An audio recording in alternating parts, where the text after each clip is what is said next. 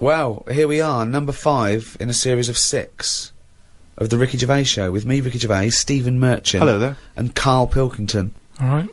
Well, Karl, you are officially a published author. Your book came out, The World of Karl Pilkington, and a copy will go in the British Library. Will it? Well, they have to take every rubbish. I think it'll go in the British Library lavatory. From what I understand, it'll be in there with like a collection of like novelty postcards and maybe a Viz compendium. But, you know. Yeah, so they take everything. Just think of that. But is that a rule they set up when books were more important to people? And now it's kind of like, oh, I wish we never said we'd do that. Well, they have to add 2 miles of shelves every year, apparently. That's what I mean. Now, surely, you know, they change a lot of other rules, don't they? They used to allow people having their head cut off. And now they've gone, we shouldn't do that anymore, so we'll sort that. Why don't they just say, only so many books a year make it in there? Ones that are important to the future. But who knows what's important to the future? Well, you know, normally, when I say something that I think's a good point... yeah, but you're always wrong. No, but what I mean is when I say something that I think I have got a point there... Yeah, but you're always wrong.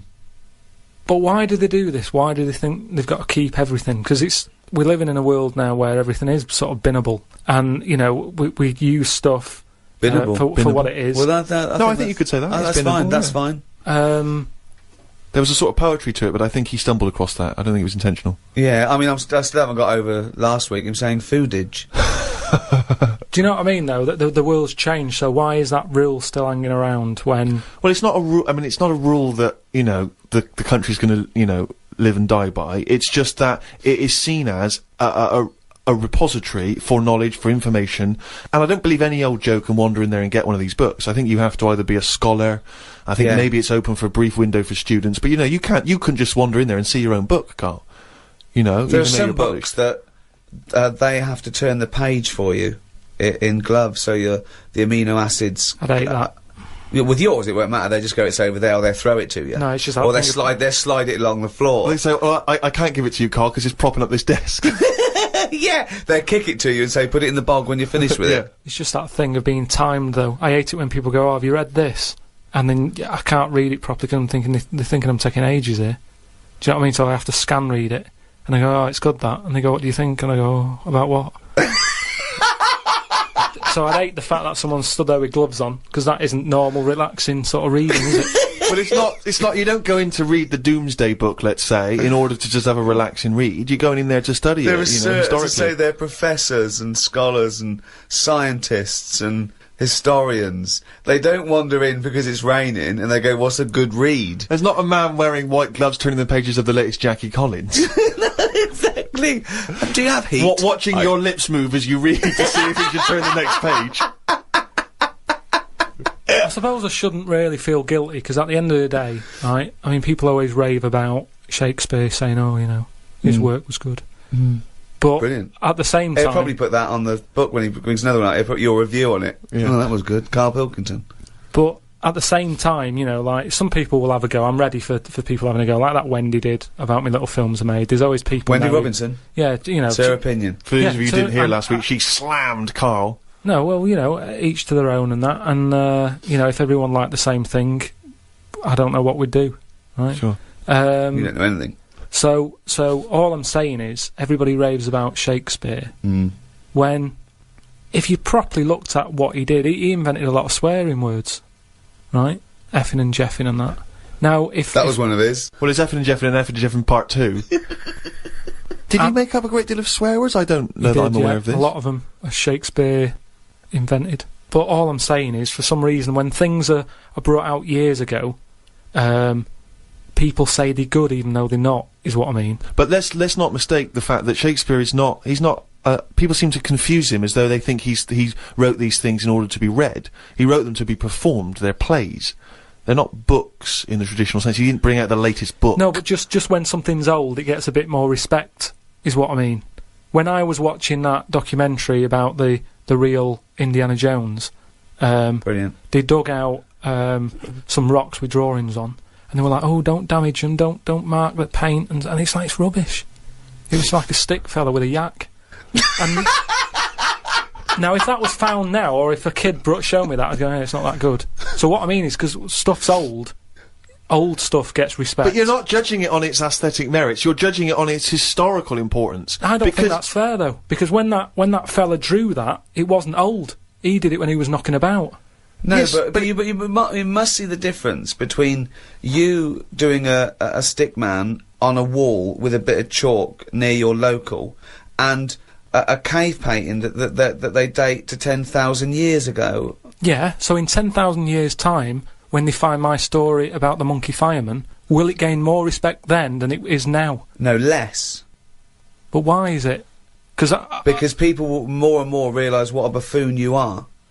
The more research we do, the more these podcasts we do, the more you expose yourself as an empty, egg-headed moron. That's a friend speaking right there, Richard Gervais. No, he loves you like a brother.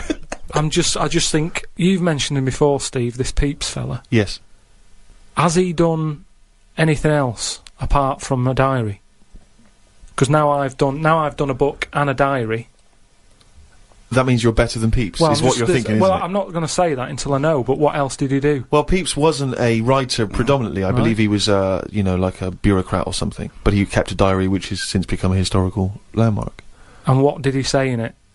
What did he say in it?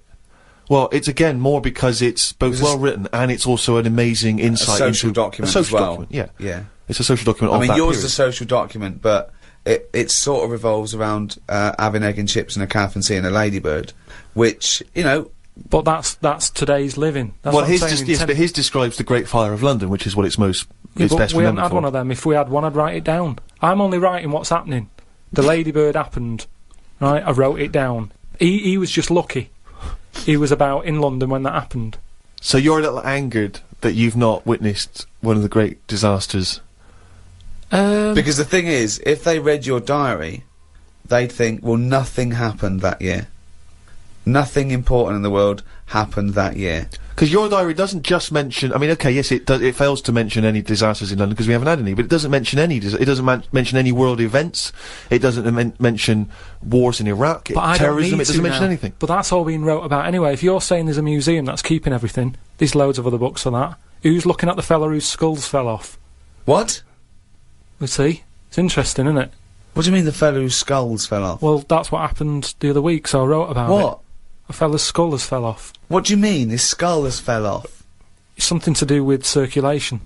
But what do you mean his skull fell off? Well, it's in the diary. But how can a skull fall off? Because it's surrounded by tissue and it's got a brain. How can just his skull... How can it detach itself from all the stuff surrounding it? He mislaid all his dreams. But all I'm saying is, that's not getting a look in. No, because it's not significant or probably true. Good point, Steve. I don't know. All right, well, let me just... I'll just consult the diary quickly and find the moment with the man whose skull fell off. Oh, here we are, yeah. Looks like the world's fattest man is having an operation to get rid of some of the fat. Yeah. He has to have an iron bed because that's the only thing that can hold his weight. Yeah. There's also a man whose skull has fell out. He's in hospital somewhere. I hate that. It would make me panic. The hospital is busy with people coming in to look at their head. What are you talking about there? That tells us nothing. Right, it's impossible for a skull to fall out. How are scholars in 10,000 years going to be... What are they going to decipher from that? They can sort of go... There's not enough incident detail. But how did his skull fall out? Circulation problems. But answer the question. How did his skull fall out? Fall out of what? He was at home, and I don't know if he was combing his hair or something, but it come off. What did? His skull. What do you mean, his skull? Do you know what the skull is? It's a part of the head. Well, no, it's the structure of the head. It's the bone. Do you mean the top of the skull? This is only useful if you have all the salient facts. Then it would be of interest to us. We could. Well, I couldn't take that on. I'm busy. I'm not going to start looking into stuff in depth. Just get the details. God. You're such an idiot. You are the best... idiot in the world. Well, I don't want to be premature, but that entry is followed by, I injured my toe the other day by dropping the toaster. Instead of letting it hit the floor, I tried to catch it with my foot. I didn't think I'd done any harm, but my nail looks like it could fall off. I might show it to the doctor when I get me kidney stones out. We could easily get by without nails on the feet. They are more trouble than there were. You're so wrong. You're so wrong. I think on the days when cavemen without shoes and animals need nails, I don't think we need them now. I honestly... Because you hear about ingrowing toenails, right? So that's a problem. You've got to cut them. Stuff gets under there and gets infected. Get rid of them, you won't have any of that. As long as you wear shoes. No, you'd have unprotected toes and fingers, wouldn't you? I didn't say on the fingers, just on the toes. So why do you need them on the fingers and not the toes? Because you use your hands to do stuff. I've said about toenail out, it'd be good to have it growing on the head. What? Just having like a sheet of it, just like a nail on the forehead. You wouldn't look weird because we'd all have it. I'm not saying. What are you talking about now? I'm just saying I don't want to go on about evolution and stuff because we've done it all. What do you think the skull is for? No, but I mean on the outside, so that when you bang your head, it's a little bit more protection. Like people. I mean, you're looking at me like that. Why do you wear a helmet on a bike then? Because the bike wasn't meant to be invented. We weren't meant to whiz along at 70 miles an hour with evolution. I know, but because life's changing, like you've said. But you can't go, let's evolve, let's re-evolve. Okay, let's assume we've got this nail on our head that's growing out of our forehead. So we look like one big thumb. Yeah. Which weirdly, Carl, kind of, I mean, you can almost imagine it looking at Carl now. You can imagine a big nail there. Does the nail continue to grow? Do we have to trim the head nail? Yeah, in the same way you get a haircut. Why is that preferable in your mind to just wearing a crash helmet in instances where you might have something hit your head? Just because, for a start, helmets, you have to carry them around with you. That's one thing that's put me off having a motorbike. Whenever you see someone on a motorbike, it's all like the clothes we've got to wear. And it's like a big upheaval, isn't it? It's you know, if you have a car, you can get in with your shorts on, your flip-flops on. A motorbike, it's like you're an astronaut or something, and you're only nipping down the road for some milk. Do you know what I mean? So, what I'm saying is get rid But does it annoy you having to put shoes on every day, and underpants, and a vest, and I don't know... No, but once they're on, I'm not carrying them. They're on me. If I had to then take the shorts off for whatever reason and walk around holding them, I'd go, I can't be bothered. I don't like holding a bag. I don't like bags. We carry too much around with us now. I don't like carrying stuff. It's just a hassle, isn't it? It's just endless things that he doesn't want to do, doesn't like doing, isn't like carrying bags. Who the hell has a gripe about carrying bags? Why is that a concern? Because it's stuff that's on you. I love the way that he wouldn't mind having a nail growing out of his fucking head, but he doesn't want to carry a bag. What's good with it is, everybody's got one of these. But it's not going to happen, Carl. And the most important thing in your body, apart from the heart, is your brain. So protect that, not the toes. The toes we can get by without the toes. People. But your head's important, isn't it? There's a lot of stuff in your head. And I know all this just after seeing the Bodyworks thing. I went to see it's a show on where there's a load of, like, dead bodies and that. And you can see how much stuff's in the body. And there's loads of stuff. There's nothing in there that you don't need. It's all doing stuff. Everything in your body. We've been telling you that for years. But you reckon you don't need the toenails? Yeah, that's on the outside. I'm saying everything that's on the inside of your body, right? You don't need the appendix. No, but doesn't that depend on what lifestyle you have? Well, it's a hangover of when we probably ate a lot more cellulose, and it's. Yeah, well, they might come back. Things are always coming back, aren't they? So if people start eating them again. What about male nipples? Sort of looks alright though, doesn't it? Because the chest is quite plain, so with nothing on it, you'd go, oh, what's this? It just balances it out. I think it looks alright. I think it works. So leave it. But what were we talking about? But wouldn't you rather have maybe a little like a rib cage around the testicles? Because you get a whack in them and it yeah, that's pretty good. Not an invention, Carl. It's not an invention, and we can't do it. But would you be able to sit down still? Because that's the good thing with them at the moment, is movement. So it sort of works. But don't they say, they said something about testicles, at the Bodyworks thing. Well, they're on the outside. Put yours away, Carl. You're not one of the exhibits. They're on the outside because they have to be a few degrees below body temperature for I think the Sertoli cells to so that's an odd design. That they had to go there, because it's a bit of an odd place to have them. Where would you suggest? Dangling from the throat? Sort of. I want to redesign you, right? You can possibly do this now. This is something you can actually do, probably. You could probably have your testicles anywhere. So where would you want them? You've got a giant forehead nail. Yeah. You could have that. It probably wouldn't grow, but we could certainly have that. I just mean, like, because if all it's about is temperature, you don't want to get them too hot. Yeah. Well, they're getting hot down there, 'cause you're wearing pants and what have you. So have them nearer to the outside of the body. Well, they are near the outside of the body. No, but we wear pants over them. So you wear pants over them because they're testicles, and polite society suggests that you don't show your testicles. That's the odd thing, isn't it? That's what's happened somehow, that we've said testicles shouldn't be seen. Well, then just cut a hole in your trousers. If it's only about, keeping them cool, and because they're too hot, why don't you just hang them out your shorts? Because there's too many sort of seats that are shared these days, isn't they? But what I'm saying is... Well, what are you saying? Where would you put them? Somewhere like, sort of under the ears. So it just looks like lobes. So you would redesign your body to have a pair of testicles hanging from your ears? And when people are sometimes talking, they do sort of mess with their ears, and they're always saying, check for lumps. More handy. Does the penis remain where it is at the moment? Leave that where it is. Yeah. Well, I don't know about you, Rick, but I would love to see, perhaps on the web, it's very easy to put stuff on web pages now, some kind of illustration, could be computer generated, could be drawn by hand, of the new model Karl. Bear in mind, people, that he's got some testicles underneath his ears. And a big thumbnail on his forehead. Talking to Karl, I want to see Karl's head everywhere. It's the roundness that I like, okay? So, do a viral campaign. Anyone out there with a picture of Karl, just get it everywhere. Because I want, eventually, everyone to, as they walk past him in the street, to shout, "You shaved monkey," or "Look at that bald head," or "Look at fucking coconut face coming this way. You got a head like a fucking orange."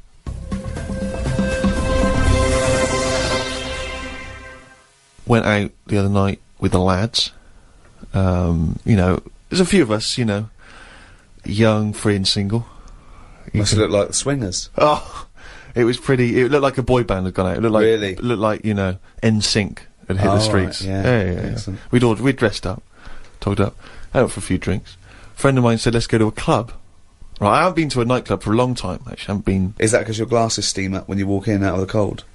That is a problem in the winter. It's very difficult to make a good impression when as you walk in, your glasses steam up straight away, and you got to take them off and clean them and stuff, and then you get a bit dirty. On your white fronts, you pull your white fronts up through the jeans, clean them on that, or the back of a girl's dress.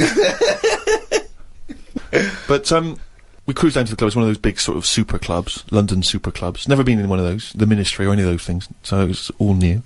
And it's a bit of a queue. I think it's a bit of a chore. But we're queuing up, we're in good spirits, we're looking at it, it sounds pretty funky, we can hear the music coming out. Been in the queue for quite a while, 25 minutes. Forget it, 25 minutes. Well, yeah, we were pretty excited by this point. The doorman says, "Hello lads." I said, "Yeah, we're coming please." He went, "No you're not." Really? What? He said, "You're not coming in."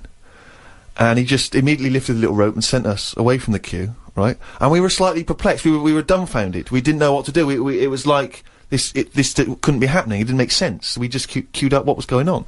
And so, my friend said, "Well, we got to find out why he's not going to let us in." So he goes back over. I know what you wanted to do. You wanted to tie him up with logic. That'll show a bouncer. Exactly. Yeah, show him how educated you are and how you can win an argument and make him look stupid. You'll be in that club in no time. That's what they appreciate.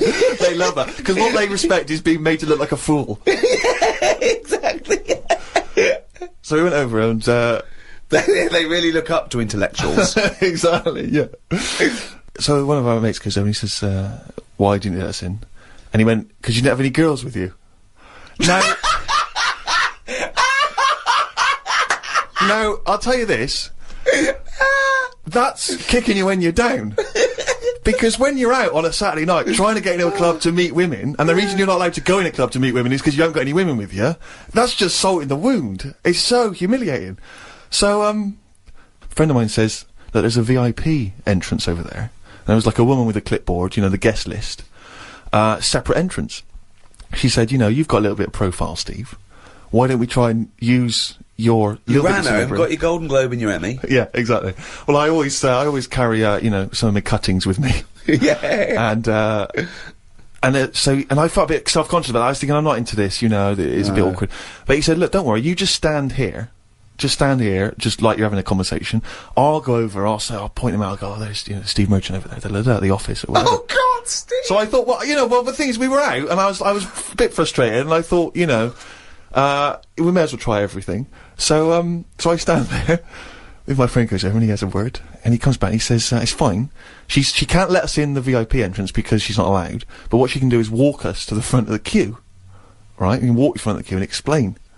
So I think, okay, fine. Oh, God. So the guy takes me and my mates, right, this girl, she takes us, we walk past everyone else, right, to the front of the queue, right?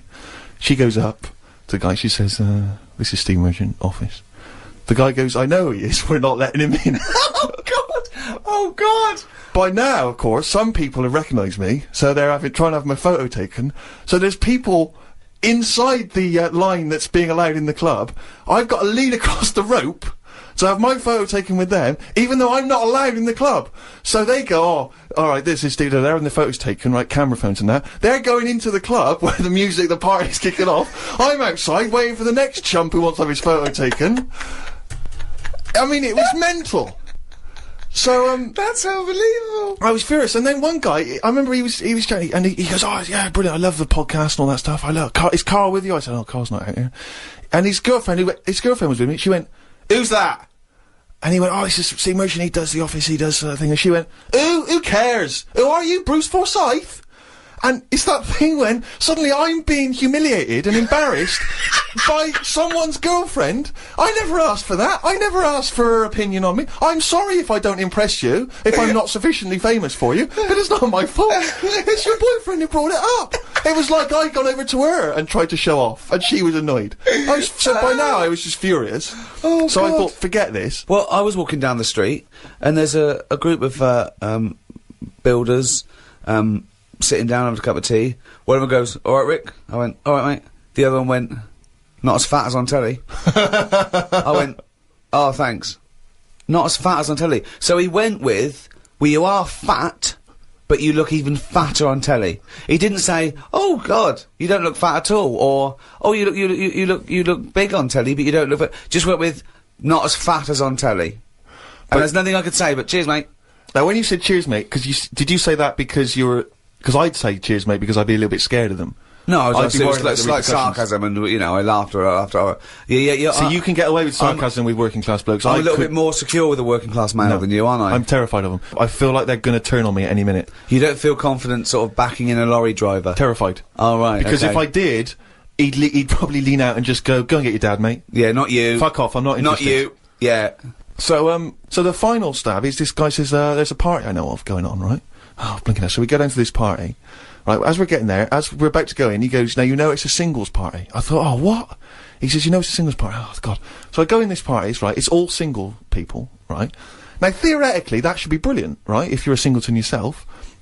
It's the worst kind of party to go to, because when you normally go to a party, right, and you're chatting to a girl, and she says, oh, I gotta go and get a drink or whatever, you think, oh, she's probably got a boyfriend or whatever, or she's with mates, that's fair enough. But when you're at a singles party, and a woman says, I'm just gonna go and get a drink, and then you just see her leaving, you realise it's not because she's got a boyfriend or whatever, it's just because she doesn't want to talk to you. You can't even kid yourself. You can't even pretend. Oh, and dear. you suddenly sense everyone judging everyone else. So you see a girl and she'll, like, look at you up and down, and then ignore you and walk on. And it's like a massive slap in the face. It's like girls coming up to you and going, not interested. Just by being there, they don't have to say anything and they're rejecting you. And so, anyway, one of my friends has been reading this book, The Game, right, by this guy called Neil Strauss, which is sweeping a certain part of the population because it is one of those books written on how to meet women and seduce women, right? And there's this guy called Neil Strauss who infiltrated a sort of secret organisation in America of blokes who've got all these various seducing techniques, right? And one of the techniques which we've been discussing is something called negging, where if you see a very attractive woman, the theory is that she's getting asked out all the time by blokes, right? They're always coming up and saying, oh, you're really beautiful, can I buy you a drink? And that what you have to do to set yourself away from the pack is to sort of not be so obviously complimentary. So you come up and you almost sort of pay her a backhanded compliment, or you almost neg, as they say something slightly negative. So what you might say is, you might go up to her and say, oh, I like your shoes, I've seen another girl wearing them in the club, right? And the theory is that she's sort of, she's a bit taken aback, she's a bit sort of thrown off, and then of course you start complimenting her, and you start building her back up again. It's very elaborate mind games. I'm not saying it's a good idea, but we've been talking about the neg, and I was chatting to a girl, and I was a little bit drunk, and I wasn't thinking it through, and I thought about the neg because it wasn't going very well, but I don't think you should say to a girl, I think your ears are a bit too big for your head. Because, you know what I mean? It's like you can't come back from that. And there's nowhere else to go, because that really is just an insult.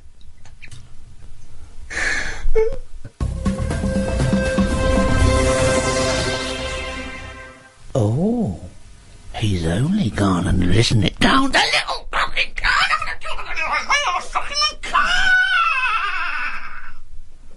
That jingle, of course, signifying yet another reading from Karl Pilkington's diary.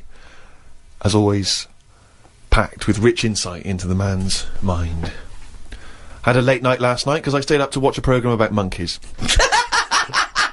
It's already good! Of course you did. It's already good! Now, before I read on, I mean, is this not some kind of monkey news? Is this not a late return to monkey news? Well, it's not that good.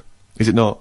Whereas the other monkey news is... Oh, chimpanzee, that's some more shit! This is what he says. This is what he gleaned from the programme about monkeys. It sat on a bridge and wanted stuff off people to walk over the bridge. What? So it was acting as some kind of toll booth, This was is it? ridiculous. No, it was a bridge in like, the jungle.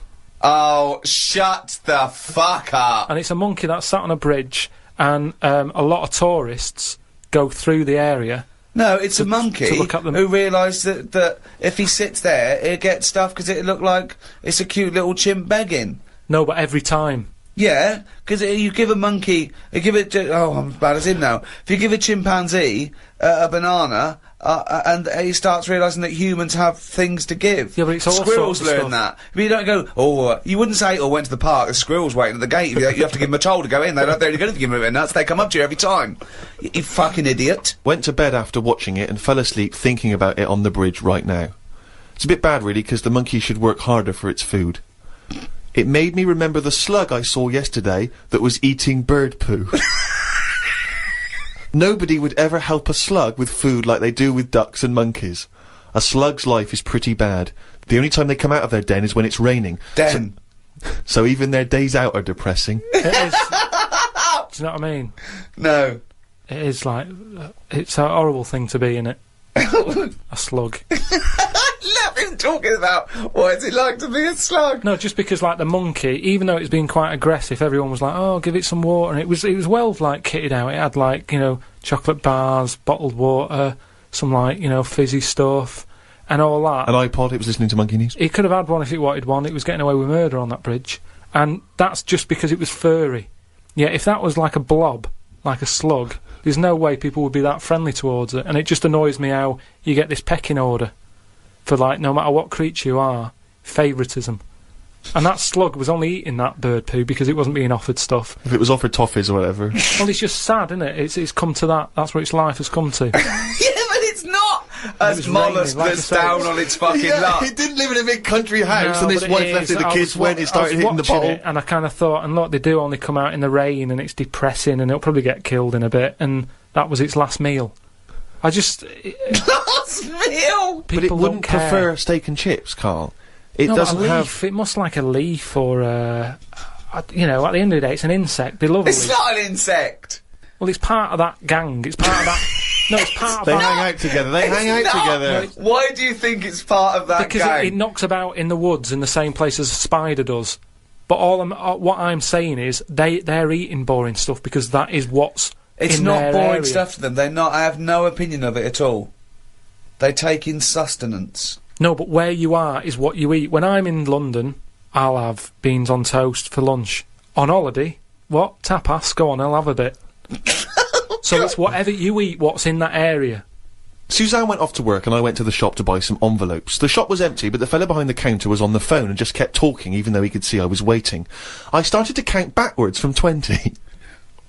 When I got to 6, he hung up and served me. I won't use the shop again. Question, why count backwards from 20? So he's thinking, what's going to happen at 1? If I start counting from 1, he's going, well, let him carry on. What, out loud? So, not really loud, but like, more of a mouth action, so he could see I was doing it.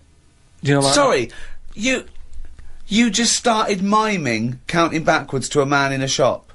He's on the phone. The Yes. shop is empty. I Yes. thought he'd like me custom. He could have served me and stay on the phone. Even though I don't like that, at least he's still doing what he needs to do. I'd have said, within the sorry, shop. can I just get these, please? Yeah. Well, I stood there and I thought, it's annoying me now, my kidneys aching, and I started to get a bit of a sweat on. So I thought, right, I'm going to give him 20 seconds, and if he hasn't got off the phone, I'm leaving.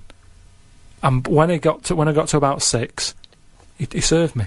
What's wrong with that? Again, You are giving one yourself... of the strangest people. It's just giving yourself a thing. I could have been stood there for Free. ages. He's one of the strangest people who's free to walk Yeah. It's the about streets. no. I set myself a little target, and I thought I don't want to waste another 30 seconds in here. I'll give him 20. It worked. He served me at 6. But it didn't work. Yeah, but did he do it because you were doing that, or did he finish his phone call? I don't know. I was busy counting.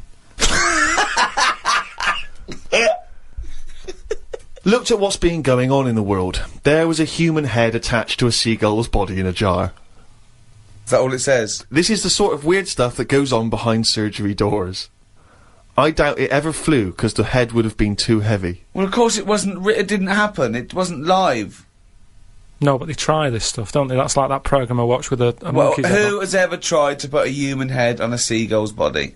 They've done loads of stuff like that. It's part of us moving on, isn't it? It's What are you talking about? I'm not going to Carl? get into arguing about Well, science you're because wrong. it's all Don't behind talk closed doors. shit. How do you think we can change a heart now from another body? You have to try things out. It's trial and error. All sorts of weird stuff goes on in hospitals, but we let it happen because it's to help us out in the long run, isn't it? But what are they aiming towards when they're going to find out if you can put a head on a seagull's body? What is that? What are they want to learn, and how do they want to apply that knowledge? A new heart. It is obviously for a reason. It saves a life. Yeah, What is this to save money on transport? Instead of getting a bus pass, you go, can I put my head on the seagull's body? I go, well, it won't work. Well, try it. Yeah, but there is odd things like that. Like I saw a fish the other day, right? Right. And honestly, it's the weirdest thing. It was just like a blob with a face. Now, I would never have said, yeah, let that swim about. I'd have killed it from day dot. I would have gone, get rid of that. Oh God! Under what circumstances would you have killed that from day dot? Or I'm just saying, looking at it, I'd say that does not work. And it looked sad. It looked like it didn't want to be about. Have you got her number?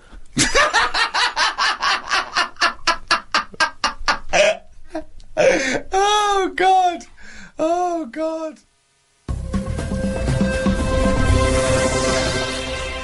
Well, that's it for another week. The end of episode 5. One more to go in this series of 6 of the Ricky Gervais Show.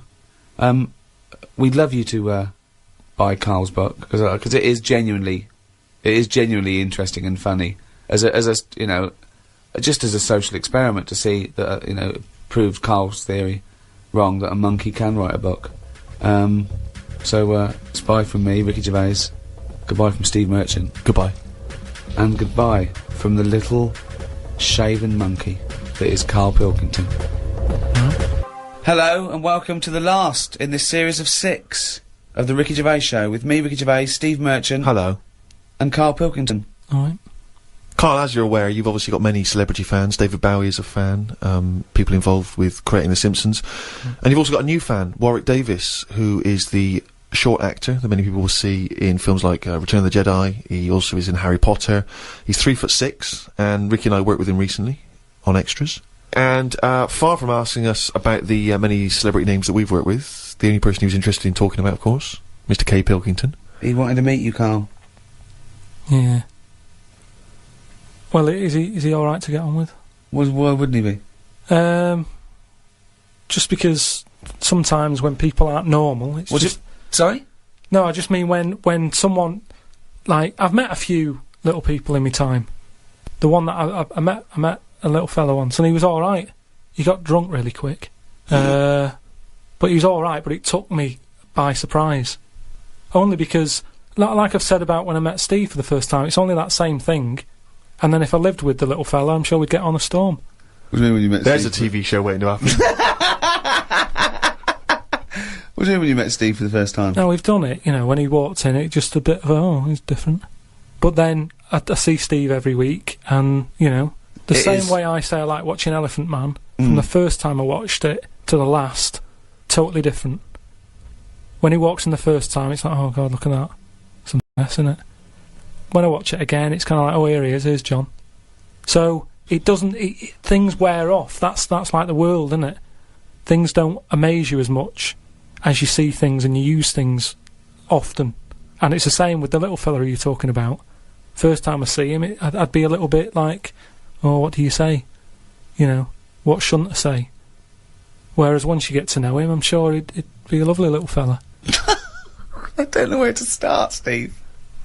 Well, Warwick, I think, suspected as much. He's offered you an interesting fact, actually. You're wearing headphones now. Apparently you wear those headphones for just 1 hour, and it will multiply the amount of bacteria in your ear by over 700 times. But why is he worrying about that? I mean... Well, he's not worrying about it. He thinks it's of interest to you because you're wearing headphones. It's part of your profession. You wear headphones, yeah. But Warwick asks, really, what are your thoughts on short people, particularly in entertainment? Because, of course, they've, throughout the ages, made an appearance, particularly in fiction. Tom Thumb, of course. The Oompa Loompas. What do I think of them? He's just wondering, you know, I suppose, what your take is. They're alright. I mean, when I was on jury duty, when you go in the morning, you have to go into a big sort of waiting room, and every day I'd sort of see one pop in, and he'd be sort of struggling getting on the chair, and it was kind of something to watch. It was different. That's what's good with things in life. If you look at stuff and you go, oh, look at that. And seeing him struggle on the chair, he was happy. He wasn't struggling in a way that he felt uncomfortable. He'd obviously climbed a lot of chairs in his time, and this was just another one. And watching him, it just makes you think. You go, you know, I should appreciate that I don't have that problem every time I have to sit down and what have you. But I don't think it's that bad. If I had to pick being really tall or really small, I'd go for the really small one because, you know, the world's a more interesting place for him, isn't it? Everything's bigger. Do you know what I mean? We go to New York and go, wow, look at this. And they go and they go, oh dear. Do you know what I mean? Everything's a lot bigger. Everything's more amazing. Food portions. Everything's a bonus. So out of the two, I'd be small, and maybe that's what I'd chat to Warwick about for a bit, just to get to know him. Brilliant. It's a shame in a way that he's not been able to pop in. I'd like to hear that conversation.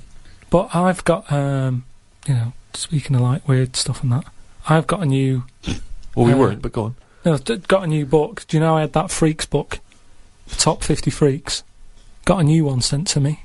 Really? Yeah. And do you know, like, everything normally has a name. So, like, if it's the two-headed fella, you know, they're all nicknames like that, aren't they? They've got two nicknames, I imagine. But this new book I've got, right, on the cover of this one, it's got, like, a woman with 3 breasts, right? And she's called the three-breasted woman, as you'd expect. And there's what else was in there? There's a fella, the one face. Why is she posing nude though? That's what I want to know. Showing off. It's not the worst disability, is it? Well, just 'cause you got 3 doesn't mean you have to get them out for the lads, does it? Tart. I know. Well, she looked happy. And there was a fella with like one face but 2 bodies. Doing one face but 2 bodies. One face, 2 bodies. What do you mean one face, 2 bodies? Surely one head, 2 bodies. Head as well, but it was mainly the face that was weird because he looked fed up. Sort of, what are you talking about? How what can you are you have talking a face about? without a head? How can you have? What do you mean? How did it join to the neck? No, it did have a head, but the fact is, it was weird that it had one face to me. What do you mean? Well, if you've got one head, you'd have one face. Yeah, I know, but it was the fact that he had one face and 2 bodies that I didn't think. But why do you keep saying one face and 2 bodies as opposed to one head and 2 bodies? We're all the man with one face. Yeah, but now I've got one body. Yeah, well, surely he's the man with 2 bodies then. Again, the description. Roll up, see the man with one face. Yeah, I know, yeah. He's just got, like, a face and then one neck, and it splits off into two bodies. It's really weird. Honestly, it's weird. It was ages ago. No. No, it doesn't happen. So it's full of stuff like that, right? And what I'm saying is, that fella, you know, the one-faced man, the three-breasted woman... He wouldn't be known as the one-faced man, is what I'm saying. Well, that isn't the peculiar thing about him. Yeah, well, they all had names like that. Right. But there was one thing in it that didn't even have a nickname. It was so weird. What do you mean? It just said unidentified. What does it look like? Sort of testicles for eyes. That's. It just reminded me when you. What do you mean strange. testicles for eyes? And what is it? Did he have a normal body? I didn't even look at that. Oh, so that's what I'm saying. Though, attracted to the oddness of the thing, and that's what I was saying about Warren when he walks in. Warwick. You know, it'll be odd for a minute, and then I'm sure For him it will be. Yeah. He'll get used to you. You know, I mean, like I've said, I'm surprised that things like that don't happen more, because especially after being in hospital and seeing how the body works and that. You have no idea how the body works. No, honestly, I've got me right. head round You have it a bit. no idea. You've learnt nothing. I've got me. You've learnt nothing since the age of 7. I've got my head round it a bit more, and the way that there's loads of people in the world, and yet you don't see people with like dangly eyes more often. It amazes me. I love the fact that he's amazed by not seeing freaks. Yeah. It's incredible. He's walking down the street going, oh, everyone's got one head. That's weird. Suzanne, see any dangly eyes today? No, me neither. It's weird, isn't it? What's going on in the world? Warwick's not been the only correspondent. We've had a number of people. Remember years ago we used to encourage people to send in questions, and those questions have been drifting in ever since, really. Just things that people want to throw at you, see how your mind works. Carl, do you mind answering a few? Yeah. I suppose you might loosely term these philosophical questions, or at least questions that might help you think, ponder on some of the bigger ideas. This is your forte, Carl. Philosophy, isn't it? Yeah. Question 1. Carl, are all men born equal? Well, we've talked about Warren. Warwick? Say if, like, the pillow man, right, the fellow with no arms and legs, if everyone was like that, he wouldn't be... that wouldn't be a disability. He'd be equal to everyone else, wouldn't he? When someone fights for equality, it doesn't mean they want to be treated literally the same. For example, it's usually about a prejudice, isn't it? Or a lack of opportunity. Yeah. If you were... just to think of equal opportunities in terms of a job. Yeah.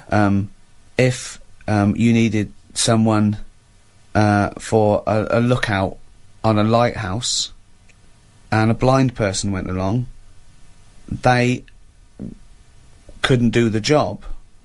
Whereas if it was listening for stuff, and you didn't give it to the blind person because you were worried about, blind people, that would be imposing a prejudice, because he could hear as well as you.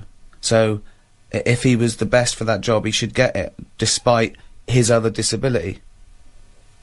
But I'm pretty sure, yeah, your ears are important in a lighthouse. I'm pretty sure he's come down on the wrong side of the argument, Steve. Keep going. Go on. No, I just want to hear it, you know. I mean, if they want to go for any job, go for it, but then don't moan if you don't get it. That's all I think. Is that your equal opportunity statement? That's your statement. Well, I don't take anyone on, so I don't have all these worries, but I'm just saying, if I was in charge of that lighthouse and the deaf fella turned up, was he deaf or blind? Well, it depends. I gave you there two was one of each. scenarios. There was a deaf guy and a blind guy. And no one else. I'll put another advert in.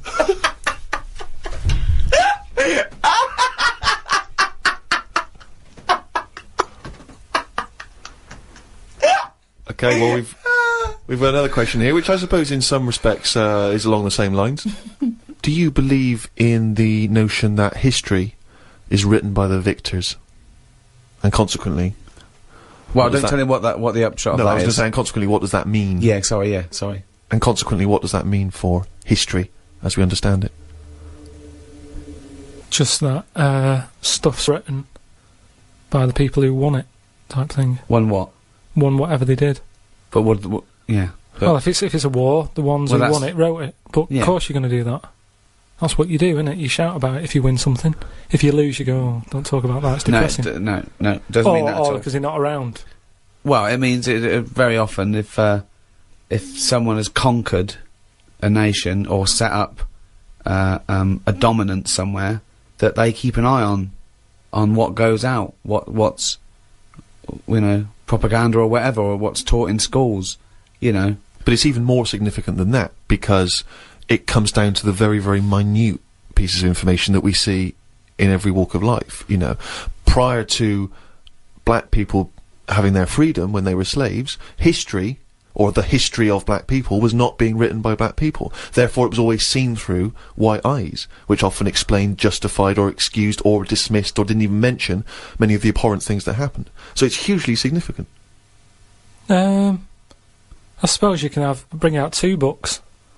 There's loads of books, isn't there? I brought one out. If I can get one out, let the losers bring one out. Is what I mean. Just let everyone have a book, and then you decide. Let people decide which one they want to read. I think they did it with some story where it was like you decide the end. Okay, that was largely a pointless exercise, wasn't it? He's got no idea. Carl, do you believe that the future is fixed? Do you believe that your life unfolds as a matter of destiny? I've heard something about this, where there's some system that it is laid out for you. And even if you want, say if I wanted chicken for my tea, I really fancy having chicken. But when I get to the supermarket, the fella goes, "We haven't got any chicken, you're having beef." They say that was already laid out for you, and that day you were having beef. No matter what happened.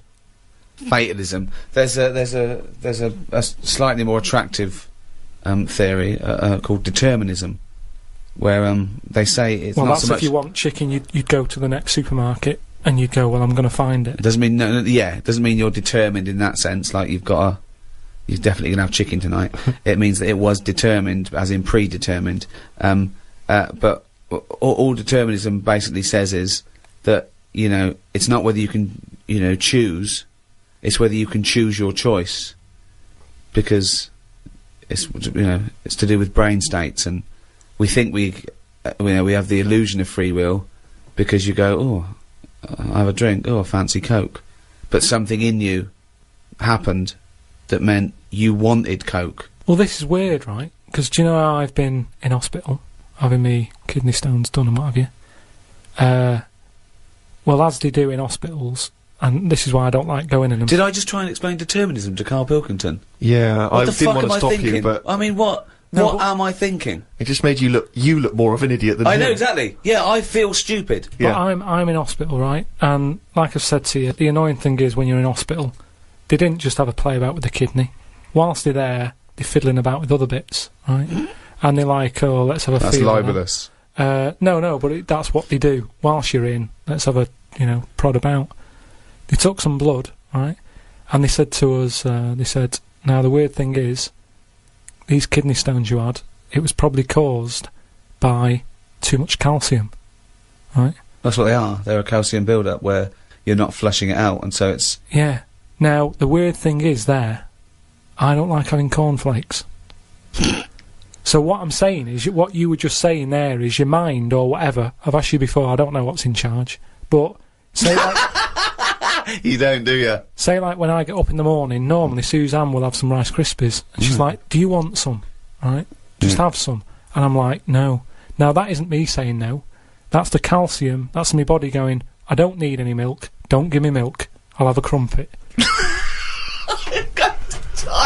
Now, bear in mind, Rick, that in the space of 3 minutes, we've gone from your definition of determinism to him having a lovely crumpet for breakfast. There's no one else in the world you can have a conversation with where you can make that distance that quickly. But it is interesting how my body... Have you ever had it, right? Sometimes I can go But ages. no, your body lied to you, because your body said you don't need water, you don't need water, you don't need water. No. Oh, But yeah. like today before I left, Suzanne said, "What do you want?" Straight away I said, "I need some leeks." Now, that operation I've had has obviously taken out whatever leeks give me. I'm lacking on that. See, I think he probably has it more than the rest of us, because I think he uses his subconscious more than us. We think about stuff. He is like the leech that is going on chemical memory. Yeah.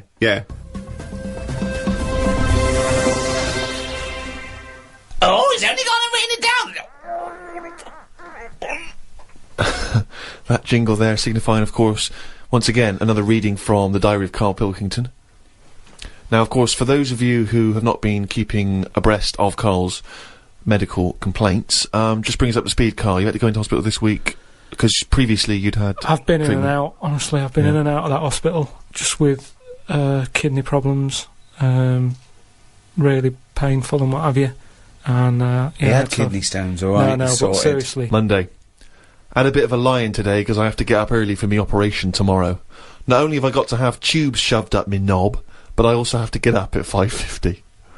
Suzanne said I could have what I want for my last dinner. It's not your last dinner, you're going for an operation. Yeah, but you can't take things for granted these days. Oh, I had shepherd's pie and peas. Suzanne made it from scratch. As nice as it was annoying.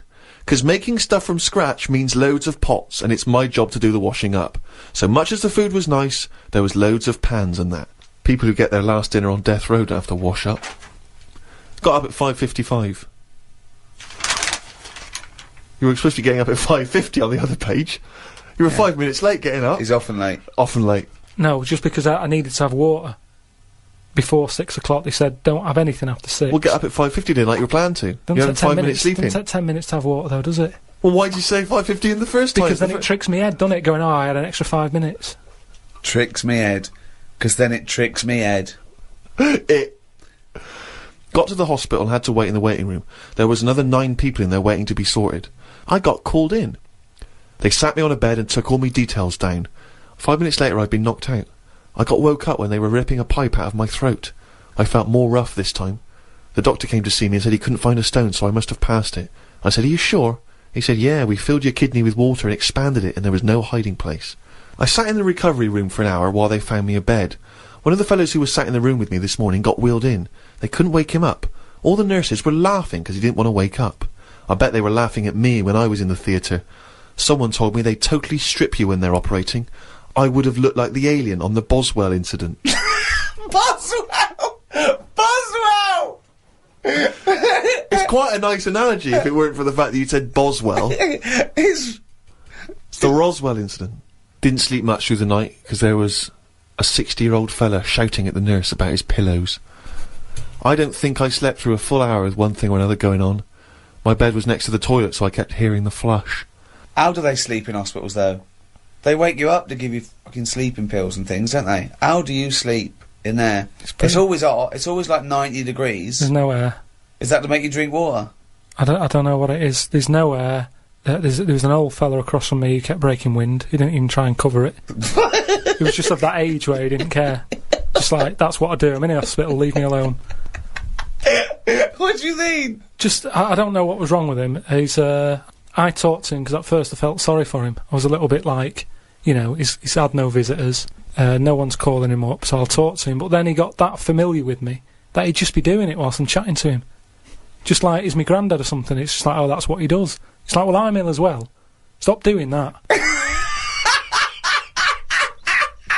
Honestly, unbelievable. He didn't even try and cover it with a cough. It was just like, that's... With a cough? How would you cover it with a cough?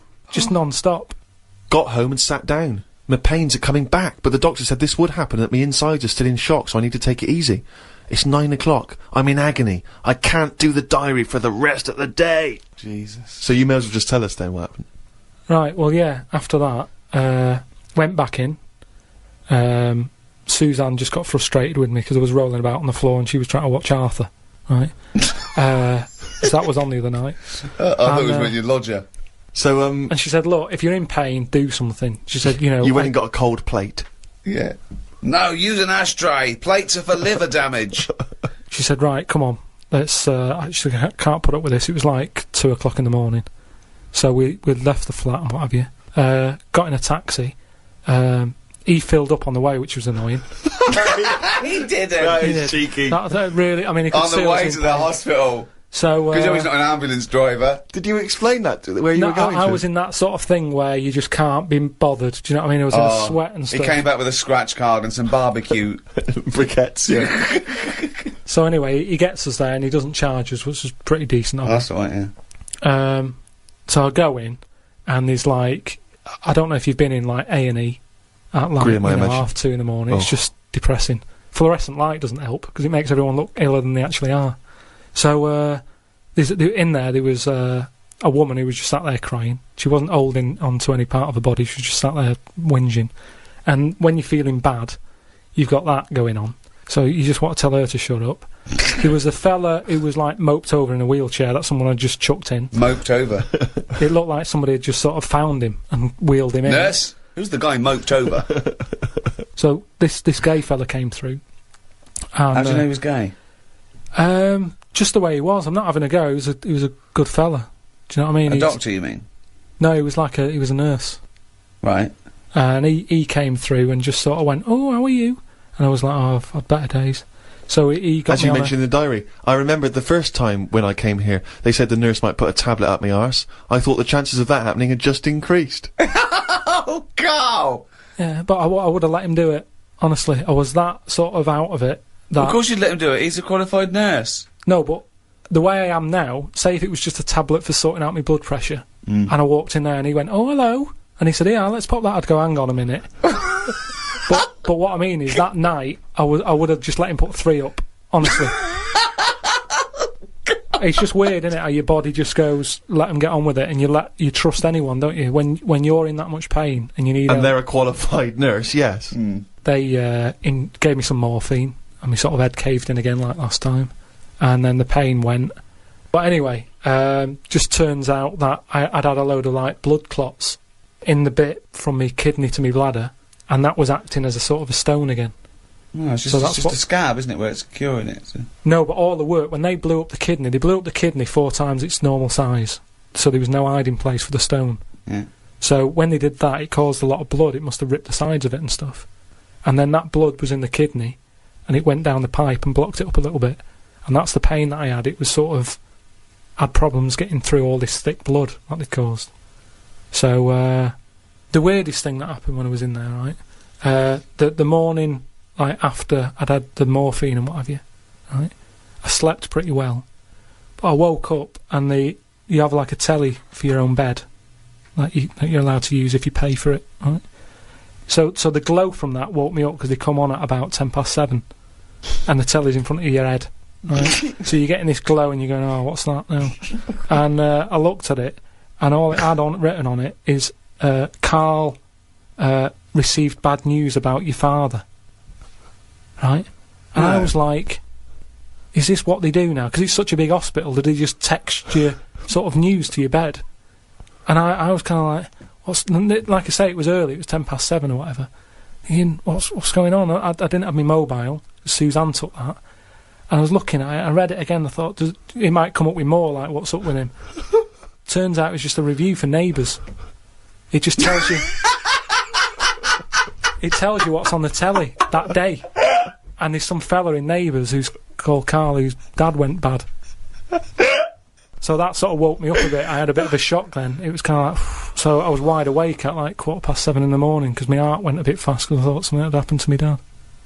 Karl, of course, has written a poem about the experience entitled My Ward. All I've done here, I've been through a, I don't know what the word is, a bad experience. Trauma. A trauma, yeah. I've been through a load of trauma. So I'm just finishing it off with a little sort of picture for people. Go on then. In my ward. It's called my ward. Me, a Chinese fella, and an old bloke who looked like Mr. Burns from The Simpsons. Don't know what was wrong with him, but breaking wind was the symptoms. No one visited him or called him. He seemed quite lost to me. As well as wind problems, he had a colostomy. When I left, I said, "See you" to the old man. Turned out the other fella wasn't Chinese. He was from Japan. I never found out what was up with him. You've got a little picture there, haven't you, of me sat in my ward. I'm sat there with that fella who I didn't talk to, the old fella who had wind problems. And that's what a poem is, isn't it? But the detail about you thought he was Chinese and he turned out to be Japanese, how is that evocative? That's just a piece of misinformation. It's just I like it. I imagine a lot of people making I that like same it, because mistake. you know why? It's like, he even makes digressions within his poem. Yeah. Do you know what I mean? It's like, he could have gone back and erased that, but he didn't. He left that digression in, and I think that's great. It's very honest.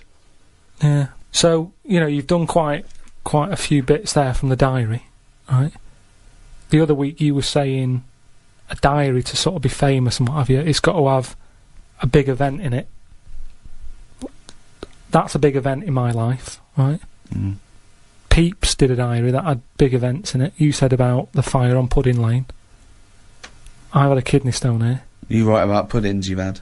So, is that as big as... Is that a proper diary thing? It's a proper diary anyway. I think, personally, the 5 or 6 pages you've written about your ill health are genuinely interesting, and I'm sure, in years to come, it will be an interesting evocation of the NHS at this modern age, and how it is, what it's like to be in hospital.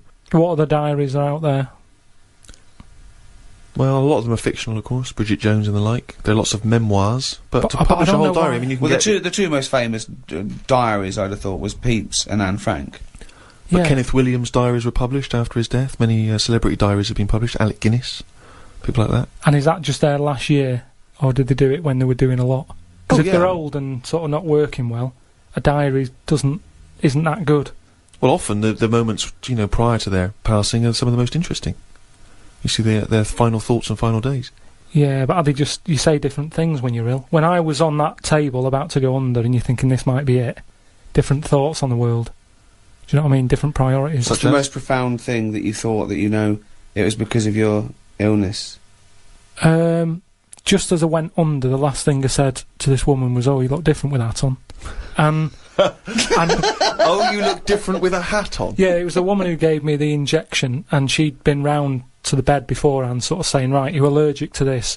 Can you eat strawberries?" And I was a bit like, "Why are you asking me that?" And she went, "Well, no, a lot of people are allergic to strawberries." And I was saying, "But is there any trace of strawberries in the stuff?" And she's like, "No, it's just that a lot of people are." And I said, "Well, no, I eat them." And then she's like, "What about fish?" And I said, "I like some, but I haven't had them all." And and then she turned to Suzanne at that point and said, "What, do you know of anything you can't eat?" She sort of said, like turning to the mother. Yeah. When the child can't answer. but she was this woman, and she didn't have a hat on or anything. And then when I went down there, I didn't realise it was the same woman until I was lying there and she started to inject me. And I just said, "Oh, you look different with that on."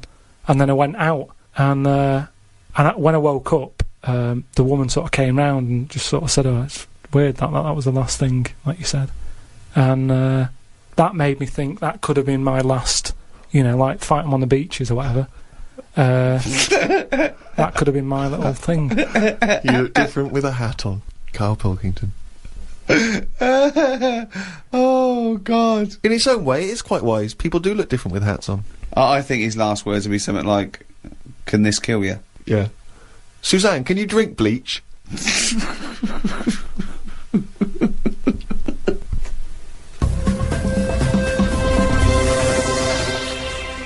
So that's it. That's the end of this series, the 3rd series of the Ricky Gervais Show. We'll have to give it a rest for a while, won't we? I'm exhausted. Thank you, everyone who bought the series. All 24 episodes we've ever done are available on iTunes. So, yeah, if you haven't heard them, but maybe we should do a free one now and again over the coming years. Should we retire from podcasting and audiobooks? We've made our point, haven't we? I think we've made the point, yeah. I mean, you'd always leave them wanting more. And let's be honest, we passed that long ago. So, we may as well stop now, as good a time as any. So let's never say never, but for quite a while, it's goodbye from me, Ricky Gervais, Steve Merchant, Goodbye. and Karl Pilkington. Alright.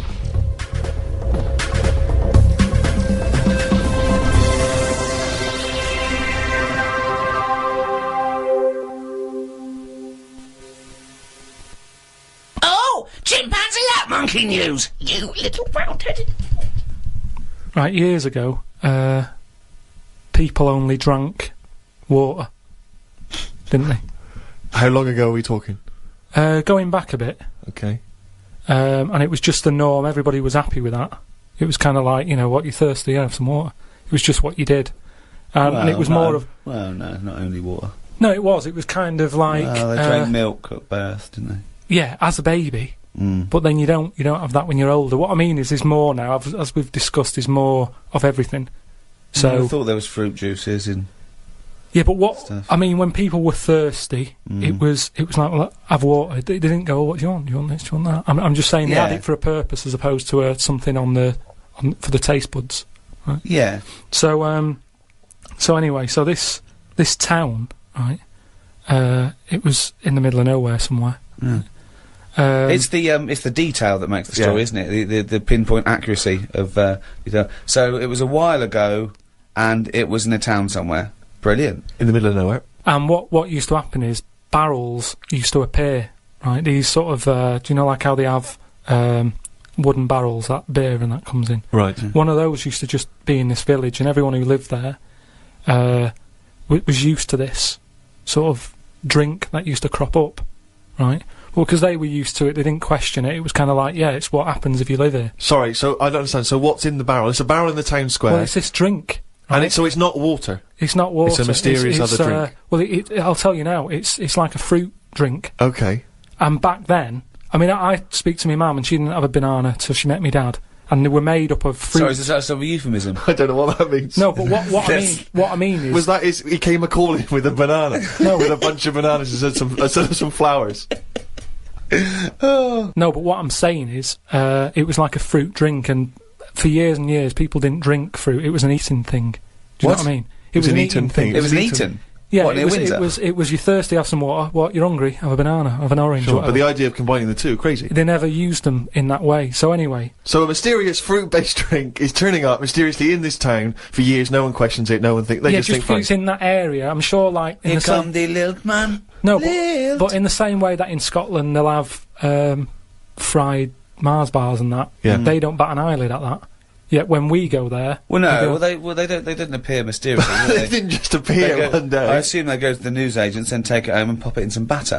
But what I'm saying is they don't think anything's odd about that. But as time goes on, people have started travelling more, haven't they? Ooh. And you have visitors sort of came in to the town, and they were saying, "Oh, I'm a bit thirsty. Have you got any water?" And they were like, "I don't have water. Have some of that in that barrel." And they were like, "What's that?" And they were like, "Oh, it's a drink." So they had it, and it was really like refreshing. And they were like, "What is this?" And they said, "Don't really know. It just crops up." Of course they did. No, it's what. No, it's what you get if you live here. It's part of living here. Right. So they were like, "Brilliant. Do you sell this?" And no, they don't just sell it. We don't even know where it comes from. Just have some whilst you're here. We don't even know where it comes from. No. So the thing is, this helped the town out. That's before the monkey appears. This shit. Yeah. So all these people are enjoying the drink. Word gets out, and it went on for a couple of years, but they say it travels fast, doesn't it? If it's good news, it travels. If it's good news or bad news, it travels fast. Yeah. So news travels fast. Yeah, just news. Yeah, news stuff does. So anyway, so some fucking monkey news doesn't. This has taken half an hour. So some big business fella who was on holiday in any specifics? He was from Chicago. Right. Oh, interesting. And he flew How tall in. was he? Hold on though. So this is after Chicago was founded. Right. Yeah, Chicago was knocking about. Oh, they had loads of drinks then. Yeah, they had alcoholic. coffee, tea, tea, alcohol. yeah, they had every drink under the sun. Yeah, but not like every drink under the sun. Not like apple juice, grape juice, ciders, wines. So he came in. in. If Chicago was founded, then he came in. Yeah, probably 19th century. Oh, there's loads of shit about. And he was saying, this drink you've got here, he said, it's good stuff, you know. He said, whose is it? And they said, well, it just appears and what have you. And they said, well, that's a bit odd. So anyway, he got a bit annoyed with it, because he wanted to take it back with him to Chicago. He knew there was an audience for this. Well, yeah, because they got bored of tea, coffee, all the other drinks and that, yeah. So he waited at night. Been around for years. Waited behind a truck. A truck. Also, so we're in a motorised age. So at least 1890 something. I'd have thought. And he saw this little fella bring the barrel out. How little was the fella? It's hard to tell in the dark, and they were quite far away. And the barrels, you know, it's hard to work out. Yeah. He was short. His arms were long. So they followed him in, right, and saw what was going on. Okay. like how it was being made. And they said, you know what, we can have a go at making this ourselves. And what happened in the end, they tried to imitate it in Chicago. There was a orangey tang, right?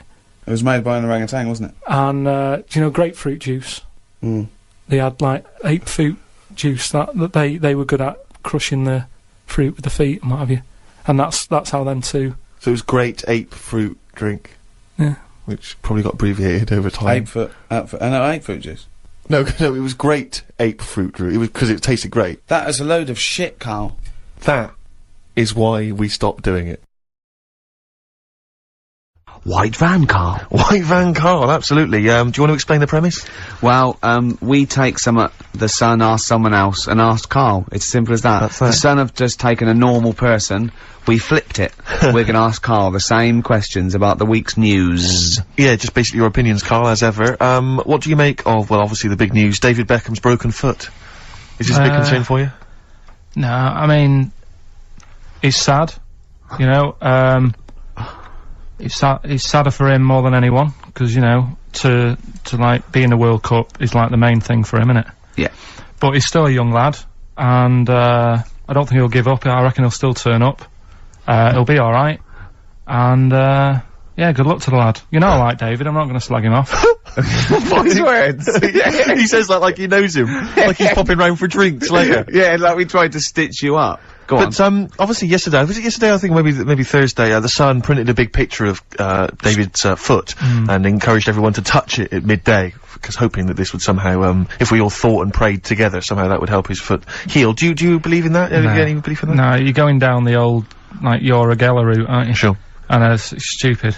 Yeah. I'm sure, I mean, it's nice effort and everything, it sort of cheers everyone up. Hold on, you believe in ghosts and warlocks and licking toads. Why is that any more stupid than all those things? It's not gonna work, is it?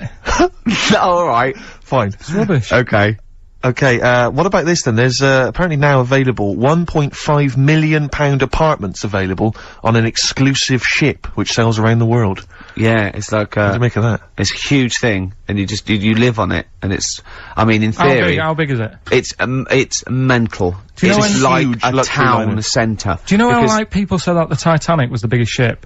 Was that only then? They've got Yes. bigger ones now, haven't they? Yeah. A lot bigger. Oil tankers are much bigger, and, yeah. No, but actual Liners are bigger. people- Yeah, it was the biggest then, yeah. Because my mum told me that there was one that was that big that it had like rough areas on it.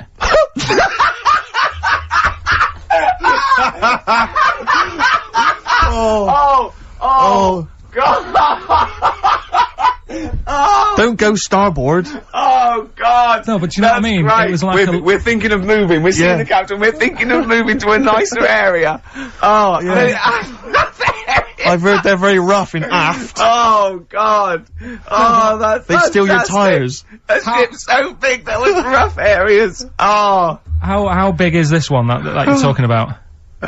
Well, I don't know, it doesn't give me the specifications here, but They're it's huge. They're huge. In theory, I mean, it's that thing with it's obviously marketing, but they're gonna solve the overpopulation crisis, where soon we'll all just be floating around the sea. Yeah, But yeah, I can see that, because I mean, think about it, right? I've been talking to Ricky about it. I was hoping to buy somewhere in London, but there is no way in this world that I can afford it, right? And you look at all the wasted space, like with the Thames. All it's doing is like collecting crisp packets and stuff and Coke cans, and people have to clean it up. Whereas if you got a load of boats on there, yeah. problem Perfect. solved. Yeah. Would you live on a problem boat? solved. What's his name did it, didn't he? What's that programme? Is it Bergerac? Noah. Oh, Bergerac? There was one where he lived on a boat. I think it's quite. That was Mind or Shoestring. something? Yeah, I'd give it a go anyway. Noah.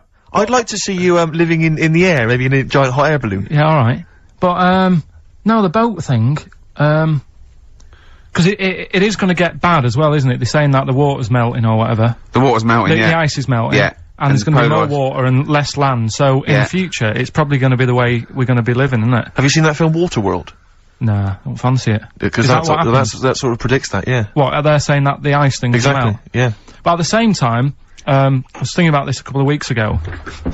If you get, I mean, I think I read that, like, a big chunk of ice, fell off one of the ice, what do you call them? Caps. Ice caps. Something like I think they said it's the size of the Empire State Building or something. Right. It snapped off and went into the water, and it's melted.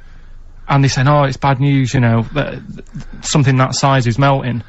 But the way I look at it, if something that size falls into the water, it's like a big ice cube, and it's gonna freeze it up again. You with me? Not really, Carl. Go on. Right, you get a giant ice cube, Yeah. the size of the Empire State Building, Yeah. stick it in the water, Yeah. it's gonna make, it's gonna stick back on again, isn't it? Well, Maybe it's no, gonna stick back only on if it again. freezes up again. Yeah, What do well, you it mean will it's gonna freeze up, the well, it water's gonna won't, get but- cold again, because you've just put a giant ice cube in the water. So when you put an ice cube in a drink, the drink doesn't freeze, does it? No, the because ice it's not. melts. If you put one the size of an Empire State Building in your glass of Jack Daniels, it's gonna make it freezing. It's not going in a glass of Jack Daniels, it's going in the ocean. I know, but you see, I'm using my fables. Imagine a world. Use your brain instead. Imagine the world. Imagine the sea, Yeah. like the Arctic or whatever, as Yeah. a glass of Jack Daniels. Okay. A big ice cube falls into it. Yeah. It freezes. It melts back on again. So we're all right. I don't know why everyone's worrying. God. Thank God for that, I was getting panicked. Oh, fine. Do you understand what I'm saying? Yeah. No, you're right. Yeah, that will happen. Got another one there? Well, it's just your thoughts really on the Queen Mum's very British send-off that she was given this week. Yeah. What do you make of all those people queuing up to see her? Did you think that was incredible? Right. Well, we said last week, you know, there was I don't quite understand why there was so many people there, who were, like, getting really upset. Do you know what I mean? Really upset, crying and stuff, and, you know, you can lose someone who's, like, related to you, and you don't cry like that. You sort of sit there and you think back to what you did with them and stuff, and then that's it. But, the queue thing, wasn't it, like, miles long and stuff? Yeah. It was, yeah. Right, I was sat watching this with Susan. 12 right? hours queuing. Yeah. It never got to And- 12 hours. It did, but It that was did. the estimated time. No, But how you know- long is a queue when they're just like, you know, walking along? Think how far you can sort of like, you know, stagger in 12 hours. Incredible. It's been ridiculous. Go on. Yeah. But, again, you know, if they want to do that, it's their time and that, innit? And Yeah. it was at the weekend, so they could have, it's not as if they got out of work to do it. No. You know what I mean? They used their own time, so good on them. But I thought, right, what they could have done, remember when I studied Che Guevara? Yep. Yeah. Right? And don't be offended by this, it's just an idea, because they did it with Che Guevara. Remember when they cut him up? Yes, Remember? they cut him up, yeah. What was the reason for cutting him up? Well, they cut up Che in order to try and, you told us that they were gonna send bits of his body to Fidel Castro and various other people, wasn't that right? As a warning, wasn't it, though, to all the people, like, one to... Yeah, my understanding was that they cut him up in order to, so they could bury him in different places, so that there'd be no shrine. There'd be not one place that you could go to in order Right. to Well, a sort little of make bit him into like a that. martyr. A little bit like that. I've, like, I can 6 vaguely queues. see where this is going. 6 queues, and it's like, number 1, you can, you know, go and pay respect to her head, or whatever. Oh, God. No, but I just was thinking the way of speeding it up. I'm not having a go, I'm not, because they haven't done it, so it doesn't matter. God. But they did it with Che Guevara. Yeah. Everybody would have felt like they've got close to her, and it would have speeded it up. No, I mean, but I can understand. Can I just the say head. that genuinely, Carl is not being disrespectful here. This is his best idea to cut down the queues. So don't phone in. He's not suggesting we should have done this. He genuinely Well, he is. Well, but I mean, he's not doing it to be nasty or wacky or you know. He thinks this is a good idea. So Can I just throw a Because they did it thought with at Che you? Guevara, who was like a powerful man, he did a lot for the world and what have you. yeah. And Are you aware that I feel slightly responsible for this because have you heard of the quote, a little knowledge is a dangerous thing? yeah. Okay. Steve, next one? No, just a very quick question. I can understand those that have queued for 12 hours to see the head. I'd be a little bit annoyed if I got there to find a toe. I'll tell you what though, I'll tell you what they could do without chopping her up. They could put about 9 queues, each could see each hip she had. That's true enough. Cause she'd had about 9 of them. Yeah. So it'd just be, if you want to see the whole body, it's a 12-hour queue. If you just want to see a couple of the hips. Here's another suggestion for you, I've just thought, right? What? Instead of everyone queuing to see her, why not put her on a trolley and wheel her past everyone else? Running. So Yeah, you could have some students on Rag Week, they could combine it, like when they're always pushing a bed. You know, they could just run it along the queue. No, That'd be that'd fantastic. be disrespectful. Right, as opposed to the chopping up. So, Sure. Right. But just an idea. Just I apologise now if anyone's offended. Anyone offended, I'm sorry, but... Yeah. Okay, finally, this is more frothy. Liz Hurley lying low, apparently, at Elton John's house to try and avoid the press now that she's had a child. That's a good place to go to avoid the press. Exactly. Yeah, yeah, Elton John's house, yeah. Everyone seems to be friends with Elton John, don't they? Every celebrity's when friends they with... pop into Elton John's house, what is he running some sort Well, of... it was like when Robbie Williams was a drunkard and a drug addict, he went to Elton John's. Yeah, and who's the other fella fella that went there as well? What's someone to, to recuperate and, shoulder to cry on? Is he giving out false passports? But I and, don't know like, if people have seen his moustaches? history. He's not the man of, I mean, I know he's cleaned himself up now, but, maybe that's it. Maybe he's got this kind of insight into how to deal with celebrity. Yeah. What do you think, I think it's just genuine mates with him. I think he's just suppose like a so. friendly I bloke. think she's been doing too much lying low in the first place. That's part of the problem, isn't it? High five, Carl. That was a genuine joke from Carl there. And he's so proud of himself. Look at his little face. Too much lying low. Oh, that was No, White but I Van agree Carl. with you. Why can't she just go around to her mum and dad's or something rather than Elton John where everyone's looking? Yeah. Yeah, Yeah. that's the point, isn't it? Yeah. White Van Yeah, White Van Carl. I mean, for those that don't know, we do this, We most asked weeks. Carl the questions that the Sun asked someone else. That's right, the Sun every day asks, some, average Joe, his views on the week's big stories. Carl, let me ask you now, what do you make of Prince Harry smoking openly at a polo club? Are you aware of this story? No. Was it? Go on. Prince Harry, you know that he's one of the royals. Yeah. And he was seen smoking openly, a fag, a cigarette, at a polo Third ground. in line to the throne. Something like that, yeah. Imagine that. Someone smoking a cigarette is third in line to the throne. A cigarette, Carl. Is it a non-smoking polo club? Do you know, I don't know, but if it were, would that make things even worse for you?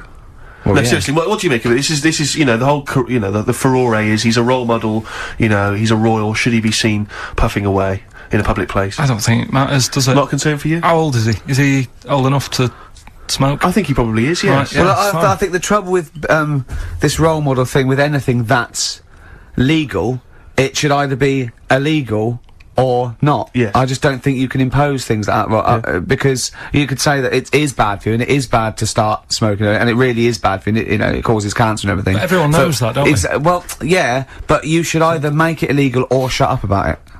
Sorry, this is Carl you're asking, isn't it? I am indeed. Sorry, So we can throw these questions your way as well if you fancy. Sorry, yeah. It doesn't matter. But Carl, what are your views generally? I mean, it's obviously cigarettes are perfectly legal and so on, but what about stronger narcotics? Because I know you're very scared of drugs and stuff, aren't you? You're Yeah, very- I'm not a fan. I don't No, what's your concern? What's your worry? just like you might get into them. Sure. It's like you might have them and go, oh, this is alright. Exactly, Carl. Yeah. Exactly. Although I was talking to you about it earlier, and you weren't very sympathetic about a lot of young people who have perhaps gone to crack or smack. Didn't you describe it as their own fault? Sometimes it is, isn't it? Yeah. I mean, I could have turned to it where I grew up, but I said, well, don't want to do that. It's not good for you. Sure. And I avoided it. You turn to ghosts. So you've got So- no sympathy for anyone who's a drug addict. It's their own fault. Is your It depends, doesn't it? Sure. Do you know what I mean? You can be an addict if, I don't know, something. I'm trying to think of a nice way that Well, you most might end people up. start on stuff like that because something really traumatic's happened to them. Very few people go out for a laugh one night and go, let's all try it. Sure. So, but, yeah. Just anyway. say no, I suppose, is the Just say attitude no, in the end. listen to the cast of Grange Hill. Now, this will scare you. Now, Carl, you will be a little bit unnerved about this. Have you seen the film Jurassic Park? Yeah. You know what happened there? Well, according to the Sun here, it says scientists are planning to clone mammoths for a theme park. Look at his face, look at that, he looks like a dog caught in the headlights of a car, he's terrified. I love Carl. He sprung to attention Carl. there. Is that the best news you could have? Man moths.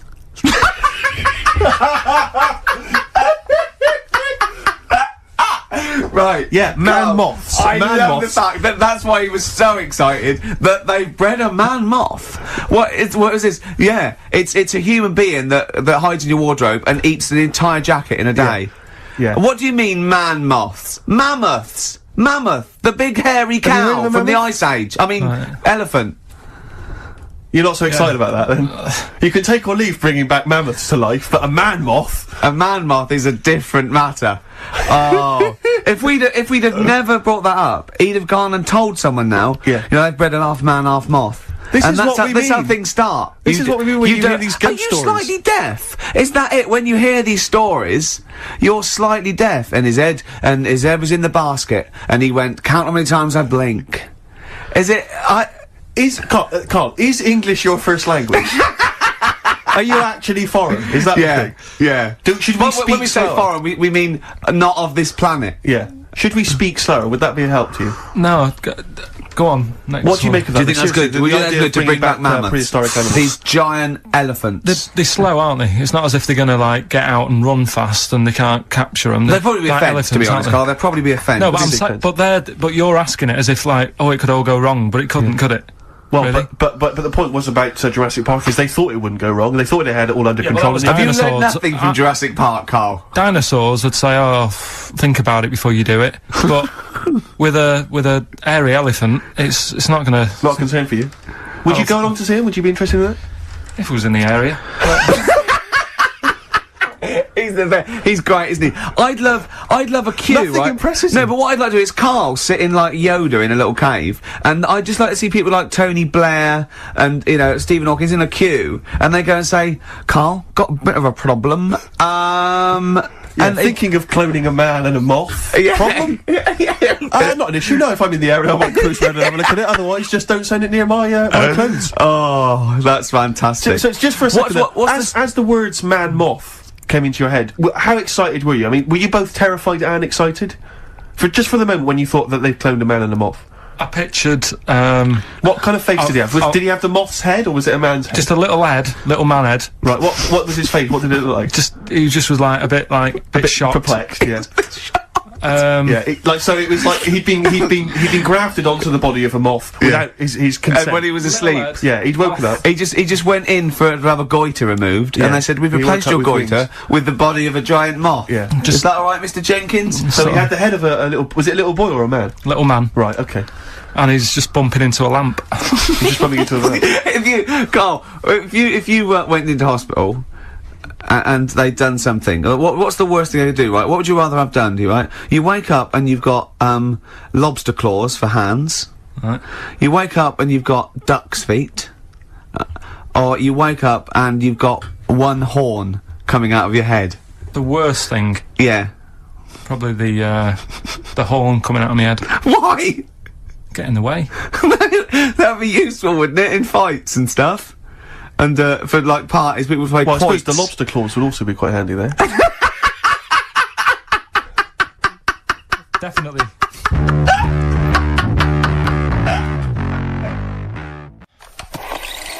What confuses you? When you look out your window, what confuses you with the world? What do you walk around going, oh, that's a bit weird?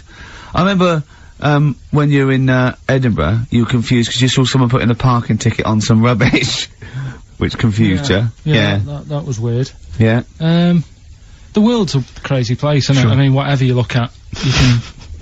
Do you know what I mean? Like what? Like what? Oh, anything. I mean, you could look out the window there and you'll see something. You go, why are they doing that? What are they doing that for? Yeah. I'll tell you this, maybe we should bring back White Van Carl. There's some interesting questions this week, Rick. Yeah. We could pull that out of the bag if you're interested. Shall we do that? Just get Carl's take on the world's Let's do it. views. I think we set Carl up again in the last hour as a person that people want to know Yeah, they wanna his know what he's opinions thinking. on the They wanna world. know Yeah. what- Yeah, well, if you're not familiar with it, on Saturdays, the Sun newspaper asks a typical white van driver questions his opinions on the week's news, and we thought we'd throw these in the direction of Carl. Yeah. And then, what do you make of this teenage thug, Carl, Mickey Carroll, who spent 4 months in jail and he's won 9.7 million on the lottery? Is that justice? When you think of all the good people that are going hungry, and there's a lad there and he's won. Did he buy the ticket before he 9.7. went in? No, I think he bought it once he'd come out. So he's done his time. He's done his time. Fair enough. Then he's been punished. Yeah. Right. He's bought a ticket. He's had a lot of bad luck. Mm-hmm. Now he's having a bit of good luck. Good luck to him. Next one. Are you concerned that now he's got all that money, he could turn into like a sort of mastermind villain? You know, like a James Bond style villain? He's got a criminal streak, we know that. Is that a concern for you? I mean, Well, we imagine don't. that he could build some kind of underwater fortress. We don't. With my lawyer's hat on, we don't know that. Yeah, well, well, he'd have to prove that he didn't have a criminal streak. I'd say that you've been in jail for 4 months. Yeah, but sometimes people are bad because they haven't got any money, so he might be Interesting an point. angel of gold now. Or Yeah. whatever the Yeah. saying is. 1 in 5 children aged between 11 and 16 go on booze binge sessions at least once a week. That's terrifying news, isn't it? Kids, they know too much now. Yeah. You Compared to you, yeah. Despair. I know, right? Yeah. Listen to this one, right? Go on. My dad had me niece in the car, right, running her to school one day, and she was in the back of the car with a mate, and they were chatting away about stuff like kids do. And they got onto the topic of one of the mates, who they said, I mean, you've got to remember, niece, this point was probably about 5 or 6, something like that, right? In the back of the car, talking about My Little Pony, whatever it is they play with. Subject changed. Oh, that Lisa in our class, she's a lesbian, isn't she? Right. That was that's what they were talking about. Yeah. Chatting away about it. Just openly talking about lesbianism. And probably, you know, this is the topic that they're talking about in the pub when they're having one. Out drinking. Yeah. Yeah, but they might have thought a lesbian was a funny word or something. You don't necessarily know the ins and outs of it, do they? It's weird though, isn't it? Because when I was younger at school, you didn't like. I mean, you swore a little bit, but it wasn't like major swear words, and you sort of did a little bit of nicking, but nothing like they get up to now. I mean, my girlfriend, when she was about 7 or 8, just walked to school with her mum, and she called her a C-U-N. Right? You are joking. No, she said, because she thought it was a big. She said she thought it was a big furry animal. So she was being nice, and I remember, where'd you do that? Where'd you do that? Like, just heard it at school. So they might, they might not know what it means. Well, I tell you, I'm gonna have to use kind of euphemisms here to tell this story, but when I was at school, I learned, the stronger version, it's not the same word, but it's very similar with one letter changed. I'm gonna use twit. Yeah. You know the word I'm thinking of? Yeah. But I'm gonna use the word twit to replace it, right? And I went round. You think they're twat? Yeah. Alright. That's what I'm thinking of. And, so can I say it? Am I allowed to say it? No, it's weird though, because hang on, some people from Cornwall use that like saying twit. So, if people listen in Cornwall... Do you know what a twit is? A pregnant goldfish. Well... Well, I learned the stronger version of twit. Yeah. Twat. For those that aren't sure. I learned this in school when I was like 10 or whatever, and I didn't know what it meant. I thought it was just a stronger version of twit. Yeah. I thought it was just if you were really annoyed with someone because they were a real twit. Because I is worse than I. Exactly, apparently. So, Carl would be a twit. And, and so I started using this at home, because I didn't realise what it meant. I started using this at home, oh, you twit, you're a twit, and saying it to my dad, you're a twit, but not saying twit. Yeah. And my dad didn't know what it meant either. That's great! Which I couldn't believe. So he started using it as well, right? So then we'd be driving in the car, he'd be saying to my mum, you stupid twit. Saying to my mum, you don't pull over, you're gonna bum it, you twat. Saying this. Then I learned at school from Mark Johnson what it really meant. Yeah. Stopped using it, obviously finding out it was quite an offensive word. Yeah. I didn't want to bring it up to my dad. I didn't want to sit my dad down and say, Dad, you know that word we've been saying? Yeah. You know what it means? So now, to this day, I've never brought it out with him. So we'll be driving, I go home for Christmas, we'll be driving around, he'll be calling my mum that word. Left, right and centre. I think she knows. I think she's just embarrassed. Or she's just upset and she knows what it means. She goes, why does he keep calling me this terrible word? But he's the only one, I think, in our family who doesn't know what it means. No one's got the guts to say, I don't know whether I should tell him this Christmas. Oh, what a twat. I know. Right, well, it's time for White Van Man, which is where we ask Karl the questions that the Sun asked someone else. Exactly.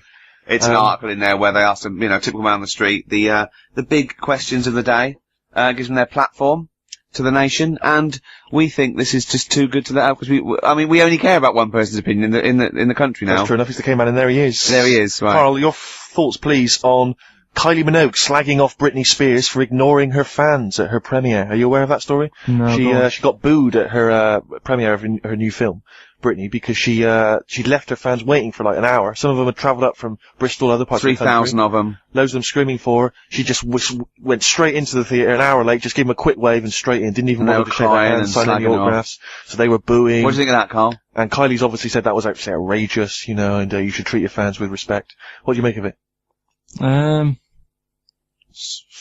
So she did wave. Yeah, but literally as she was walking into the theatre. Was it raining? No, I don't think it was. He's like a defence lawyer. Yeah. Who hasn't really read the brief. Exactly. He's just winging it. Judge's first joke, was it raining? No? Oh, shit, I was relying on that. Wasn't raining. Was she running late for the start of the film? Yes, but that's her own fault. I mean, the people are inside, they're not going to start the film without her. It's Britney Spears. Yeah. She could take some time out. When Tom Cruise came here, he spent like an hour and a half shaking people's hands, talking to people on their mobile phones, all sorts. That's Tom Cruise. He's a bigger name than Britney. I know, but... He's a smaller person, but he's a bigger name. What do people want from people? Do you know what I mean? Yeah. An autograph, things like that, a photo. This one's going nowhere, Steve. Is there another one? Fair enough. Yeah, it's not bad. If she had more time, she might have done it. I bet she would have done it on another day. I mean, I'm not feeling too good today. But you're going to still take time out to sign people's autographs, surely, when you leave the building. Yeah, there's always a bit of a crowd, isn't there? Next. Go on. What do you make of New York's ex-police chief saying we need more bobbies on the beat? He's come over here. He's the guy that sorted out crime in New York City. He's come over. He said you're going all over the place here. You need more bobbies on the beat, more policemen, a visible police presence. There was something last week about some copper in London who was sat on a bench, and he was asleep or something. Yeah. And people were like outraged because like he should be looking after, you know, England's people, not nodding off on a park bench, which is a bit daft because they were shouting he should be looking after England's people. Was this the 16th century you went back to? What do you mean he should be looking after England's people? You know, wherever he was, if he was in like a park somewhere, they were like really annoyed because he was asleep. But sure. He was probably undercover. No, but the thing is, if there would have been any trouble, I'm sure he would have woke up. Yeah. If there was any if someone needed help and he screamed, he would have woke up. So I don't know why they were having a go at him. Yeah. And he might not have been there at all. So, you know, it was, you know, so he probably have his radio turned on, didn't he? Yeah. Listening to Heart. So you're not concerned then that there's not the crime's going up? I think there's enough. I see quite a lot of them whizzing around. Okay. You're happy then? Yeah. As long as you're happy, Carl. So you don't think it's too much crime? No. Just the right amount of crime? Yeah. What about the fact that new gambling laws give Blackpool the green light to become a British Las Vegas? What do you make of that? Are you a gambler? Little bit when I go on holiday, like going in the arcade and having a little flutter. Sure. What's your favourite? I have a go on the fruit machines. Yeah. There's a good one called The Simpsons. Right. Is that your favourite? Yeah, it's quite good. Is that a tie-in with the TV show The Simpsons? Yeah. Okay.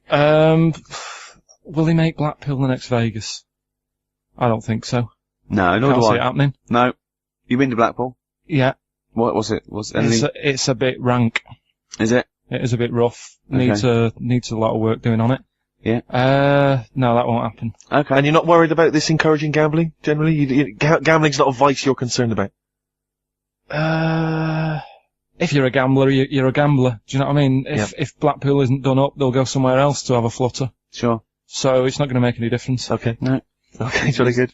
What do you make of the So Solid crew's Ashley Walters being jailed for 18 months? Obviously not a very good example to his young fans. He should have got more. Do you think? I had a dream about him the other night. Go on. About the group itself. Okay. I had a dream that... Were they all there? Because there's a lot of them. I couldn't remember all their faces to feature in a dream. I had a t-shirt on. He had etc. Exactly, He had etc, yeah. I had a t-shirt on. You had a t-shirt on? Yeah, and it said on my t-shirt, So Solid Poo. And I was walking down the street and they came towards me. And they were Wow. just about to beat me off That's when a I woke up. great dream. That's amazing. That's an amazing I love that. dream. We've For all a had 30-year-old. We've all had that anxiety dream. Oh my goodness, what if I meet the So Solid crew and I'm wearing a God. t-shirt that slags them off? Oh, I don't believe it. Yeah, you know, yeah. So what happened? Did you get beaten up in the It was dream? one of them where I woke up. Do you know I've been telling you that I keep getting them things where you feel like you're falling?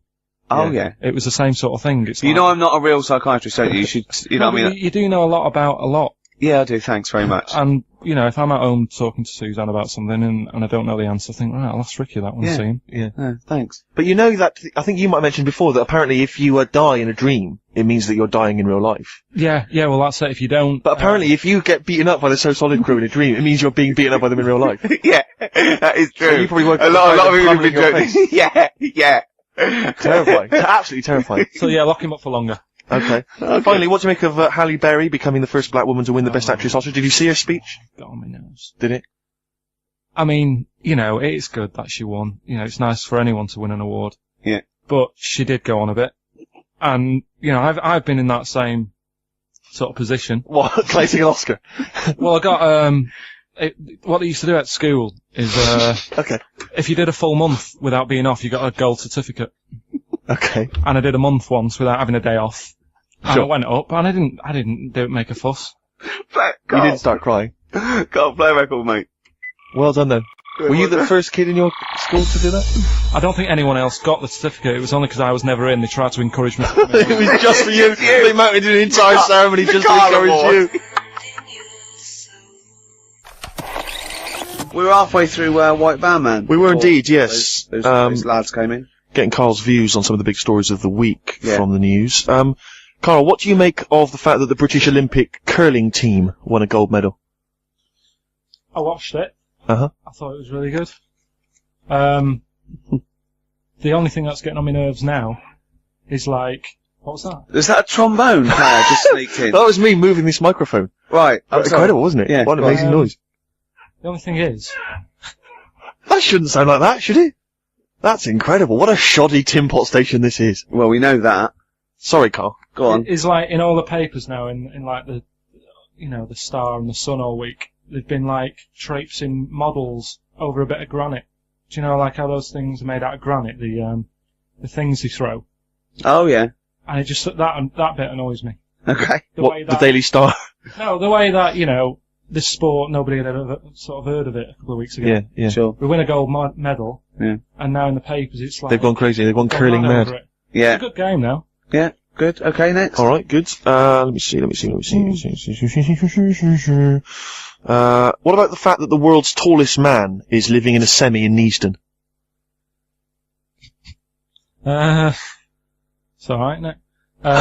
Something that someone told me in the week is that, do you know all these tall people like this guy? Yeah. Which is a bit weird, they've only just found him, considering he's the tallest man. I think that's a bit weird. Yeah. Someone genius. told me that, do you know the guy who was in James Bond, the big bloke? Yes. Jaws? He's got the same illness as this bloke. Right. And what it is... It's called tall. It's something about... You're suffering from tall. You've got a small tumour or something just behind this part of your head. Yes. Oh, yeah. Just sort of in the middle of your eyes. Yeah. And the pressure on that makes you grow really tall or something. Yeah. So he needs to get it sorted. That's your advice to him. Yeah. Get it sorted. Okay, very finally, Carl, this is important. This is, just projecting into the future. Get it sorted. Just projecting into the future now, K-Man. Apparently, global warming will bring sizzling summers and weird wildlife to Great Britain in the future. Are you worried about that? How soon? Soon enough for you to worry. Yeah, it's pretty worrying. Okay. No, You wouldn't prefer it to be sunny here all the time? because with hot weather comes with spiders and that. See, I always think we're quite lucky here. Yeah. If you live in Australia, you might have the sun and stuff, but you've got like deadly snakes, Yes. Yeah. which are death. Did you know snakes are death? Snakes are death. They don't have ears. Okay. So you're alright walking about behind them. Yeah. But if they see you ahead of you, You know. you're in trouble. But yeah, with places like Australia, you know, people go, oh, it's great, it's sunny, but they don't talk about the spiders and They keep the spiders. lizards Yeah. and stuff. Cool. So I think we've got a bit of both the best worlds. So you're worried though about in the future, there may be vultures flying through the sky, we've got various creepy crawly snakes. You concerned about that? Yeah, well, there's a load. I saw something in the news in the week that a load of sparrows or something was somewhere. Maybe that's the start of it. That's an interesting story. Was that front page or? There's a load of sparrows somewhere. Read all about it. Sparrows somewhere. Some sparrows somewhere. Sparrows somewhere. Load of sparrows somewhere. Sparrows somewhere. There you go. Anyway, Excellent. That's Thank you great. very much, Carl. That's Carl giving his views on the news. don't do that next week. Why not? I just don't like it. Why? Pressure. It's not pressure. You did brilliantly. Yeah.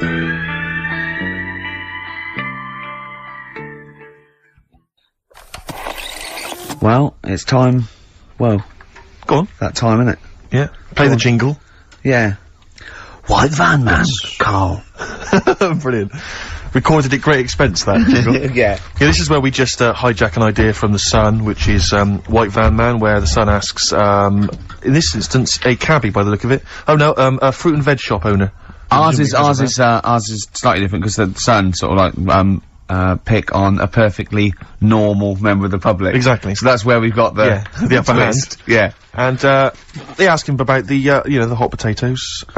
This week, Carl, my first question to you, well, your thoughts, please, on the criticism of the BBC over their coverage of the Queen Mum's death. What do you make of this? You're aware of all the criticism that Peter Sissons asked some probing questions? No, I thought it wore was a burgundy tie. I thought that's it. Yeah, he just had it didn't show respect. He just had a burgundy tie on. See that's not really not showing respect, is it? No, it's not. You know, you show your respect by sort of doing the news on it, giving her a bit of coverage, and showing, you know, Bit of publicity. what a good woman she was or whatever. Yeah. And then you move on to sport news or whatever. Do you know what I mean? Yeah. I totally agree. I don't like the way everything's morbid. I was thinking about it. It's like, you you know, the way in birthday cards and that, people always put funny things in them. I think you should save things like that for funerals, for like funeral cards and that, and try and cheer people up at times when they're low. Do you know what I mean? Because on your birthday you're quite happy anyway, so you don't need someone putting a funny comment in a card. I think, you know, when you send a card... What would you suggest? Well, you know, whoopee cushion, but on the vicar's chair. How would you liven up the funeral? Just little things in the card. I mean, you're just writing stuff like, well, you know, at least you're still alive or whatever. So as you're giving the eulogy, that'd be good. So suppose someone's husband's killed in a car crash, you go around with some flowers and a little card, and it says, "At least you're still alive." Well, maybe something funnier than that. well, maybe like if you got up to give the eulogy during a funeral, just wear a pair of comedy tits. Yeah, or those glasses that are eyes on sort of springs. But why has everyone got to be so sad about someone dying? No, what annoys me is that when you see the people on television, they sort of members of the public, and they're crying about the Queen Mother, who was sad when anyone dies, sad when anyone nan dies. She was 102, and I mean, it's sort of like, I think they should cry. Well, there's a picture in the paper today. I don't understand it. There's a picture in the paper today of various people who were lining the the funeral kind of route yesterday, and there's a picture of a very young child, maybe sort of 5 or 6, on the arms of her dad, and her head bowed, and it says a young girl there weeps for the Queen Mother. And I was looking at it, and you can tell she's just tired. Well, she's just tired and bored. It's so transparent that it's not crying. It's most just, what are we doing when their nan dies? Exactly. You know, it's sort of like... But what is a 5-year-old girl gonna be? Why is she gonna be crying? The Queen Mum said, "Oh, I can't believe it." Yeah. Teletubbies? No. The Queen Mum. Oh, not the tweenies. No, it's on in a minute. Yeah. It's just like... Oh, dear. I mean, I know, I'm sure, you know, I don't know much about her, I don't know if she was a great woman, and obviously, you know, it's always sad when someone dies, but it's like, it's interesting that there was a lot of tourists in that long line of people that are now queuing for hours upon hours to see her dying in state, because it's clearly just people who want to be a part of history. Must be gutting if you're over from Sweden, and you find out that, you know, the Queen Mum's died. Oh, you must be devastated. You probably don't want to carry on with your visit. Exactly. Really. Okay, listen, Carl, I think we've covered that. what do you make of the, what do you make of the first genetically modified baby? Oh. Are you worried about this? Do you know what did they do? What? Let me see what it says here. Well, isn't it just choosing the, you know, eye colour? Well, this is the concern, isn't it? That in the future you'll be able to decide whether it's a boy or a girl, how intelligent it is, what it looks like, is it handsome, is it ugly? Obviously, no one will choose an ugly baby, and so on and so on and so on. And so it means that, you know, where will it lead? Where will it end, Carl? Are you concerned? I've thought about this a lot. What will us three look like in the future if they're being, you know, genetically modified beautiful people? What will we be like? How will we be considered in society? True, yeah. But we've talked about this before, haven't we? About the cloning thing. Yeah. That's a bit weird. Yeah. But I don't think it matters, because at the end of the day, right, you might look like some other kid, but it's the way you're brought up that will change your features and the way you are, you know, your personality. If you lie, you get a long nose, don't you? Well, no, but listen, right, because I remember when we, you know, I was growing up on this estate. This is gonna be good. Go on. No, it's not. It's just an example of how this doesn't work. Go on. So we don't need to worry, sort of thing. Sure. Right? Okay. So I'm growing up on this estate, and there was this woman about 4 houses down, right? Who's a bit rough. All right. Didn't fancy her. Oh God, no. Right, but she had a baby. Well, tell me about her first. I'm interested in this woman. Why was she? It was a very... So like a man in a dress. I mean, I didn't grow up in a posh house or anything, and I'm not saying that if you live in a bit of a rough house, you're a bad person. What did she look like? But anyone can clean up. Looked like Tony Green with a fag on. They didn't clean up much, right? Oh. Which, even if you've not got a lot of money, you can still try and make a place look nice. Yeah. Right? But she didn't, and a kid used to take a horse into the house. Sorry. Whoa, Neddy. What do you mean a kid used to take a horse into the house? Where did he get a horse? Must have nicked it from somewhere. Must have done. You've seen a horse in it? No. What, is that from outside the saloon round the corner? Yeah, was it just tied up with a bit of... Right? Oh, that's great. Did Big Jake come looking for it? I'd been out. Oh. Sorry, let me get this. This was before the lynching stopped or after. Where did he get a horse from? What do you mean he must have nicked it? His mum said, where'd you get that from? I bought it. Alright then. But keep it out of the kitchen. I don't want you going Catlin rustling. Where did he get a horse from, Carl? And how long did he have it for? Was he leading it or riding it? Mum, open the door, I can't stop! I can't stop it. Open the patio door as well, I'll be... Looks like we got us a runaway. What do you mean? I don't know, but the thing is they couldn't afford to buy one because they're not cheap. So I'm just guessing. Maybe that's wrong of me. But I think... He had a horse? Yeah, right. So that's why the family didn't have any money, they'd spend it on the horse. No, I don't think, that's what I'm saying, I don't think they would have bought it. So anyway... Yeah, it's wise to whisper, Carl, in case they're listening. Yeah, and they could be in the room next door. It's not buying it, it's keeping it as well. Oh, so I was like in the car with my dad coming into the avenue, and you used to have to drive down it to turn round. And, and you know, sort of go back to our house. You had the traditional method of transport, And the horse was in the lounge, reading a paper, just like walking around. Oh God! What? And when I was doing, I tried to earn myself some money once by flogging little flowers in plastic cups. What? This is genius. It just keeps coming. What do you mean you're trying to flog little flowers?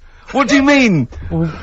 Let's play a record. Let's play a record and come back to this. Because the story's going to just unravel and unravel. It's going to go for hours. Let's play a track, deeper and deeper. It's like an onion, isn't it? We've created a whole world here where there's a man living with a horse. Just walking around the lounge. I mean, I come from the West Country. I've never heard anything like that. I just think of a big sort of like orange carpet and a rediffusion telly and this horse going, I'm fed up in here. Exactly. This is really... I am not taking the rubbish out again. Yeah. Right, play a record. Let's have Velvet Underground. We've got that lined up. Oh, yeah, the classic from the first album. I'm Waiting for the Man. Let's come back to the horse in a second. Little flowers in pots. What do you mean? So we were talking. We were doing White Van Man, and we got onto genetically modified babies. But and somehow then Carl started telling a story about someone with a horse, and then he got onto. He was trying to make money selling flowers. Just do the flowers briefly. Well, hang on. I just want to recap slightly. So there was a family, and who had the horse in the family? It was. Because you lived on an estate in Manchester. So the mother was a right pig, apparently. I don't know if that's relevant. You don't need to go that far. But what I'm trying to do is, like, make a picture for you so you understand. What a picture it is. Who did she look like? Bit of a, and no disrespect to her, bit like Pauline Quirk. Quirky, yeah. Right? Okay. I knew you were going to say that. Yeah. I knew it was going to be Pauline. Did she have any tats? I've never got that close to her. Okay, alright. So who had the horse? Was this her son or her husband? No, her daughter. Her daughter had stolen a horse? Yeah, from, I don't know where, there was I think there was some stables down the road or something. And they kept the horse in the house with them? They kept it in the house. Did they didn't have it for long. No. So, and you said you were in the house one day and you saw the horse in there? No, what happened was, I was, they did this thing at school about raising money for charity, right? For some local charity. And they said you can do anything to raise money, and they came out with all these ideas, and I thought, that's good. What was the charity? Well, I don't know, I thought, forget the charity. Yeah, that's just a good money-making idea. So, you're a charity. So, so I asked me mum for some, 'cause she used to have a lot of flowers around the house. Sure. I said, can I just take some snippings off them? And, I'll go and buy some plastic cups. And, got some soil out of the garden, planted the bits of plants in them. Yeah. Got a tray. Yeah. Had about 25 plants on it, selling them for 25 pence each. Excellent. Did you sell any? Yeah, so loads. Did you just cut, you didn't just cut them and stick them in the soil? Yeah, they want to survive. Oh. But I think people sort of thought, well, good on him for trying. But anyway, so I went round to theirs, because I thought their house could do with a bit of colour and stuff. Yeah. So it's a bit rough. So as I went The horse went, thank God for that breakfast. They've been feeding me kitty cat. So I got up to the door, and they opened the door, and it was one of them houses where no carpet. Yeah, a horse in the living room. You know. We've all been there. And the horse was walking around the living room. Oh. I looked quite happy and everything, because I always say that about animals. Black Beauty was on. Yeah. Well, think about it, right? If you were a horse, where would you rather be? In a little wooden hut with a load of hay? Or in, like, a house with a, central heating? 3-piece suite and a telly and that? Telly and that! No, but I was saying this the other day. And an Atari. Right? I was walking through London the other Commodore day. 64, yeah, rubbish. Exactly. Walking through London with Suzanne, right? Yeah. And do you know, like, homeless people always have dogs? And she said, oh, I hope she looks after it. I said, that dog is happier than most dogs. Right. Because people always walk past and give it a pat on the head. Yeah. It's with its owner all the time. Yeah. It's out in the open, it's not locked up in a house. Yeah. It doesn't You know what I eat, mean? but other than that. No, it does eat, though, they're always alright. So that's what I was saying, I think this horse was doing alright for itself. Do you know? Well, not many horses have got their own house. Exactly. For a start, yeah. But anyway, that's by the by. Yeah, so anyway, this family, who's a bit, what we were talking about, it was about cloning. Genetically modified kids and all that stuff, yeah. Right, now what I'm saying is, you could say, you know, right, Steve, you could have a baby, right? And Ricky could see it and say, God, I want one that looks like that. Yeah. Right? It could happen, Rick.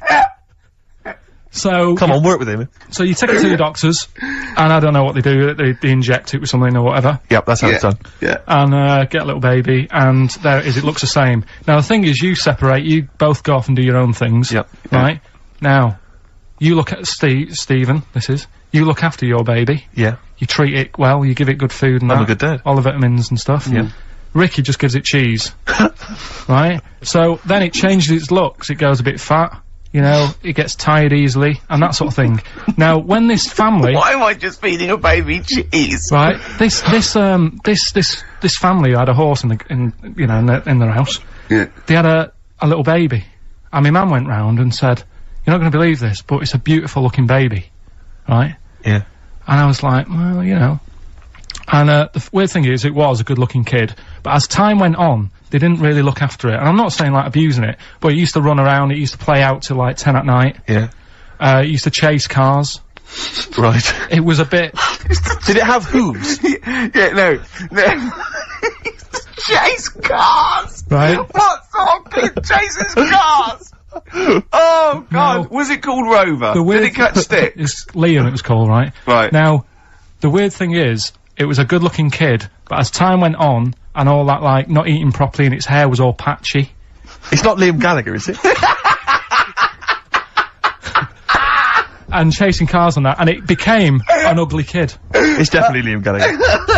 And that's what I'm saying, right? You can clone all you like, but at the end of the day, it's how you brought up. Brilliant. Wow.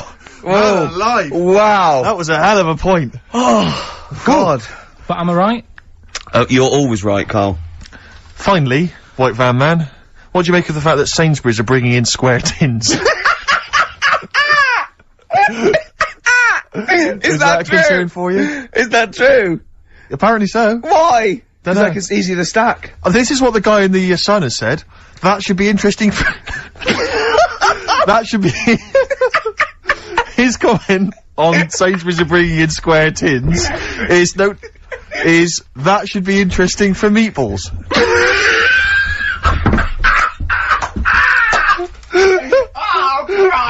Ricky's just collapsed on the floor. Let's just play a song, Carl. I don't think even you can top that. See that in Heat this week? What was it? About the campaign to stop Carl going back to Manchester. You know, because he's a miserable sort of northerner who goes, London's crap and I want to go back up north. Yeah. And I only need 40 quid a week to live up there like King and all that sort of rubbish. Right, well, Boyd from Heat, well, we met him at the, that award ceremony. Oh, yeah. And, we were saying about, oh yeah, he really enjoys Carl. He's getting a lot of people love like him, people Carl. love him. And I was going, oh yeah, but he's thinking of leaving. He was going, oh, start a campaign. And he did, and he put it in there. So the campaign, so write in if you like Carl. If you think he's really annoying, then we'll stop talking to him. Yeah. But I mean, I like him. I love him. Yeah. Have you ever read the, White Van Man column in the Sun, Carl? I've seen it, Have you familiar with this? This is where every day in the Sun they interview a guy who drives a white van, just, you know, in order to get the kind of voice of the man on the street in the paper. And he has to answer, or just give his opinions, really, on, events that have made the news each week.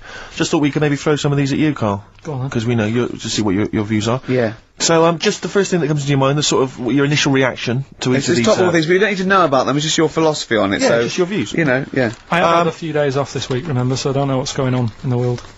Yeah, I mean, you stayed in London, though, didn't you? Yeah, You didn't bury yourself, did you? I normally see the news, but I didn't this week. Okay. So, what was your view on Will Young beating Gareth Gates in the final of Pop Idol? Don't like him. You know what I was thinking about when I was watching it all the way through? Yeah. How he looks like he's got a wire coat hanger in his gob. That sort of... Right. Again, it's radio, Carl. Radio. It's a great The face. funny face you're pulling doesn't Yeah, translate. and, you know, but, you know, a radio. And that's a problem for you, is it? And just the way he's from a really rich family. I opened up the paper on the Monday or something, and it had like how he went to a posh school and he's got loads of money already. Yeah. It's just a bit... Key. Right, no, what's the second All right. question? There have been huge rises in street crime, especially muggings and carjackings. What's your view there? More youth clubs are needed, aren't they? You think more youth clubs? I like that. No? Okay. I like that because it's so 1950s. Yeah, it's sort of like you want a bobby on the beat that'll clip you around the ear. So once they've come out of national service... Yeah! No, I love that. And if you find someone smoking a wood bomb, you make them smoke 50. Yeah, exactly. Oh, this is great. That is great. Did you used to go to, youth clubs? Yeah. And they kept you out of trouble? You used to get into a fight afterwards when you came out. But for the sort of hour and a half you were there? You had a bit of pool and some boxing and a bit of pop.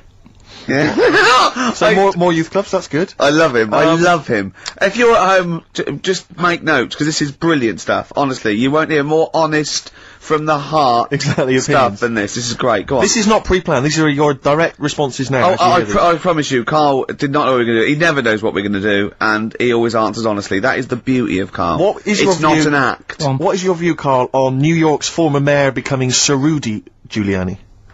Sir Rudy Giuliani. Is he happy with it? He appears to be pleased with it. Let it go ahead. Fair enough. Okay. Go ahead. Oh, he's genius. Okay. Is he happy with it? He's like your nan. Yeah, yeah. What do you make of Michael Greco's character Beppe being axed from EastEnders? Problem for you? The whole soap thing. What's it's back in Coronation Street, isn't she? What's her name? Who? Bet. Lynn's. She thought she'd go off and be a bigger star. Yeah.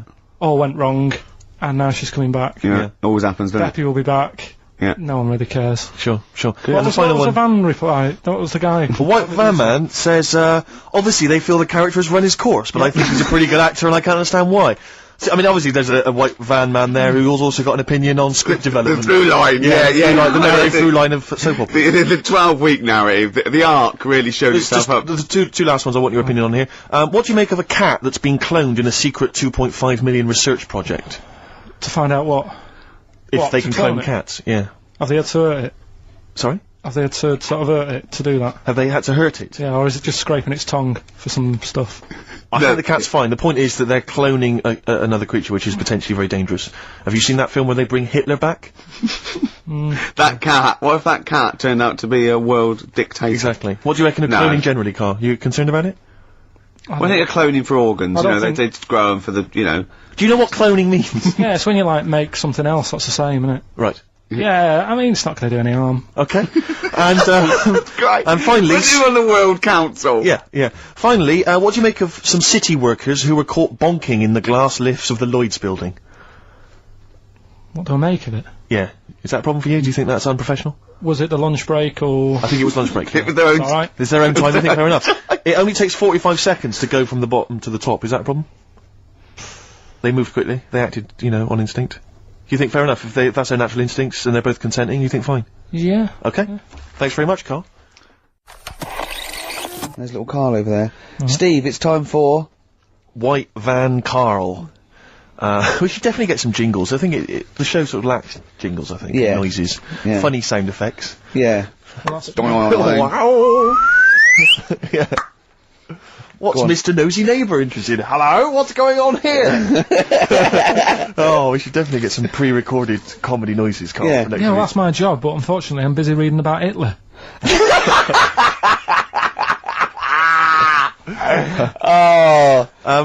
For those that don't know and aren't familiar with this feature, basically The Sun runs a White Van Man column where it asks just people who, every men and women, their views on news stories from the week, and we decided we'd just ask Carl his opinion on some of the same issues.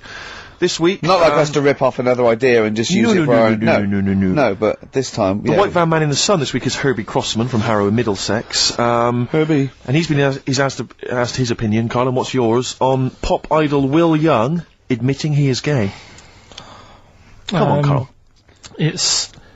I don't understand what the big deal is, to be honest. Okay. No. Talking to different people about it, and they've said, it could affect the sales, girls won't like him anymore, which I think is rubbish. Yeah, because it finished George Michael's career, didn't it? Well, yeah, and I was thinking when I was growing up, right? And Freddie Mercury. I was into, Kim Wilde, right? Sure. Now... And her kids. You're not going to tell me she's gay, are you? No, but if they said, she's a leather. Yeah. Right? I wouldn't say, right, that's it, I'm taking kids in America back to the shop, I'm disgusted. Sure. I liked her. Yeah. I don't think I'm ever gonna, meet her and marry her and that, so what does it matter? Yeah. Will Young, she's a good voice, he's gay, you know. A lot of gay people in the world. Georgie boy was gay, I guess. There you go. Nothing more and nothing less. The kindest guy I ever knew. So Do your Bowie. no big deal. That's one of your favourite songs, isn't it? Brilliant. Killing a Georgie Parts 1 and 2, isn't it? Yeah. Okay, what do you make of the police protesting to Parliament over reforms? That's not the band. Before you say. Right, what's all that about?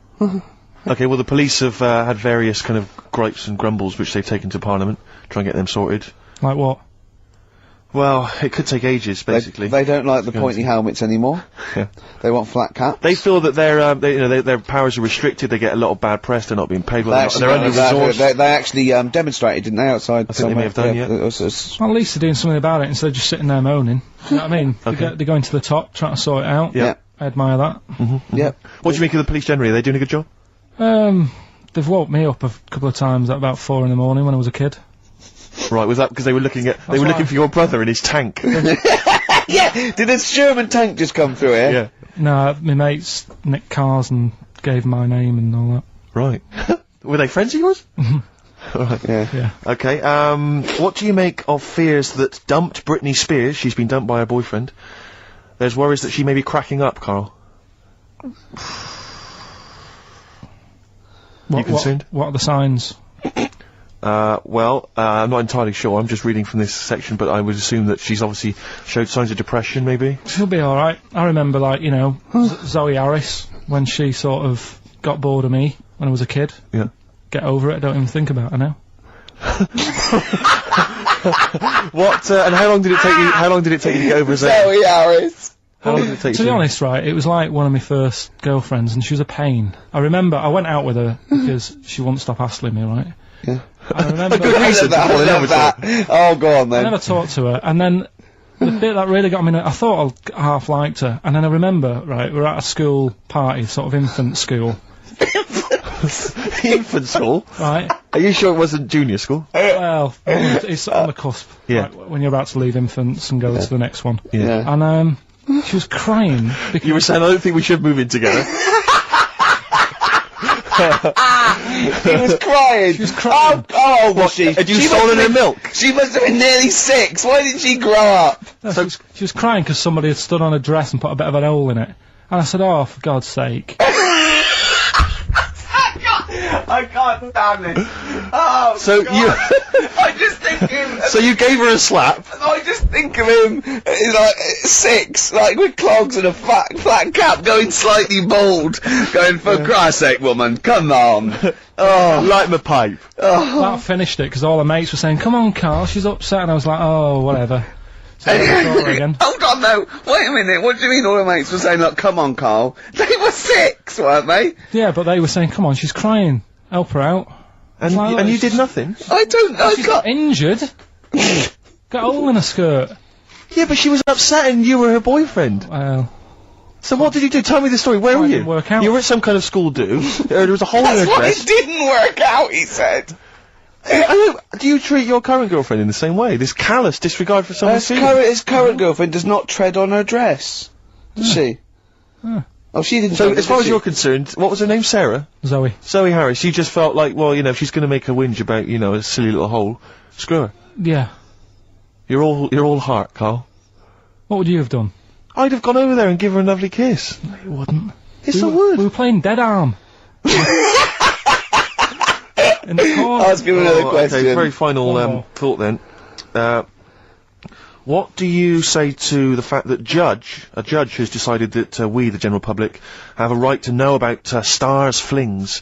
Basically, this is an excuse. This is basically saying, should papers be allowed to print tittle-tattle about celebrities, Oh, this is. providing it's proven true? Oh, this is something about, isn't it, a Division 1 football or something? It's definitely out of Premiership football as unfair, and it is true, but he's trying to keep privacy. And the judge said, well, it's not for us to censor the press over things that are true.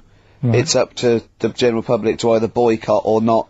You know, that publication. What do you think, Carl? What about all this, you know, exposing, going through the, you know, the bins of celebrities? It's not right, is it? But No.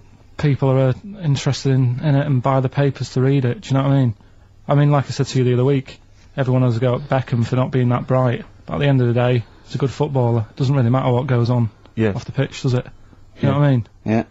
So But what if you were I a don't celebrity and they sort of splashed over the front page the fact that you just, you know, didn't care Left less my for Zoe girlfriend Harris because- Yeah. and her torn dress? Zoe Harris is still upset. Yeah, they dug her out, you know. The night Karl Pilkington reduced me to tears. Nah, I haven't done anything that bad. Sure. I won't be worried. Did you win the dead arm contest? No. I was thinking about that the other day. Do you think there's a chance I could get blood clots in later life? Did you play that a lot? Yeah, a hell of a lot. Do you ever do it, but like kind of headbutting? No. Okay. Because that would have explained something. Dead arms. Sure. Any more? No, that's it, Karl. And Thank you very it much was indeed. with people's blessing, was it? You had to give them a go? Yeah. And you played it with girls? No. Alright. Oh, my mates. Right. So you were playing dead arms while she was off dancing and getting her hole ruined? Yeah. You romantic, you. That's great. And you haven't changed a bit, have you? You still do that to this day, don't you? At functions and events. Okay, we just do White Van Karl then. This is your opinions. You can't be wrong on this, can you? There's no right or wrong answer here. Okay. Right. But so this is where we ask Karl his views on the big news stories of the week. Basically, we've stolen an idea from the Sun newspaper, and So this isn't cruel, this programme, is it? oh, I don't think so. Picking on me. It's not, is it? It's weird because a few people have said, "Oh, you're picking on me." It depends how you look at things, isn't Sure. it? Yeah. But you do like it? I mean, we could look at it like it's a laugh, so Yeah, it's not a but problem for us. You know we like you. You know you're our favourite. Yeah. I'm going to say thing in the world, but I don't mean that, you know, in a derogatory way. No, You- I'm cool with it. yeah? Yeah. Right. Okay. So your views, please, on the fact that attitudes are changing to the possible marriage of Charles and Camilla. Oh, what do you think of that? The roars at the moment, because the recent tragedies are apparently high in the polls, and people are coming around to the idea of Charles and Camilla getting hitched. What's your thought? Whatever really. I mean, if they're happy with it. The thing that comes out of it most is it just goes to show, right, that there is someone for everyone.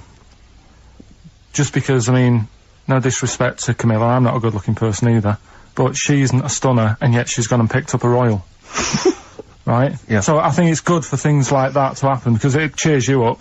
Do you know what I mean? Gives you a bit of hope. Thanks, Karl. So yeah, it's good.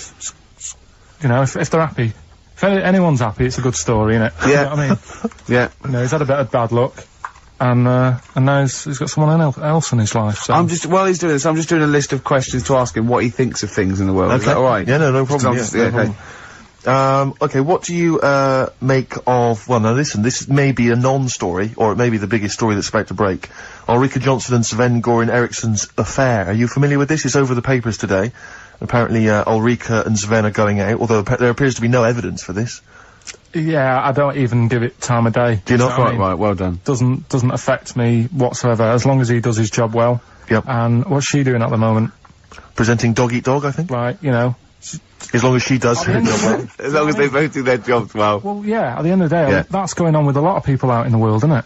Do you know what I mean? Just because he's an England boss, as long as, you know, we win the games and that, he's Yeah. doing his job. If she's, you know, gets a dog winning a prize or whatever, No, okay, it's not worth it. Carry on. do you know what I mean? Yeah. So, Dog winning a prize. I haven't seen Dog Eat Dog. What's it Okay, about? it's alright. It's Right, no, go on. so that's it, yeah, it doesn't matter. Okay, what about this then? Are you disappointed by the nation that a third of us are apparently unaware of St. George's Day? 23rd.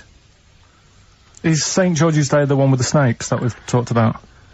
No, that's. Are you one of that third, do you think? St George is the patron saint of England who killed the dragon. Yeah, I mean, there's too many of these days, isn't there? That's the problem.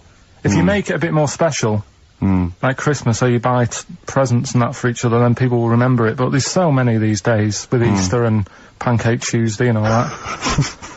So, it's not surprising. I think as time goes on, we'll find that a lot of these days will just disappear, because, you know, people are busy. There'll be new ones, won't there? I don't know, people There'll are be that like busy. Gareth Gates Day in 50 years' time. It's just weird. I mean, I remember being a kid, right? Going out on a Sunday and shops would be shut because it was like, you know, the day of rest and all that. People don't care now. It's like, well, we can make some more money, we'll open the shops. Yeah. Do you know what I mean? It's Is that a all good or a about- bad thing, Carl? It's good, because I remember I used to have to get up early to go and get some bread if we didn't have any in. Because the shop would only be open for a couple of hours in the morning. Yeah. Yeah. Whereas now I'd be able to... Yeah, I lie remember in. that. I remember that. Shops, and you couldn't get aspirin and stuff, Exactly. certain things, Nightmare on a Sunday afternoon. yeah. Yeah, So- that's right, yeah. And pubs didn't open till 12. Do you remember space operas? Yeah. Yeah, shut up. Can I ask you something? Go on. Okay, I've got a little list of things. What do you think of, like, those pug dogs that are bred and they can hardly breathe? Evil. Yeah. What do you think of, gays? They're alright. Do you know what I mean? Just like straight people, you get bad ones, you get good ones. Exactly. Eh? We've learned a lesson today, haven't we? Absolutely. Let's play a record. Yeah? What do you fancy? A bit of Radiohead? Yeah. You don't mind, though, if people think we're gay, for instance, when we go to the BAFTAs No, tomorrow? that's terrible. I don't want that happening. Why? Hey? Why? Because I'm not. That'd be a lie. I don't like lying. If I was, I'd say I was gay, Yeah. but I'm not. We'll say you were, just pretend. We won't get in otherwise. No. Just a little kiss and a cuddle. Say I'm a bit gay. No. I'm not gay.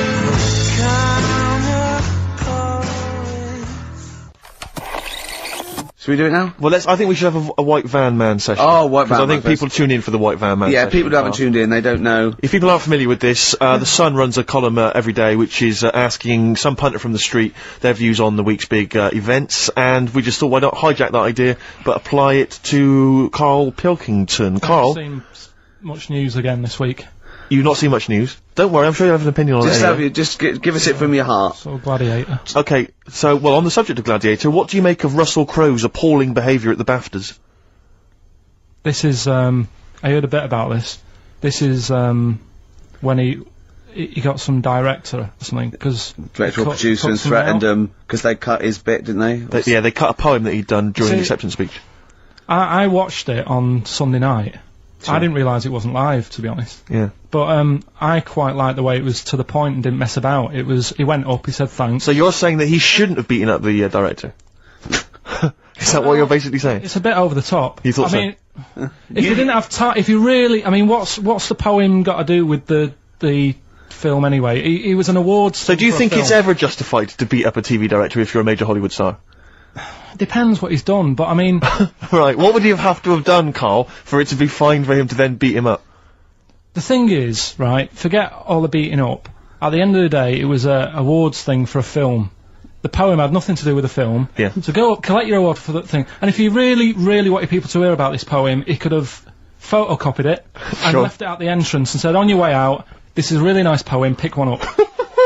No, but the thing is, he knew it was televised, so he knew by saying that poem once, he was reaching 5 million people. That's a lot of photocopies. Do you see what I'm saying? I'm not Yeah, saying he but was justified. It wasn't a poem award. If it was an award show for poems, you'd say you can't cut it out. It'd be like doing the top 40 and then going, number one's good, but we haven't got time for it. but it's a films thing. Okay. And he went up and he got the award for the film. Which film was it for? I don't know, but when I wanted to give you results, I said, let's give Karl his results. Steve went, no, we should introduce people to Karl again, just remind people what Karl's like. And he's so right. I'm so glad we did this first. Am I right though? Or am I Carry on, wrong? Steve. Okay, the next topic, what about this big debate over whether Kylie Minogue's had a bum job? I'd have to see it. Next! Okay. What do you make of Will Young's single? He's the Pop Idol winner. It's gonna net record-breaking sales, apparently. It's gonna Yeah. go straight to #1. He's had millions of copies sold. I heard last week that you had to, if you wanted to buy it from Woolworths, you had to go in and put £1 down to guarantee getting a copy. Wow. I think that's stupid. But what do you make of it, though? Do you think, What, as a song? both as a song, and are you excited about Will Young and his future? No, he'll do alright. I don't think we have to worry about him. Okay. He'll do alright. It's not my thing, but he seems like a nice bloke. Okay, very good. What do you final make? one? Yeah, one final one then. What do you make of our scientists getting the go-ahead to clone embryos for research? We have discussed cloning before, and obviously there's the pros and cons of that. Christopher Reeve, former Superman star, he's behind this. Are you behind him? Yeah. I mean, with everything, you have your good and your bad, don't you? Yeah. At the end of the day, if you didn't have bad things in the world, then you wouldn't enjoy the good things. I think, you know, it's like if you didn't have robbers in the world, policemen wouldn't have a job. So it's the same thing. It's like, it's an illness. Yeah. What are they messing with? It's probably a bit too detailed to go into there, really, but, Do you know what I mean? yeah. It's good and bad. You can't have it all. Yin and yang is what you're saying? Yeah. Okay, Karl, I can't argue with that, mate. Express 2 featuring David Byrne, Lazy, XFM 104.9, 1:45, I'm Ricky Gervais, Steve's got the Sun. Yes, I'm just We're just going to be doing White Van Carl, where we ask Carl the questions the Sun asked some other bloke. That's right. Because we think Carl's got more to say than anyone on anything. Carl only tells the truth, by the way. Just remember that, listeners. Off you go. Yes, well, today's White Van Man in the Sun is John Slade. He owns his own door maintenance company. His answers are very informative, I have to say. But, Carl, what do you make of the Channel 4 producer, aged 30, who duped a school into believing he was a teenager for a documentary? Are you familiar with this story? No, go on. Well, basically a 30-year-old guy kind of fooled the school into thinking he was a pupil for a secret documentary. The school's outraged. Do you think that that's, for you, should anything go when it comes to making TV? I think I've said to you before, there's loads of kids at my school. I remember being in the first year, and kids who, what year do schools go up to? I was in the first year, what is it? 11? 5? Oh, sorry, first year of infants and juniors. No, secondary school. 11. Right, year 11. Kids have beards and no, stuff. not year 11.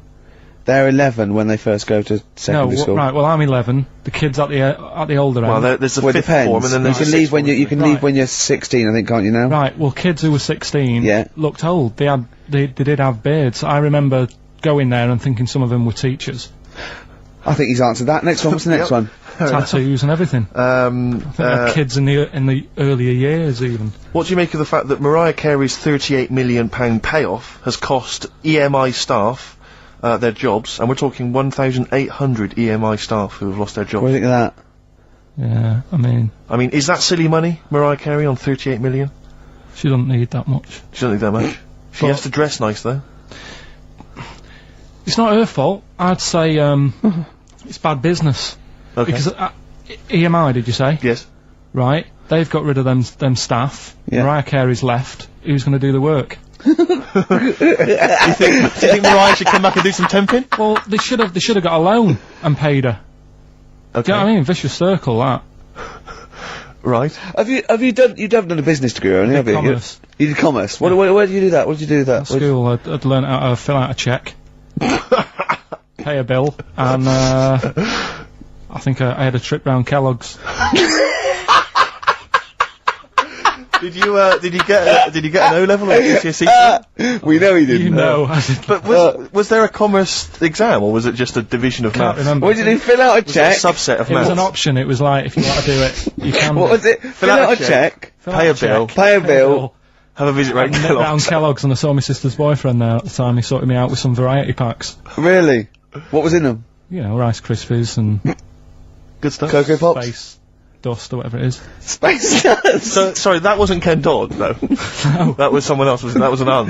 That wasn't Special K.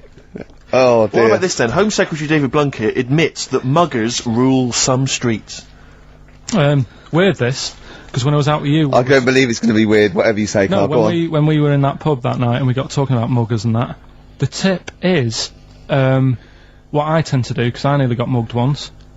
You what? You nearly got mugged once? I nearly got mugged. Yeah. But I tried this technique of acting a bit mental. Right, and how did you act mental? Well, this guy wanted me trainers. And I was in Piccadilly Gardens in Manchester. It was quite late one night. And he come up, he said, I want them trainers. I said, you want them? I said, I worked hard for these. He said, how dare you come to me asking? And I got a bit livid. And he looked at me like, oh my god, he's got a right one here. And he left me. Were you acting mental, or were you just mental? No, I put it on a bit. Were you not petrified, though? Well, you don't think about it, do you, when you're sort of in the eyes of danger? Well, not you, clearly you're a brave man. So what did you say? I just went a bit mad. I just kinda, because he said he wanted the trainers and they were dear ones at the time. And I just, no, you're not having these. So I've crafted, I said I wanted these trainers. Yeah. And, you know, went on to tell him how I work at printers and I don't enjoy it, and, you know, I put in all these hours and that, and I have to cycle home for about 5 miles, and Did he give you his trainers? Yeah. Did he have a knife or I anything? just left. No, it didn't get that violent. Well, that's very brave of you, Carl. Yeah, it's That's good. good advice, though. Just act mental. See, what's actually tried it the other night. Oh, Liza Minnelli. Yeah. Well, she said, I've worked hard for these diamonds. Yeah. It's not easy being the daughter of Judy Garland. You don't know what it's like. Finally, apparently, there was a crook that got a security job at Heathrow. Right, he was a crook and he got a job at Heathrow. As robbers steal another £2 million. Apparently security down there is lax. Yeah. Is that a concern for you? Is this another Yeah. 2 million? Yeah. Why is all this money at the airport? It's those sandwich shops. You know how they're really expensive, the sandwiches in, like, when you're on a plane? They're like £2.50 for tuna, which is ludicrous. Yeah. That's basically the reason. What do you mean, why is all this money at airports? What is it doing there? Why? Have a go. No, have a go answering this yourself. Why is anything at an airport? It's going somewhere. Or coming in from somewhere? Yeah, but money, you can sort it out through the bank, like phone banks and that. Have you done commerce? You know a lot about paying bills and writing out checks, don't you? Tell us about Kellogg's. What was it like? What was in the factory? Was it just like squashing bits of corn? And Pretty boring, really. Just loads of conveyor belts, boxes of cornflakes everywhere. Just what you imagine. yeah. So is it more, this is where you might be working? This is where you're likely to work? if you Possibly. leave There was school? 2 trips. There was that and a trip to Manchester Evening News. Okay. And I left that early because I had a job in Cordon Bleu. Kellogg's. Cordon Bleu, what's that? It's like a supermarket. Yeah. And I had to leave the trip early, and the teacher went mad saying they thought I'd got lost on the, in the building and stuff. What, you and it didn't caused tell a right anyone? uproar. No, because it was like day 2 of working in this supermarket, and I couldn't be late. I thought by the time I explain where I've got to go and everything, I'll be even later. Sure. So I just left, and then apparently they were searching the building and everything for me. How old were you? Stuck in a printer. Don't know. Stuck in a printer. I don't know. What was the printer's name? You worked at a supermarket called Cordon Bleu. Cordon Bleu. Brilliant. That's great, isn't it? It's rubbish. Oh. Got sacked. You've had What did you get sacked for? Messing about in a back in the car park round the back. Yeah. Right, there was a grid, and all the concrete had gone funny. So when it rains, you got like a big lake, Oh yeah. right? And I got in. Do you know those big metal trolleys you get to like put all the food in while? Oh yeah. And I got in one of them and pushed myself out into this lake. Of cement. No, Of it was water. full Oh, it of was water water, 'cause it'd been right, raining. right. And I got stuck in the middle, right? And the boss was like, "Where's Karl? He's meant to be doing, facing up the beans." And I was like, And you were stranded in a lake. So someone said, "Oh, I saw him messing about out the back." He came out and saw me stuck in the middle of this lake in a trolley, and he said, "Get back in." I said, Would you say no? I'm filming sharks. I said, "It's too deep. I can't get out. You'll have to pass me something." And he said, "I'm not passing you nothing." He said, "You can get out of there and walk through it." I said, "I'm not. I've got my trainers on, probably the same ones." Yeah, you've risked actually." your life for them. Yeah. I said, "I'm not getting these wet." I said, he said, "What are you going to do?" I said, "I'm going to wait for the water to go down the grid." He said, "The grid's blocked. Now get out or you're sacked." I said, "Well, I'm not getting out." He said, "Right, you're sacked." So you were sacked. How long did you have to wait for the water to go down the In grid? the end, I did get bored, and I sort of did a bit of a leap and a jump and got 1 foot wet. How long were you waiting? Maybe about half an hour. Just think of it. Just think. I mean, how did he get himself into that situation? That's fantastic. Should we play a record? Oh, definitely. That's a Your choice. joy. Oh, you're an absolute pleasure. More White Van Man next time on the show. Now it's time for White Van Man. White Van Man. Yes, Just for those explain what it is. that don't buy the Sun, they think it's beneath them. White Van Man is a column they have, I think, every day actually, and they just get sort of some, Joe Public to kind of comment on the week's news. Just seemed to me, that it might be interesting to get Karl's views on some of the big events. Not because we think that Karl hasn't got a valid sort of viewpoint. No. Because Karl sees the world differently to some people. That's all, and that's what's interesting. Like an artist does, or a, Exactly. Yeah, he's very bohemian in his outlook. Yeah. Do you feel that you're up to scratch on this week's news? I don't like this, but don't you? No, just relax. Why not? it's pressure. No, because you It's just not have to precious. give us your first Just opinions. for your honest answer. That's all we've ever asked of you, Karl, and it's all you've ever given us. Your honest, your first from the heart view. Yeah. All Don't right. worry, just No, relax. just chill out. Are you worried that people are listening and thinking you're an idiot?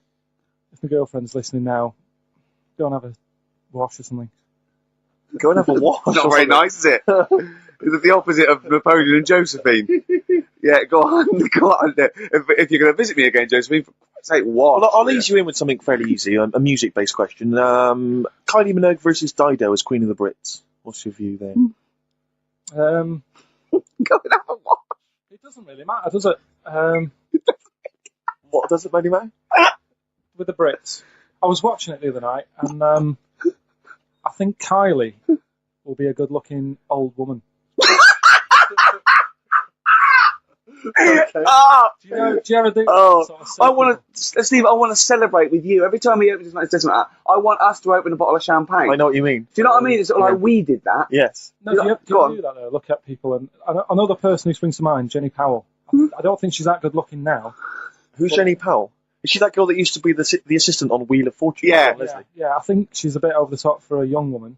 But when she gets older, I think she'll look Be a bit of a stunner. Yeah. So for you, Kylie, whereas you don't feel that about Dido, is that right? She's all right. She's normal. I prefer Kylie's sister to Kylie. Okay. But, you know, I can imagine her being hard work to live with and Who, Kylie? not Right. really washing up and that. Right, sure. Being a bit fussy. Okay. And what do you make of taxes rising in the next budget to pay for NHS improvements? Well, my dad went to hospital to have an operation once. Yeah. So I feel like it's worth paying it because I've got some. Because people might have to go to hospital. It makes a change when it's someone in your family, doesn't it? Yeah. Because you sort of realise. Yeah, a change is as good as a rest. And the weird thing is, if it weren't for my dad, I wouldn't be here doing this show because when he was in hospital. Well, no, I'll stop you there. Yeah. To be honest, that's all you need to know. You wouldn't be here, true, but no. But No, because this was after I was born, so I wouldn't be here. but for his more direct involvement was what? Yeah, because when my mum was seeing my dad in the hospital, I got a bit bored, went for a wander, found the hospital radio station, Yeah. and got a gig. Really? So in a real sense, if it wasn't for Carl's dad, Carl wouldn't be here. And did your dad, like, while he was listening to you, did he, like, sort of tap the nurse and go, can you get that twat off the air? Who's put him in that? Yeah. Go on. Okay, what do you make of the real-life Mowgli who's surviving in a Transylvanian countryside? Apparently, I don't know much about this story. I don't know. You know Mowgli, he's the guy He's from the the one- Jungle Book. Yeah. The little kid that grew up with bears and animals and stuff. Apparently there's a real-life one in Transylvania. What were the things in Gremlins? What were the what? Like, in Gremlins, they were... Wait. Okay, this is an example. This is what your girlfriend said. Think. What were the things in Gremlins called? I can't remember. Just, I mean, It's really. something like that, isn't it? No, wait. Just really think now, Carl. Just with everything with all the brain power you've ever used, think what the things in Gremlins were called. It's not there. There's a clue here. Oh no. Yeah. What? What? Gremlins. Yeah. Play a record, Carl. Oh.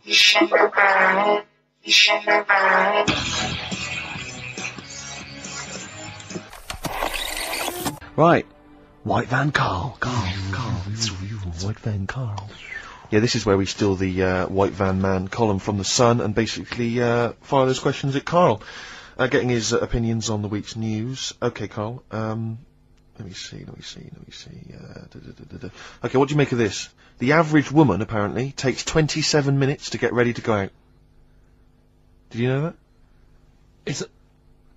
Are they saying that's a good thing or? No, they're saying that the bare minimum it No, takes. No, this is average, what they said. surely. No. But I remember reading. I'm sure they said that it takes them 27 minutes to get ready to go out at the very least. I I mean, think. it's not that bad if it's for a night out. It's that. I mean, 30 minutes is all right. If it's but, going to get to 20 woodbines. But yeah, or if the house is on fire and it's like quick, Yeah. get ready and get out. I don't think it's in a fire, no. I Well, think, yeah, go on. I think that's 27 minutes, easy. alright. I'd take about I 27 I minutes. can take up to that. But do they include the getting up, having a bath? All Doesn't that? give me any more details. No? 27 Well, minutes. that's difficult to go by. Difficult to go on that one, isn't it? How long does Suzanne take to go out of the house? Depends, like I say, if we're just nipping out shopping, The old flip-flops and trackies on. yeah. But if you're going out for the night, it takes a bit longer, doesn't it? Yeah. Yeah, you got wire in the trackies. yeah. Come on. Okay, no, really don't know what the ins and outs of this story are. Is Sven Goran Eriksson sticking with Nancy rather than Ulrika? Well, it's his wife and that was his girlfriend. Yeah, I don't know if the story's true. No one seems to have offered any evidence for it. Anyway, Everyone remained silent. It's rubbish. And, okay, what do you make of this? David Beckham apparently was driving despite having an injured foot and just further threatening his World Cup chances. Now, obviously, you're a big football fan. Well, I'm not that big. I like the odd game. Sure. Would that hurt him? Would that hurt his foot? It can be good. Is it in a plaster? It's not in a big cast, Sure, is it's it? better to drive than it is to walk on it. Good point. Fair enough, yeah. Go. Can't argue with Can't that. get the bus, can he? Okay, and what do you make of this fascist leader who's having a lot of success in the French presidential elections? What's he doing? Have you not come across this story? No. Right, this is one of the big political So stories. he's got a far right that got nearly 20%. He's a far-right fascist leader, and he's having considerable success in the French elections. I don't think we should be asking Carl questions like this. Not something you've got an opinion on? I'm getting scared. There's all sorts of bad stuff going on in the world that we don't know about. Yeah. But we know about this. Yeah, but you're better off not knowing because there's nothing I can do about it. You're absolutely right, Carl. Fair enough. I can't argue with that. Oh, God, that's man alive. fantastic. That is brilliant. What do you make of Olympic ski hero Alan Baxter testing positive for drugs? What did he do? Well, he won a gold medal in the Olympics, and For what? he was a skier, Right. and he won gold medal, and they've just tested him positive for some kind of illegal drug. But what, I mean, if he did, why take drugs to ski? Why? Because all you do is balance. But imagine, it'd be amazing if you were stoned, like going down a hill. Yeah, it's not like you have But to... it's not going to help you, is it? No, it's not just like- gravity that's doing all the work, isn't it, with skiing? Yeah, but it's often to do with your athleticism, isn't it? It's No, to but it'd be help you. like saying, and we've just found out the people on the toboggan were on crack. It's not going to help them. You sit there and you go with the flow, Yeah, and you try and you hold could on. I say, the drugs he was Apparently taking... that's his defence, Probably, he probably wasn't jacking up H or, dropping a few E's or getting stoned. He was probably taking more sort of, Steroids. performance-enhancing drugs, as opposed to him just, like, scoring some shit around the corner from someone, but that getting was- off his tits and jumping in a toboggan. Doesn't mean that, does it? He wasn't off his nut. Yeah. You tested you pissed out your head. But why doesn't he just say, don't be stupid, why would I do that? It's just not going to help me out. But it is, isn't it? Because performance-enhancing drugs do. Wait a minute, Steve. Wait a minute, Carl. Right, look at this way. Okay, look at me. Yeah, have I got his attention? Yeah, the lights glinting off your ring there. Yeah. You're attracted to. Okay, right. No, keep concentrating. Right. Some athletes, you're aware they take drugs. That's to build up Swimmers muscle. and stuff. Yeah, swimmers. For Runners. example, runners, yeah. Not only do they help build muscle, right, but they can actually, give them a boost performance-wise, Yeah. sort of like steroids and all this sort of stuff. Right? So that's the sort of thing we're talking about. Okay. Right, so again, He wasn't on why a bong would that help before. you? What? Why would that help you when all you've got to do is balance on skis? Not when you're at the Olympic level. Yeah. There's a lot to do with, your body and No, your it's legs. practice, isn't it? It's like, if you've skied for years, then you've got good balance after a bit. Oh, do you know what, Carl? Do you know what? You've made a mockery of drug taking. Well done. Right, next one, Steve. I hate this bit. I hate this. I don't know if you saw it. What did you make of Posh Spice's Warts and All documentary? Yeah, I saw a bit of it. What did you make of it? I mean, people are slagging them off, aren't they? Saying, she's daft and that, but Don't make you. she's. I think they're all right, honestly. Yeah, I think they're all right. She's all right. I mean, I think David's really a decent bloke. Sure. Um, Would you agree that he's quite a simple man? yeah, but he's a footballer. He doesn't need to be. Do you know what I mean? It's like me. Yeah. Like, all right, I only got an E in history. But knowing about the Tudors doesn't help me press these buttons and put the next CD on. No, sure. Do you know what I mean? Yeah. So, good luck to him, and he's done well out of it, and it's just jealousy. Yeah. I remember, though, when I was back in Manchester, was in Piccadilly train station, and he was there, right? Not as big a star as he is now, Yeah. back then, but he was stood there, and I was so close to going over to him and saying, did you go to my school? Because I recognised his face, but I didn't know who he was. Do you know when you sort of go, sure, I went to school, it's not the one with the big head, Yeah. but I do recognise him. Then my girlfriend got off the train, and I said, I'm sure I know him. She said, yeah, it's David Beckham. And I was Oh, so thank close God to for your going over. girlfriend. Does she get an awful lot of scrapes, does she? She does, yeah. Okay, what about the fact that the pension crisis Sure. is going to force Britons to work into their 70s, Carl? You might have to carry on working into your 70s before you can claim a pension. I think it's a good thing. Because you see a lot of old people who look bored. Okay. And I honestly think if you keep your brain busy, Yeah. you'll live longer. Yeah. It's only when you actually shut down, right, that's when your body sort of dies because it doesn't feel it has a purpose. It's like if you've got flu, keep going to work. If you have a day off, you just feel worse. You'll mope about at home. It doesn't do you any good. What about, whatsoever. where do you draw the line there, though? What if you, say, lose a finger? Pop into work? Depends. If you can't concentrate because it's painful, But what if you're a typist? Or you're not going to pianist? type as many words, but you'll do more at work than you would having a day off at home. Sure. Okay. Tony Blair turning trendy with his Paul Smith designed naked lady shirt. I don't know if you've seen this. It's the one with the pictures of naked ladies on the cuffs. And, you know, I mean... Okay. And finally... see, this is what annoys me about this feature. It's just, what's that? So what? Yeah, but it's the Prime Minister of this country wearing a trendy shirt with naked ladies on the cuffs. Alright. Okay. And finally, what do you make of the fact that Top of the Pops have banned Will Young singing both tracks on the #1 slot, and consequently he wasn't on there at all? They had to show the video. It's the first time anyone's ever made this demand. He wants to sing both the A and B side. Well, he can't. It's double A, yeah. Double A side. That's what they wanted to. That isn't how it works, is it? Yeah, I agree, yeah. And the thing is, which one... I mean, at the end of the day, loads of people have bought it, haven't they? And it's Yes, like one of the best... So it doesn't really matter what it does, because people have got it, they can listen to what song they want at home. Doesn't matter about what Top of the Pops do. Yes. And... It's just annoyed me now. It's... Who's annoyed you? Just what goes on in the world. I'll tell you, you're better off not knowing. It's better being in my little world. If that's what people are talking about on the streets, and asking the white van man, do you know what I mean? I think you're right, Carl. I think you're Jeez. right. Shall I play a lovely song for you? Because you're getting all stressed now, aren't you? I've not had a good day. No, I know. We tell you about it later. It's not a good day. Well, I'm going to play a Neil Young track here of Harvest. It's Alabama. It's beautiful, and this is for Carl.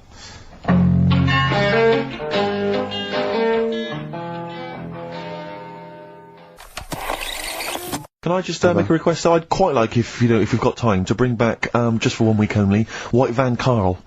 Sure. Because there's some quite interesting topics this week. Oh, is there things happening in the world? There's some Carl things doesn't happening. think there is. For those that don't remember this particular hot feature, we basically ask Carl some of the questions that are asked of a white van driver in the Sun. They always have this on Saturday afternoons.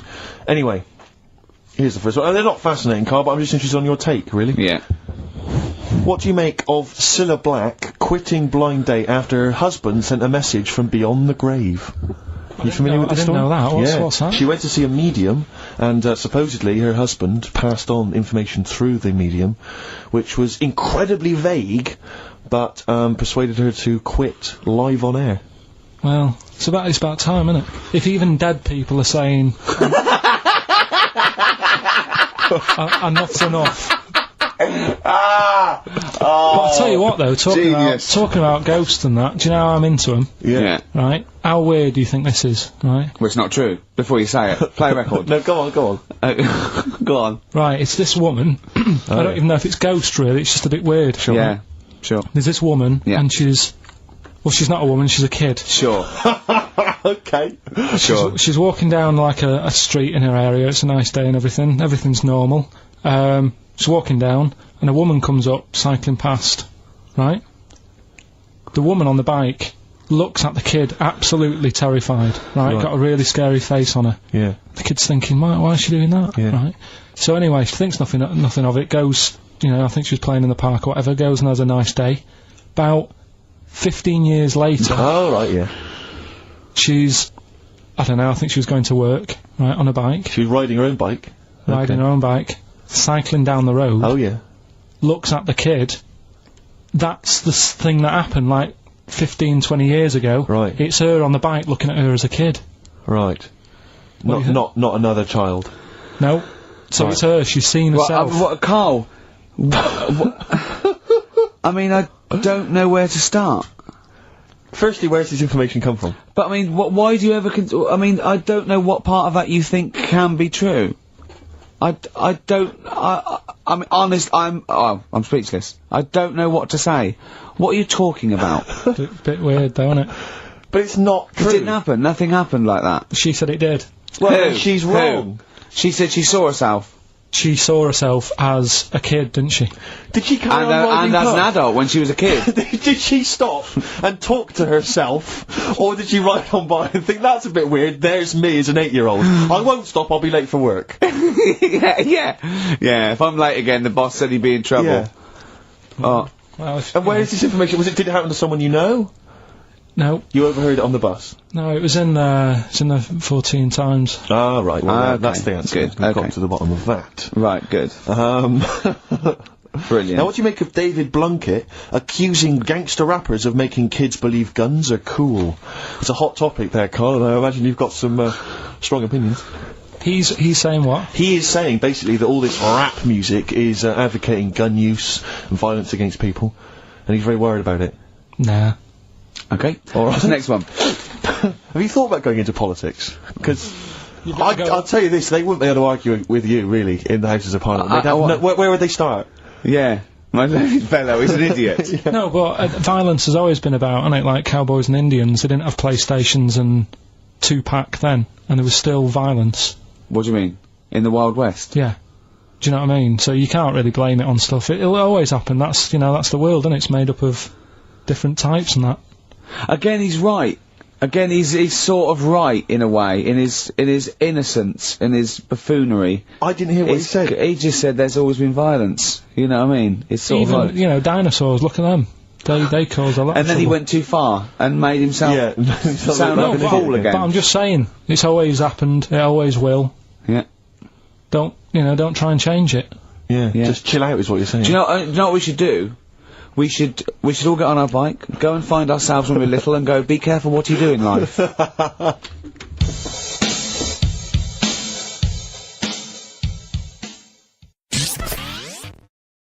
Roll Over DJ by Jet on XFM 104.9. I'm Ricky Gervais, with me Steve Merchant and Karl Pilkington. Alright, Karl? Yeah. Bit miserable today, Karl. Let me explain why. Go on. Steve, and to you, the listeners.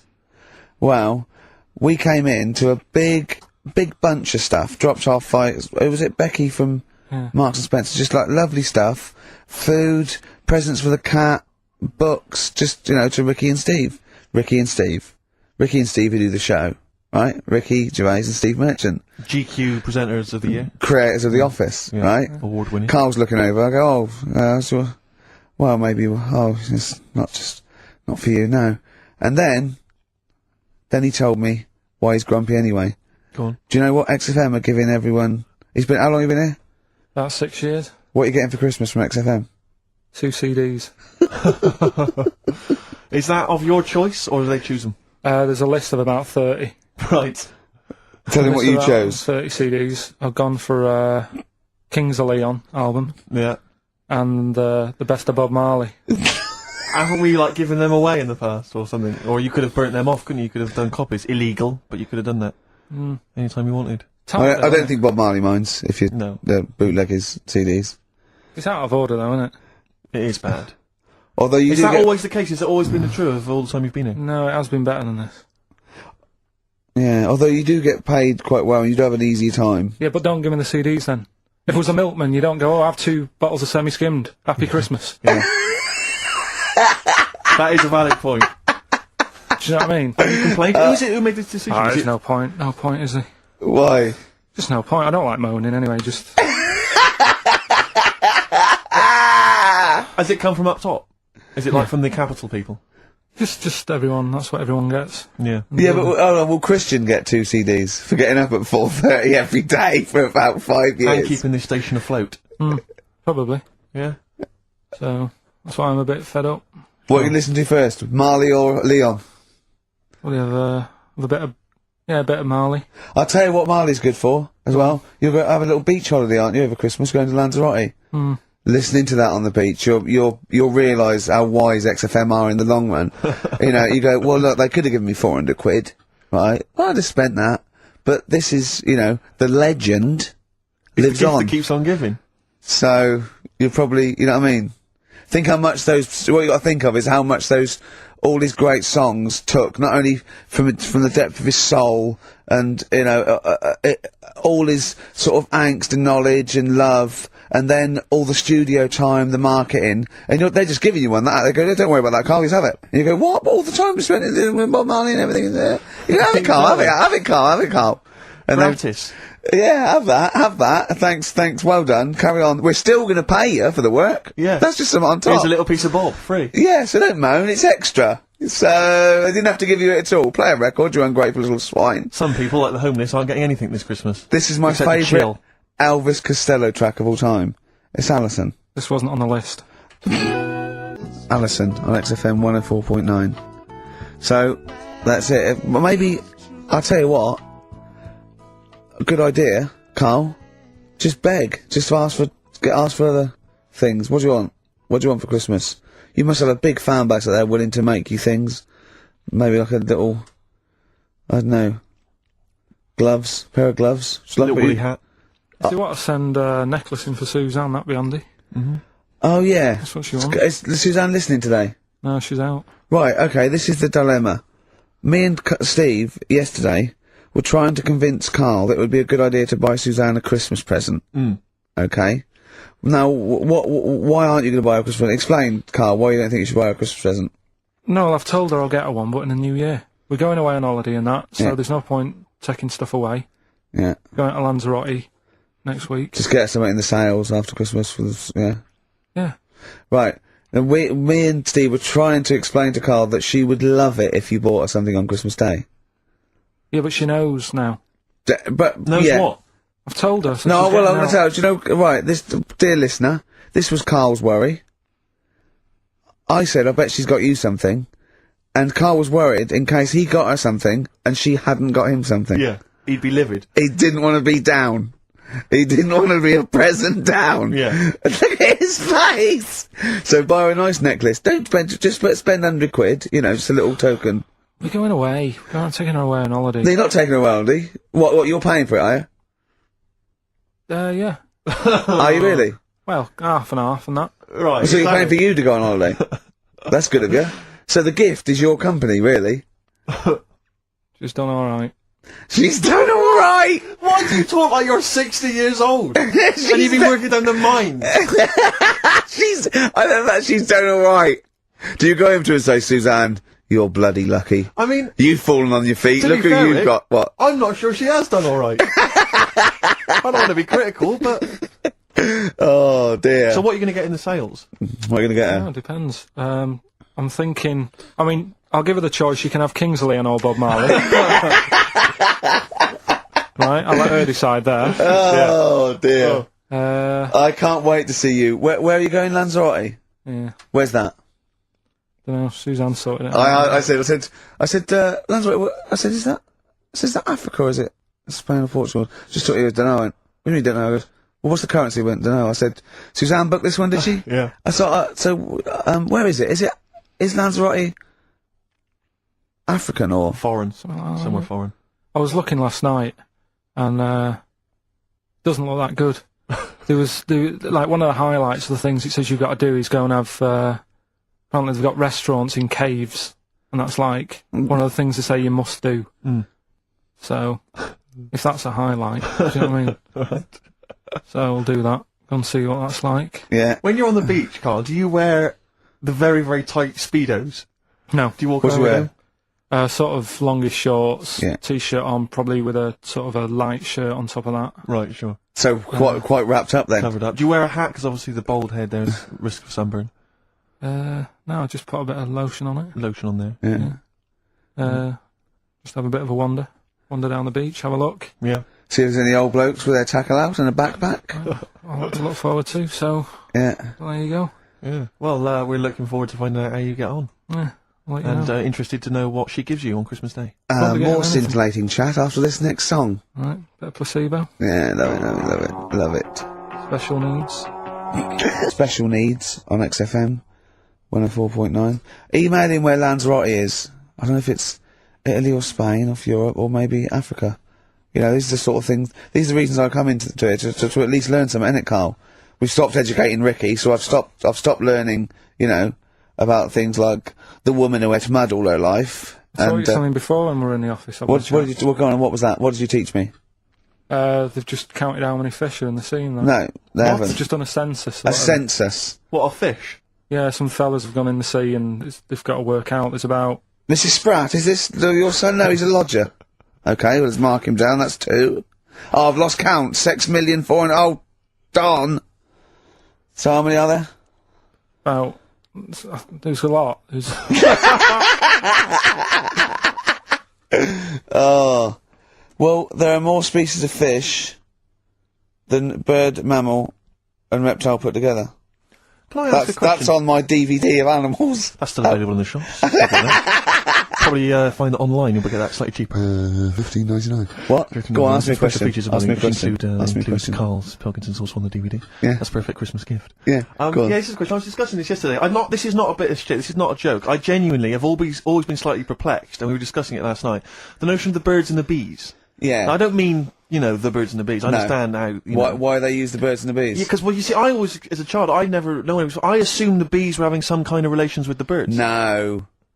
So is there anything to do with the birds and the bees, or is it literally, just like a euphemism? It's just, the birds and the bees. No, but do the birds do anything with the bees? No, not at all. It was Did where they just take them out? It was where parents used to sidestep the issue by saying things like, when a lady blackbird and a man blackbird, they meet, right? They make a little nest, and then because they're in love, they have an egg. Yeah. And that was it. I understand that. That makes sense. But why the bees? Why the birds and the bees? Well, probably, I don't know. I don't know. You see, within nature, forgive my ignorance, within nature there is no relationship between bees and birds, is there? No, not at all. No, not at all. Nothing's going on. But probably what it was, the parent found it hard to say, Daddy puts his penis at Mummy's vagina. It was much easier to say, like, in the insect world, billions of them queue up and just fill the queen with spunk for about a day. Sure. Thus avoiding the embarrassing intercourse. Exactly. That's what I think, Karl. What do you think? Were you taught about the birds and the bees? Did anyone bring that up with you? No, it was just in that class, wasn't it? When put a video on. That's what we had. No, we had a film. And they just said, I watched that, and then what film though? Basic Instinct. It was just like two people, and all sat round the telly and watched it. One girl fainted. And they said, right, that's that. Next week, prisms or whatever. And did it teach you everything you needed to know? Well, how much do you need to know? Yeah, true. No, true. Except one kid in my class still thought a baby came out of an arse. Afterwards he didn't understand. I think what they should have shown on those videos is technique as much as anything. Yeah, I suppose so, because it was largely just instructional. Wooing. Wooing. What it didn't tell you was how to get into a position where this might be of some interest. That should have been the first 4 weeks of the course. Yeah, well obviously that baby who had the kid who had a baby. What was going on there, Karl? That was weird. Did you see that? Yeah, that was going to be your favourite programme, wasn't it? Yeah, it wasn't that good in the end. Why? You told us about this story ages ago, didn't you? Ages ago. I told you about a year ago about a baby that had a baby. Yeah, a bit different, the baby that had a baby, isn't it? Whereas a Siamese twin with a breech, actually just, developed inside him for, it wasn't even developing. It was, a twin stillborn that, just was inside, enveloped in the other one's body. So it's a little bit different to a baby, what had a baby, isn't it? Yeah. Actually disappointed he was. Do you know what he said to me? He went, well, I thought it was going to come out. And go, oh, bloody hell, I'm 7. What a waste of my life. Like he'd been in there going, oh, hello? Hello? 7? Idiot. Yeah. Yeah, a bit disappointing. But there was a programme on after that, right? At 10 o'clock on Discovery, and I haven't got Discovery. Oh, right. It was about... Well, I didn't see it. This is it. I was yeah. going to say to people, if they've got a copy of it on tape, if they can send it in. What was it? About a baby with 4 legs. Right. That was on, at 10 on... It wasn't a puppy? No. Right. Just, What's it doing up there? Yeah. It's my baby. Oh, is it, Mum? All right then, fine. Yeah. It's got 4 legs, yes. Yeah. Sometimes they do have Look, 4 legs. Dad's gone, he's never coming back, you've got to get over it. So, if anyone's It's got not a that, baby.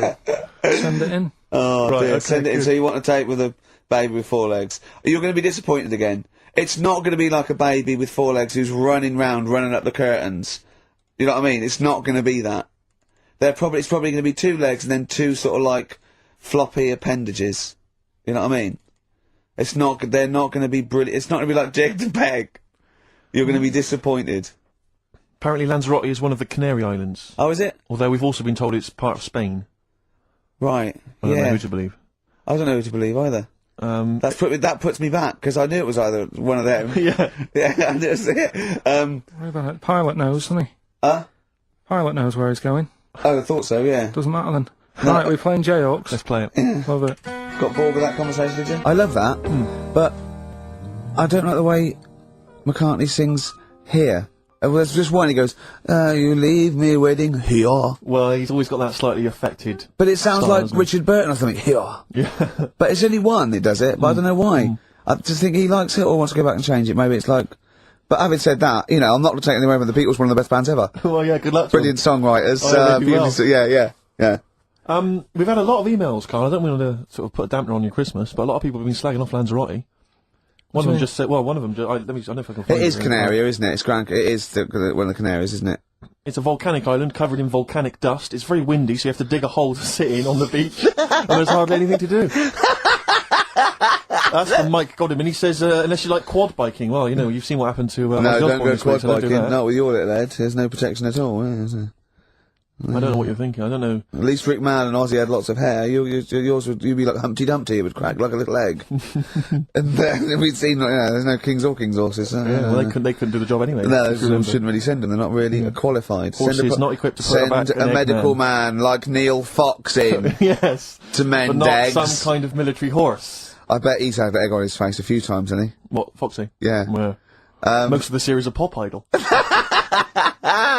Right, Carl. Lanzarote.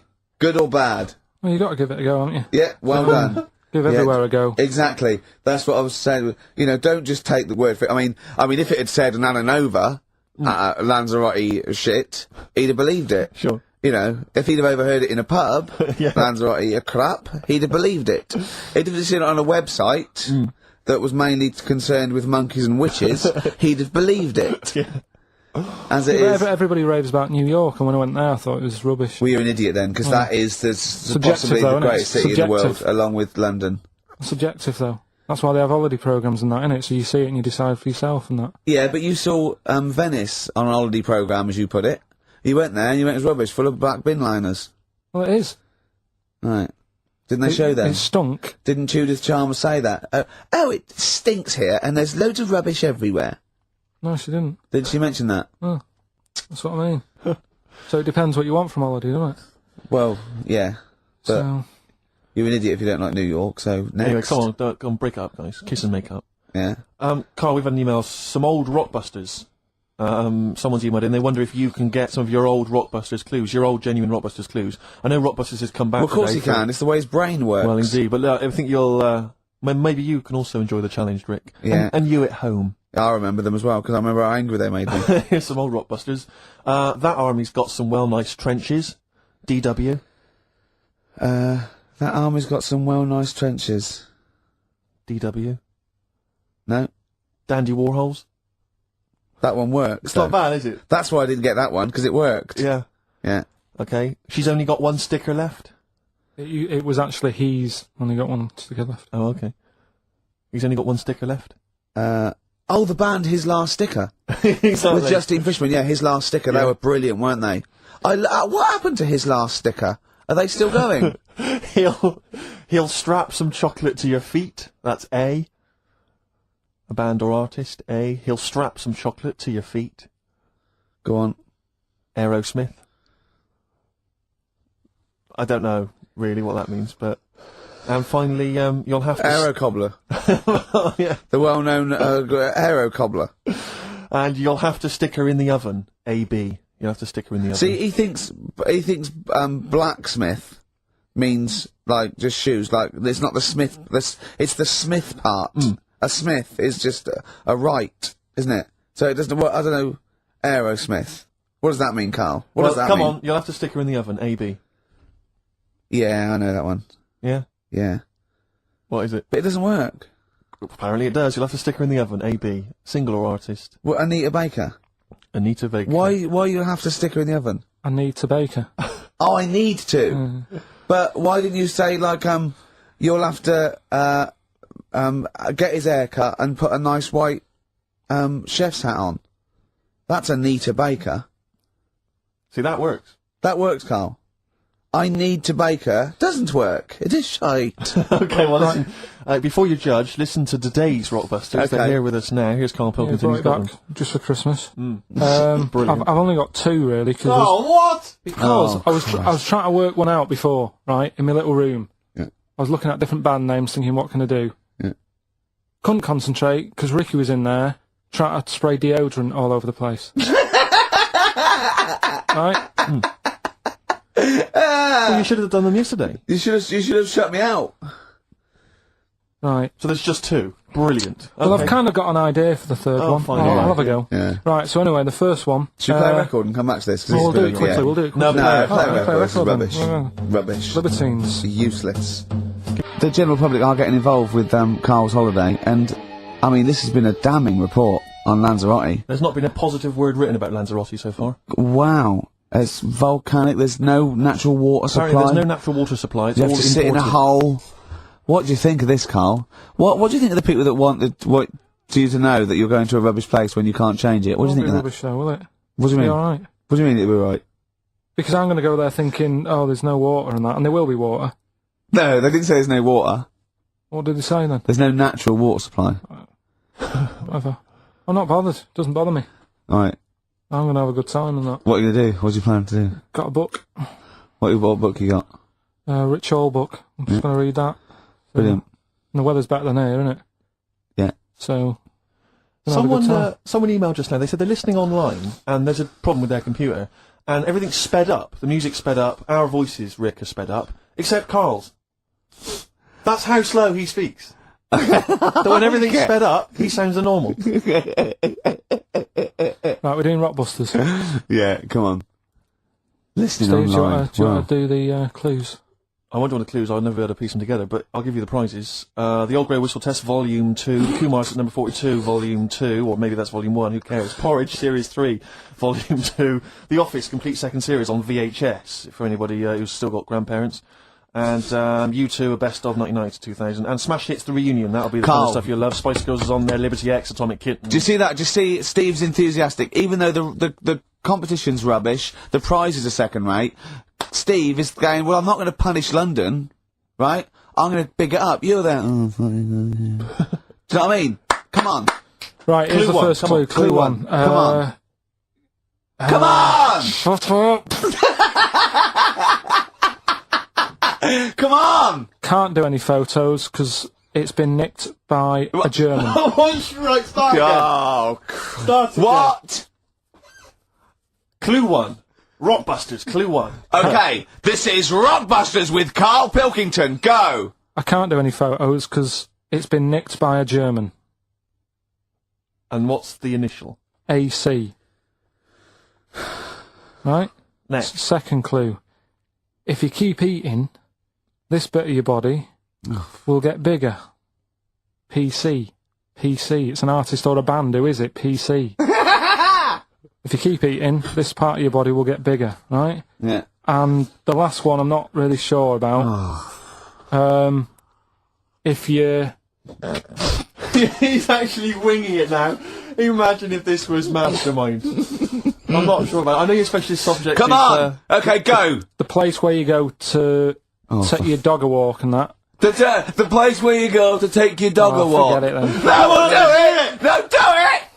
Get you! Yeah. What's that mean? I have no idea. Phone in if you know. No, don't bother. Oh, email then, at least. Okay. I'd like to know these things. Sure. We were doing Rockbusters just before the ads and the record. Rick, I know you were enjoying it. Yeah, come on, get this clue out, Carl. There's 3. What is it?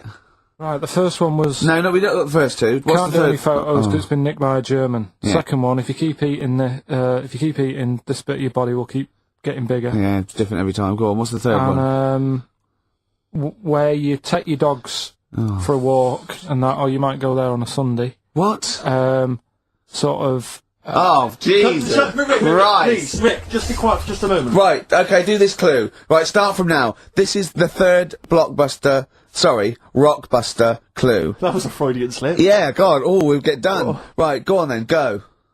Where you take your dog a walk, or you might go there on a Sunday and that. People sort of might taste that area. Right? Oh. It's rubbish. AP. Right. Well, the other one's AP as well. AP. What? I AP. see. Ricky.Gervais at xfm.co.uk. AP. A quick reminder of them again with the initials. Quick, Oh, go. this is such rubbish. First one, can't do any photos because it's been nicked by a German. Second one, if you keep What was the eating... initial? AC. If you Don't keep, get annoyed, that's what the game's about, the initials! Yeah. if you keep eating, Oh. this bit of your body will get bigger. That's PC, Right. right? And where you take your dog maybe on a Sunday and you go for a walk there and that, have a taste of it. Different! AP, just email in and you win some stuff. Ricky.Gervais at xfm.co.uk. What rubbish. I wonder why we stopped this game. Well, I think it's probably exhausted him. He needs to go to some kind of volcanic dust island for a holiday. With no water, Yeah, exactly. just to dry out and get some new ideas. Oh, I'd love to see you sitting there on these black ash sands, just sitting there going, I'm thirsty, Suzanne. There's no natural water. I've finished my Richard Hall book. I can't focus. I'm going blind. I need some water. Oh, brilliant. Oh, bless him. Anyway, happy Christmas. We said we weren't getting out, didn't we? Right, go on then. It was the premiere. Did you see the coverage? There was a premiere of Lord of the Rings Part 3. I can't be bothered. I mean, man alive, I'm sick of Lord I of the watched Rings. the first one, and I was actually I've never been into all that sort of stuff. Never liked it. Gollum and Dungeons and Dragons and gatekeepers and weird magic and Harry Potter I want to punch his face in. I know what you mean. But I mean, it's sort of like, Well, Lord of the Rings, when I was at school, if you were into that sort of thing, you were a nerdlinger. They would beat you up, they'd shout Exactly. heckle abuse, all that sort of thing, you know. I wasn't a fan. I actually don't know anyone who admitted they were into that I know. nonsense. It was shameful. It was embarrassing. Now, the whole world's gone crazy for it. Even the tough guys, the hard nuts, the streetwise kids, they're loving it. Can't wait for the third one. I see people raving about it. It's Jonathan Ross, all these people going, it's the best thing I've ever seen. It's 3 hours and 10 minutes of trolls and goblins and magic spells and large feet and magic rings. I'm loving all that crap. What's wrong with you know. people? I will smite you with my sword. It's just interminable. The orcs and the Norks. I saw some people playing this game. They had a big manual and a dice, and they're in a pub, and they're all fat with beards, right? And he threw a dice, and he looked down, he went, and he said something like, outside them, the 3 miles to Mumra. And they went, oh, well done. What? I want to go and say, what is this game? Yeah. What? It's absolutely extraordinary. Well, they showed some coverage of the Lord of the Rings premiere on TV, and there were people dressed up as some of the characters. Yeah. There was a girl chatting saying, well, I just think Gollum's hilarious. What? People talking about telling me Gollum's hilarious in this new film. How is he funny, my precious? Oh, my precious. What's funny about this? I'm losing it. I'm genuinely... Is he like Yoda? I It sounds like Yoda. I don't know what the joke is. I'm missing it all. And when the walking trees started talking... Oh, man, I love it. It's like something- Gollum's the little one that looks a bit like Gandhi.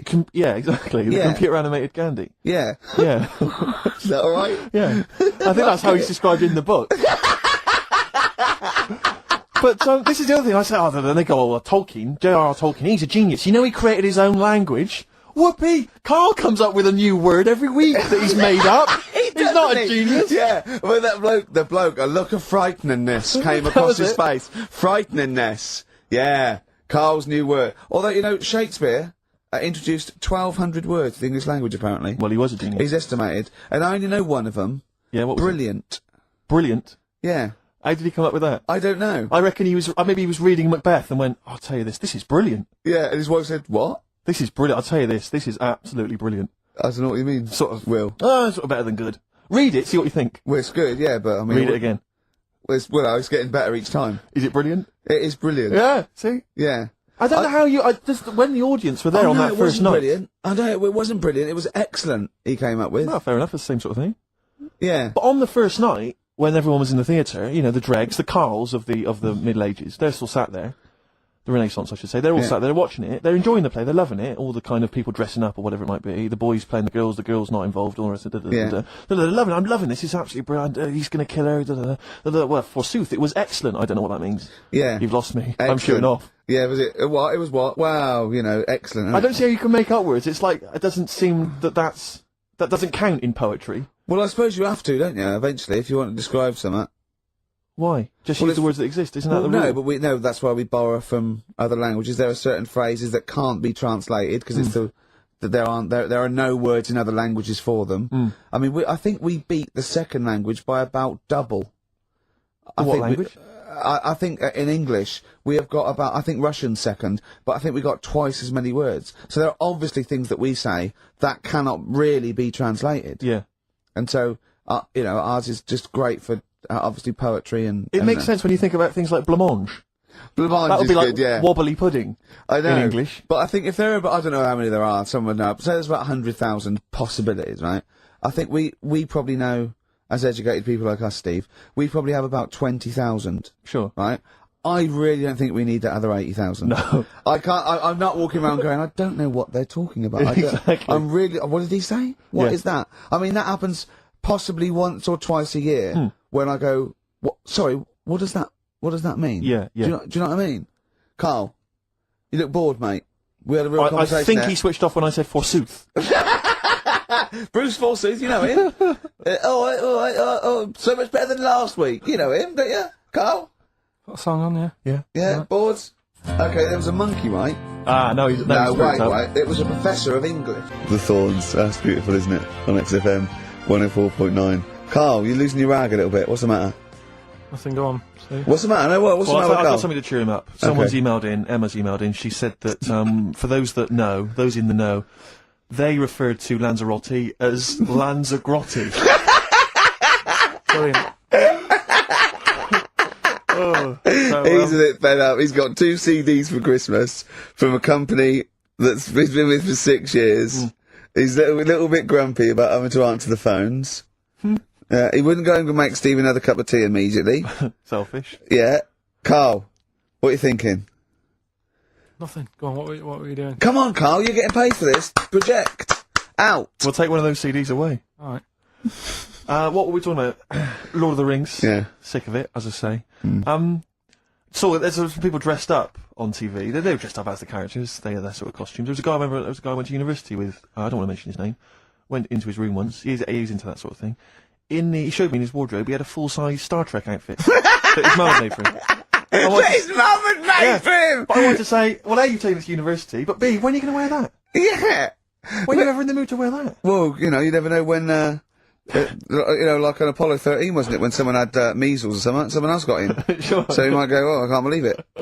Can't believe it. The Enterprise, Uhuru can't make it. But it's the idea of that being, you know, I'm not one to speak, but it's that idea of that sort of being attractive to women.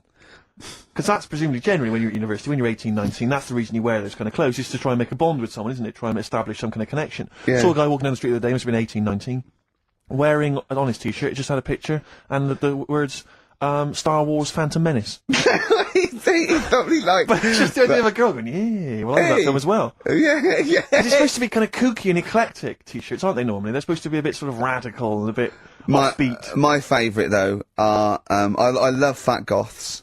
Yes. I really love fat Who are still goths. persevering with it, even into their 30s? I like fat young ones. I love fat 18-year-old goths. I really like them. They're one of my favourites. And I like 42-year-old goths. Yeah. Who, they've losing all their hair. They're just growing at the back.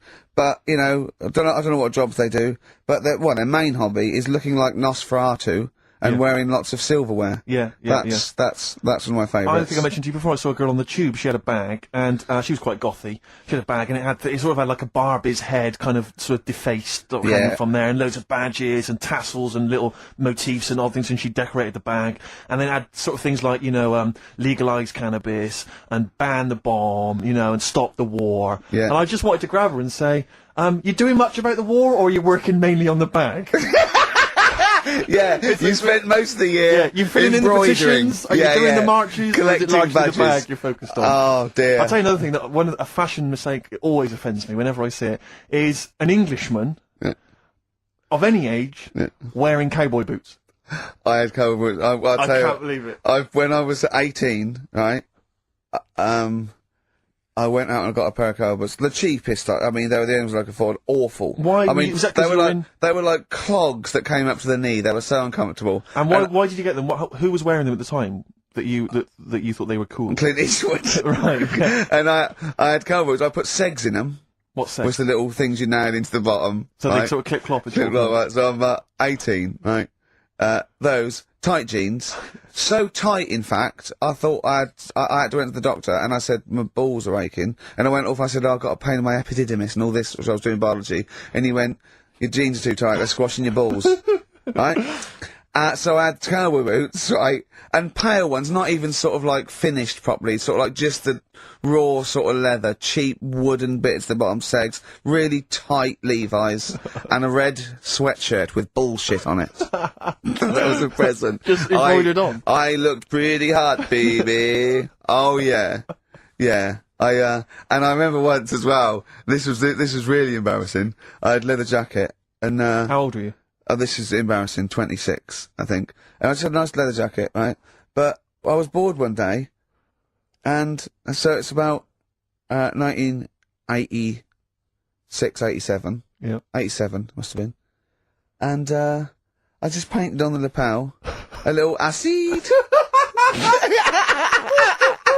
And that didn't last. And were you going to acid house raves at the time? No, of course not. No. But I remember that one didn't last long. That was in the bottom of the wardrobe immediately. Yeah. I knew at the time. I just thought, what Yeah. is that? Yeah. But I forgive anyone sort of anything up to about the age of 25, right? I don't know. But I mean, it's getting close there, yeah. But certainly up to the age of 20. But it's the 40-year-olds. It is Yeah. the 40-year-olds that Yeah. just still have a little go. Goths are the best. Goths are the best. or the cowboy stuff, because there's never been a culture of cowboys in this country. I know, You know, so yeah. you see the 40-year-old guy with the kind of cowboy jacket with the tassels, Yeah. you know, or the bootlegs tie. Add that, yeah. Went to that, yeah. Did all that, Because you've yeah. been through most phases. This is what's Been through interesting to me about you, is you're quite self-aware. But the most committed one was probably the New Romantic when I first went to university. So, 18, red bullshit t-shirt and tight jeans. Within a couple of months, David Sylvian, just full makeup and Yeah. that. Can I ask, because having never really subscribed to one of those fashions, one Yeah. of those styles, Yeah. with something like New Romantic, which is, you've got to be quite committed, do you ease into that slowly, start wearing a bit of nail polish, maybe an earring, and then you work your way in, or you went whole hog? No, remember the first time I did it, was the sort of like the first disco in my first year. Borrowed someone's makeup, put it on, stopped at the chin, hadn't quite got the, sort of looked like a mannequin. Right. And then I sort of got better at it, I suppose. Right. Wanted to look like David Sylvian. That was the idea, and then it sort of And like so you stuck, had and to then- literally go out and sort of start again with your wardrobe, presumably.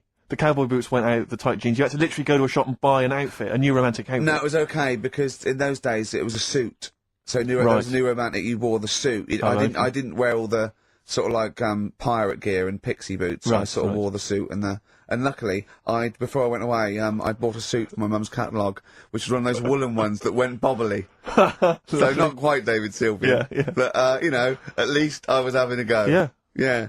Well, respect. Have you ever subscribed to any of those fashions, Carl? Nah, just Just going for the gay look now, aren't you? He wears Ben Sherman's and he shaves his head. remember wanting some Dr. Martens. Yeah. And my mum worked at a college in a canteen, and she knew I wanted some, but she got some. There was an old woman who worked in the canteen who said she had some, and it turned out to be like little granny boots. And I ended up having them for a bit. With a little zip up the front. Yeah, Nice. Oh, brilliant. Did you wear them? for a bit. Yeah. Well, you might as well. Want not, waste not, want not. Play a record. Have some ads. Alright. Steve, I've got to find out the answer. It's been driving me mad.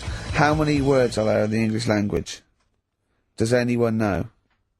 Define your terms. By English language, you mean English words. Words Yeah, that are considered to I be don't mean English. how many words are there in a dictionary with all slang, different, how many English words are there that you say were English words, you know? Not. But there are so many of them which yeah, are but not derived from- phrases, not slang necessarily. Not. But what about English words which are derived from French, Celtic, all the rest of it? Well, like, cliches, okay, but they have other languages in them. But how many different English characters are there? Right. Because There was Words, some not news. characters. There was some Yeah. some news a few weeks ago about a fella who could, if you said a word to him, right, he'd say, "Yeah, that's on page 36 of the dictionary," right? And they said he remembered 80,000 words, right? So that's in a little dictionary. They said it's 80,000 words, right? So does that clear that up? well, I thought there was about 100,000, right, English words in use, not counting all the other little bits and pieces, phrases, slang. Like, I think I is in there now. Ali G, popular. No, I don't know whether I should count that or not. Well, if you're one of our listeners, perhaps if you know somebody who finished school, you could maybe pop next door, get them, ask them, and then email in the answer, ricky.gervais@xfm.co.uk if you've got an answer for that. Talking of email correspondence, Rockbusters. Oh, Rick is okay. underway. People Have we are got monkey news? Absolutely loving that. Let's see if we can cram it in. Have we got a film? Yeah. We should do that then. Well, let's hang on, finish do one thing and move Rockbusters. on, 'cause Jesus, calm down. Alright, Right. Rockbusters. Let's get this third one out of the way, 'cause it's tricky.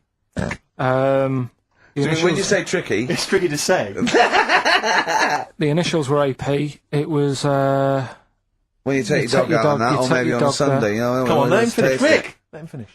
you take your dog there. You might go there on a Sunday. Have a taste of it when you're there. Right? That was AP. The answer. Alex Parks. Right? Alex. Alex Parks. Yeah. Kind of Carl, doesn't work, that one.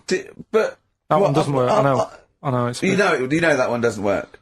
yeah. Okay, good. Okay, well that's Well, fine. that's That's what I fine. was trying to work out when you were messing around. What That's do you why mean it isn't that messing good. around? Okay, come on. No, the other ones. The first one was the These German are gonna be fella. brilliant. Can't do any photos because it's been nicked. What's German that? fella can't do any photos because it's been nicked.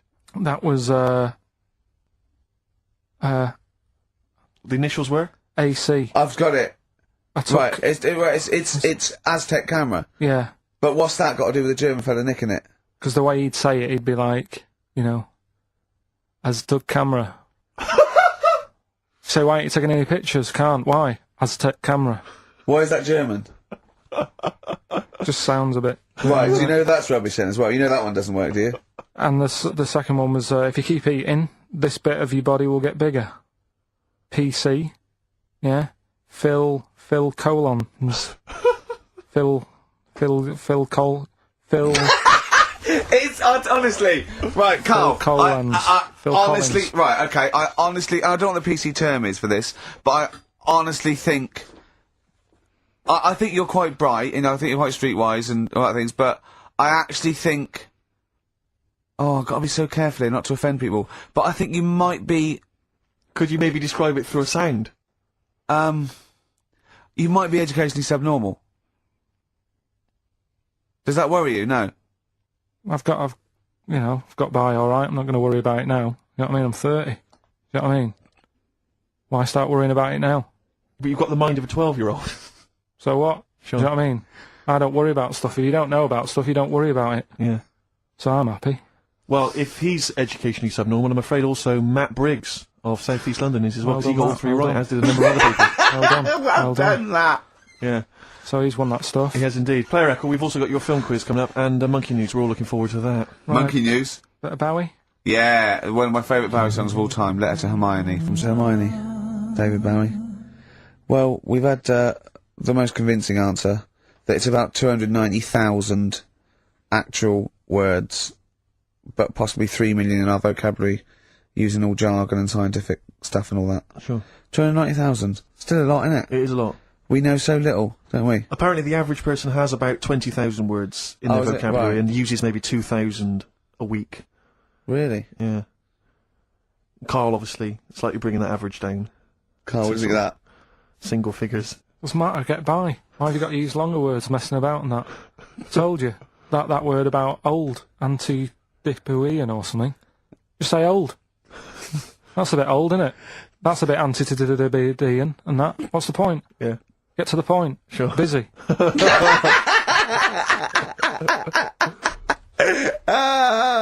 Right, okay, are you in a film this week, Carl?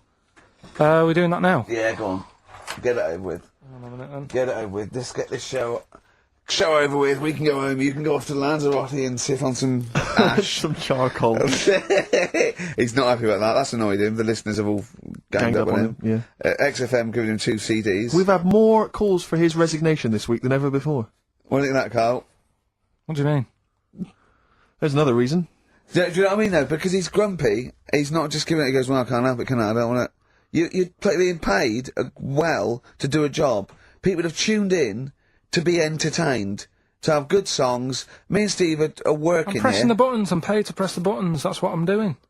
Has every CD started on time? Then Yeah. why would they give you Monday off if you just paid to press the buttons? Don't get every other Monday off, do I? So have you stopped doing that now, have you?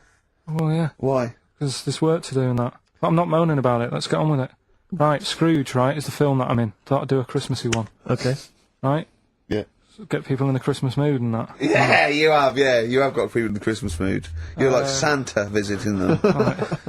So... It's you in the film Scrooge? Yeah. Which Yes. version of Scrooge? The old one. Is it if it's just you moaning with bells, I'll be annoyed. Right, go That on is then. essentially Scrooge. yeah. Right, Scrooge, listen to this, and then there's some question at the end. All right. And you can win some stuff and that. Yeah. Alright. Yeah.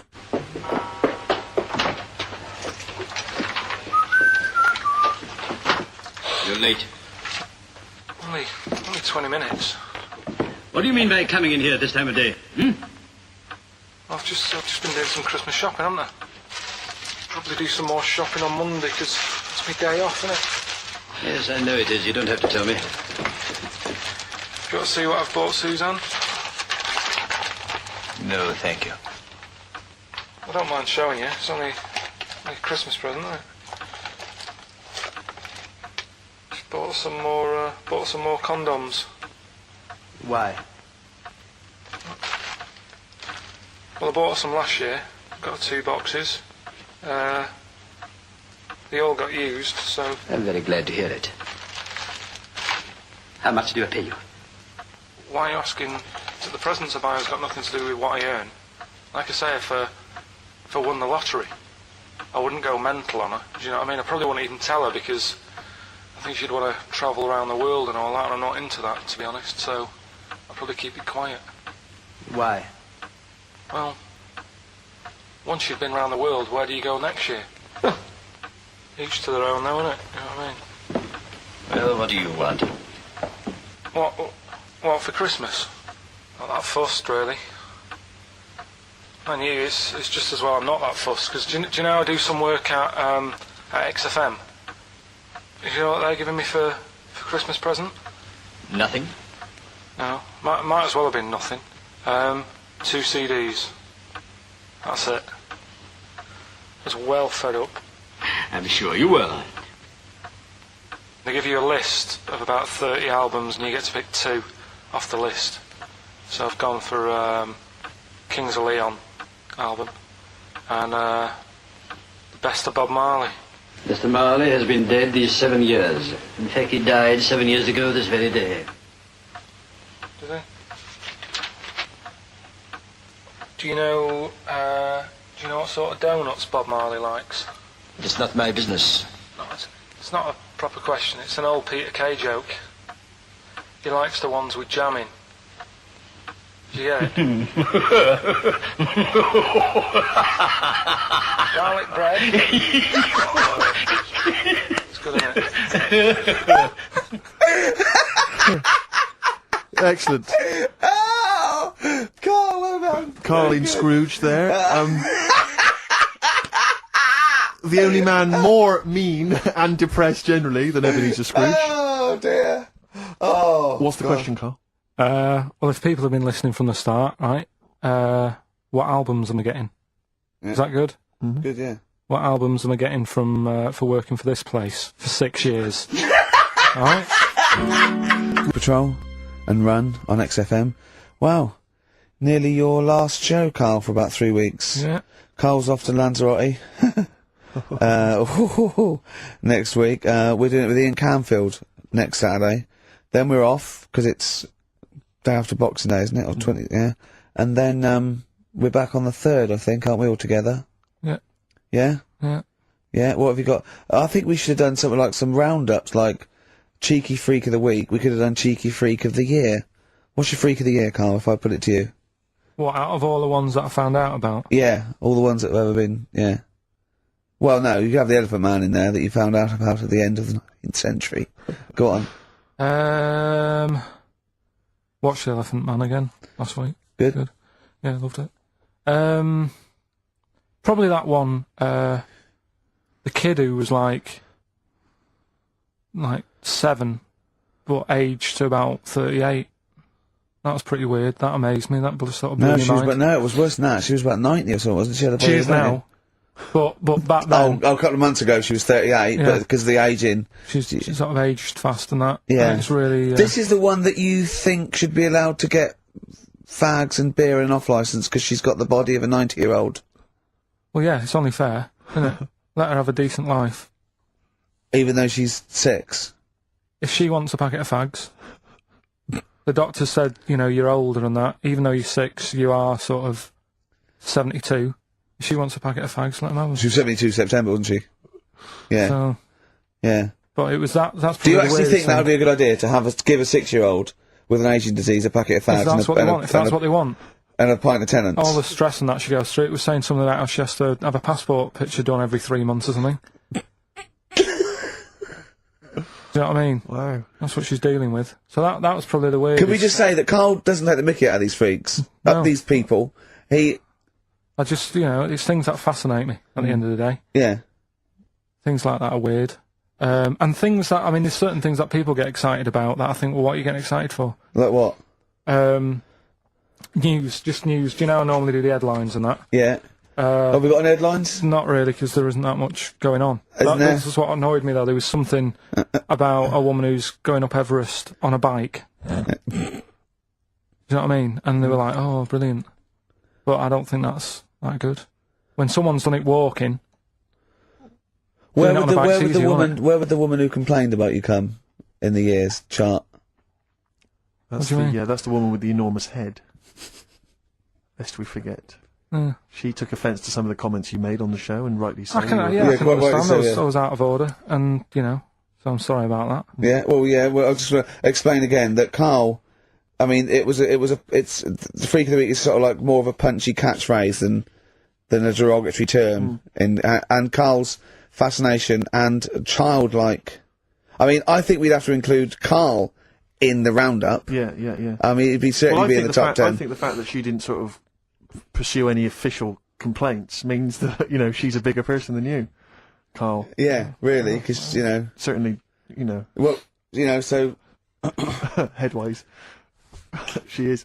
Karl, you're going to do some news What do you stories, I want? think. Well, like I said, there hasn't been that much going on. There's a story about a fella who hasn't eaten for 70 years. Right. He hasn't eaten. Is that all the? That's all the information you're going to give us? Yeah, hasn't eaten for 70 years. Hasn't had a drink, but he's all right. That's rubbish then. Next. It's not rubbish. Yeah, it is, yeah. Next. Well, what is it? How is that? How is a man not eaten or drunk for 70 years? It's that thing, isn't it? Your belly gets used to it or something. Steve, has he misinterpreted it or is it rubbish? Well, it does, to be honest with you, it doesn't actually offer any explanation. It just says that that's what happened. Right, so that's rubbish. It doesn't go on to Next. anything else. A woman's had 6 organs transplanted. Woman needed a new kidney, a new heart, a new stomach, a new liver, new kidney, intestine. Does that mean that she's the same woman? I know. You'd Yeah. just say forget it, wouldn't you? Yeah. Wouldn't you, though? Well, not really. You know, the organ is just a lump of tissue. If you're that knackered, call it a day. I reckon don't waste time with that. Yeah, And good there's advice. there's a woman who hasn't slept for 8 years as well. Well, that's impossible. Again, you want to see that, Steve? Yeah. That's the news for the week. Yeah, all rubbish. Turn off now. Next. Do you want to apologise once more for anyone you might have offended over the year? Yeah, That you- like I say, I never want to upset anyone. We're No, just chatting about stuff it's just chatting. It's from the heart. You see someone, you say, "Oh, it looks a bit like so and so," or "Isn't it a bit?" You're not really, you know, you don't really try and hurt anyone's feelings, do you? But I think most people know that. And I mean, I've got to apologise for laughing at anything you say. I actually can't help it. Again, it's not vindictive, but when Karl comes out with some of the things he says, it's impossible for me not to laugh or react. So, have a Merry Christmas, everyone. Well, before that, Rick, is there some final, for the year, monkey news? Tell you what, let's play a good song. Okay. Right, we'll have a bit of monkey news, and then that's it. A bit of Amy Mann, then. Perfect. Brilliant, this one. By Amy Mann on XFM 104.9. Well, now it's Monkey News. Well, before monkey news, Rick, can I just mention to people, if they enjoyed that version of Free Love Freeway that we played earlier on the show, the kind of alt country version. Yeah. That was by Ben O'Sullivan, and hopefully if you check out his website, if you're interested, you probably can download something, or maybe he'll tell you when he's going to release it. That's benosullivan.com, one word, benosullivan.com. Good luck to Ben, Happy New Christmas to him, and New Year, best of. Rearrange these words into a well-known phrase of the time of year. Yeah. Initials MC. Okay, Okay. play the jingle. Oh! What is it? Chimpanzee that. Oh yeah. Chimpanzee that! Monkey news. Right, well, the last one of the year. It's not that good, but this is all that's been going on all week. Yeah. Little monkey. What happened is, it's this plane, right? Aeroflot, I think it is, Russian airline. Having a good flight. Everything's going normal and that. This is gonna be libelous. The pilot. Sorry, I mustn't interrupt my son. How tall was the pilot on this flight? Okay, listen, we've had a few complaints. People saying, don't interrupt Monkey News. Okay. Don't interrupt Monkey Okay, I News. won't then. It's like the Okay. weather girl complaining whilst Trevor McDonald's doing. Okay, all right. Go on then. Go on then. All right, so the flight's going well. Food's been served and all the rest of it. Anyway, someone gets upset about not having many nuts. All Right, they've not got enough nuts. They hand the nuts out and that. One of the sort of passengers is going mental. Because What's he saying? He's just What going language mad. is he talking though? Is he Russian or English? So anyway, there's a bit of a fight going on. Fight starts happening. People are going, "What's up with that little fella?" Right? The little hairy bloke. So they sort of drag him. What's wrong with Bob Hoskins? And why is he screaming? Why isn't he talking in his usual Cockney accent? Why is Bob Hoskins screaming and grabbing at nuts? So you've ruined it. Right? Come on, forget it. What have I ruined? Right, Rick, turn his microphone off. We Okay, can't interrupt go on. you. Right. So anyway, so there's a fight going on. Nuts are going everywhere, right? So, anyway, so they manage to tie him down. They get him on the floor, tie his legs up and that, right? His little legs. Get him to the... Come on, come See you on. later. Have a good Christmas. No! Carl, how dare you? Finish the story. All that happened is they got back. It turned out that he shouldn't have been on the plane anyway. Why? His passport wasn't valid. Right. And you can't cause problems on planes and that. So he got put in a cell for a bit. Turned out it was a little monkey.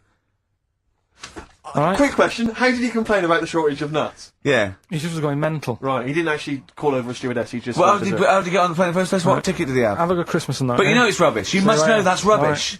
All You the must best. know that's rubbish. All the best. You must know that's rubbish. Where was he going? So where did you go, Carl? What was the story? It was my birthday, right? Went home after working with you a couple of Saturdays ago, right? Girlfriend was like, open your card, and I said, no, it's my birthday on Monday, I'll open it then. You obey by the rules, don't you, of birthdays? The birthday rules. Well, there's no point. Well, exactly, chaos leads that way. Yeah, right, so, Not an anarchist, never has been. so anyway, she was kept going on, and it was doing me head in, so I said, alright, I'll open it. Yeah. So I opened it, ticket fell out, surprise holiday to one of the Canary Islands.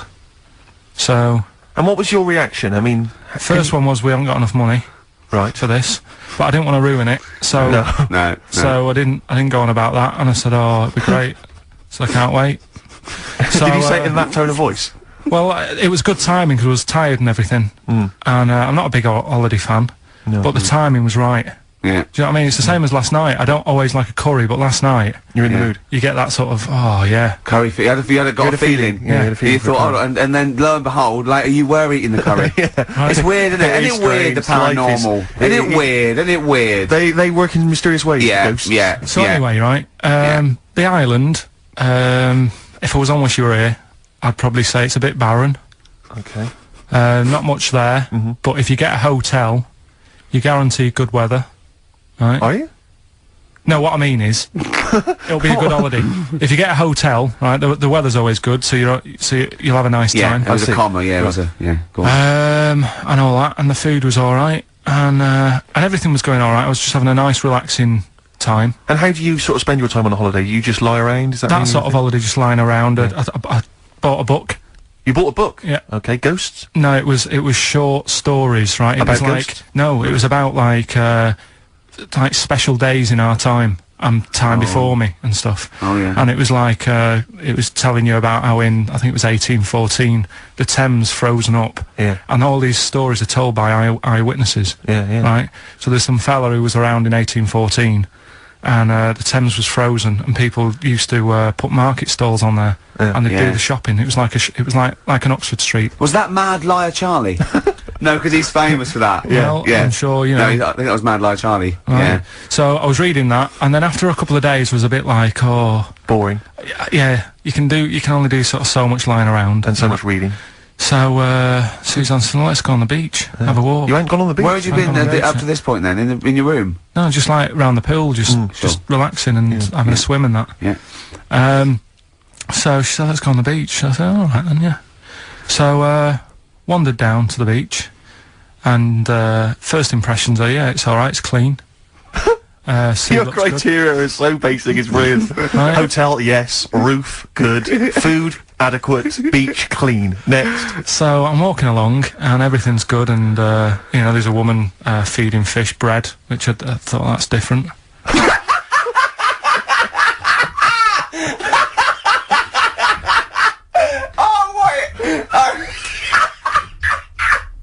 I love that. He likes originality. He loves a bit of originality. He was feeding fish bread? This woman was there, like, up to her knees in water. Yeah. And she was stood Was there. that the sea? Chucking, yeah. Oh, right, good. Chucking this bread, and I thought, what's she doing? And I stood there and watched for a minute, and there was little fish coming up, having the bread. I thought, oh. So we carried on walking, and, everything's going well, and then this fella comes towards me. Everything's going well. Yeah, that's I original. haven't fallen over. Clean feeding bread. 2 points for originality. It's going well. Good, yeah. Fella comes walking towards me. Oi, oi. He's only got no pants on. Oh. So I said, Suzanne, what's going on? Why did he turn to her? Like she knows more than him. So she said, oh, yeah, it's, she said, yeah, it's a nudist. Is this going to be a long story? Can you pour that coffee? Can you give me that coffee over? Sorry, this is really bad. Yeah, because he's poured... Thank you. Just amuse yourselves while we talk the coffee. Thank you very much. Steve, do you want I'll have a cup of coffee, Carl. Right. Thanks. Yeah, cheers. Cold. Right, good. Yeah. Okay. So... Great. Thank you. So she said, yeah, it's a nudist beach. So I said, well, why, what? I said, we're all it's all mixed up. Normally on a nudist beach, it's a nudist beach, and you don't go wandering on there when you get your clothes on and that. So it annoyed me a bit, because there wasn't any signs. So this fella's getting closer. Well, the knob out was a sign. Yeah. Right, so he's getting closer, and he walked past me. It was an old fella, and he walked past and he had a hat on and a little pipe, and a big rucksack on his back. Right, so he got me thinking... Not strictly naked. I'm walking along, and I'm thinking, right, why do people want to do this? So straight away, I wasn't on holiday anymore, because most of the time when I'm on holiday, I don't think about anything. Right? Your mind's a blank. I just switch off. Right? But all of a sudden, this has got in my head now, and I turn around to look at him, and... Check out his arse. And this bag, right, I swear, That's his ballsack. it was massive, right? What? You had a massive bag? The bag. His rucksack? His rucksack. Oh, right, okay. Because when he said there was an old couple coming towards me, and I said, what was lower, the bloke's bollocks or the woman's tits? And he said, well, that was another point, she might as well have wore knickers. Because he said, I was so naked, that's what he said to me. So you saw the bag? So it annoyed me, yeah, because the whole idea in it, this is what I think, I mean, I might be wrong, right? Might be wrong. Chances You never have been before. Being nudist, right? What's it all about? Well, no, I wanted you to tell Steve about your holiday. Because you told me in the week. Go on. Steve, I mean, bad idea. I had a feeling anyway about going away with, like, Suzanne's mum and dad. Because I've never been into sort of family holidays anyway, right?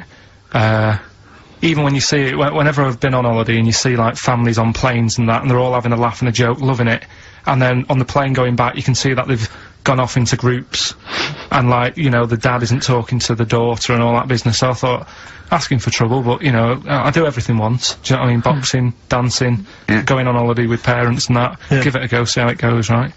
So, Not your A-levels, but fair enough. It started off, it started off bad, didn't it? Because last week I told you that, you know, our dad called us up and said, you know, I want to take some tea bags with us to Madeira. Yeah. What's the best way of packing them? Yeah. Right, so I knew there was going to be problems like that, because the thing with Suzanne's family, right, they like having a routine. They know what they're doing every day.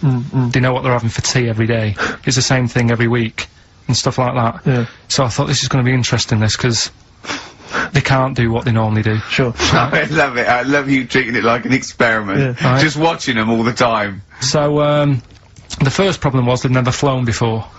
So I was winding them up a bit. Saying, it's murder. It's really horrible.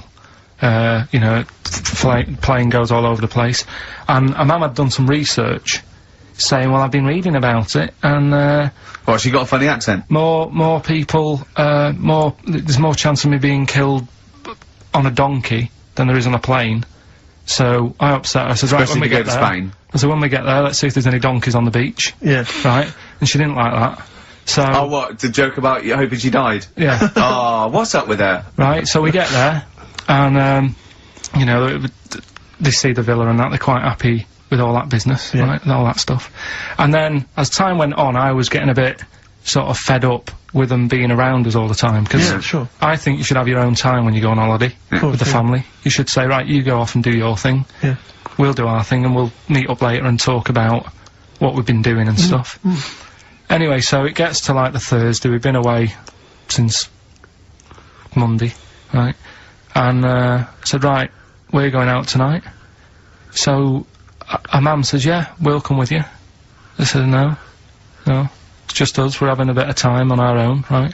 Is it true you said to her, you told me this, you said to her, you started to annoy me, I want some time on my own? Well, I just said, well, I told her at the start, I said, it's going to be interesting this, because people annoy me when they're around me a lot. Sure. So I wasn't nasty to her, I just was saying people, not her. Oh, right. Yeah. Do you know what I mean? I'm just saying, you're gonna get on my nerves. So, You hailed a donkey for her. So, no, but, seriously, right, with the flying, do you know those stockings that you can get because of, deep vein thrombosis? Sure. She had them on in the cab.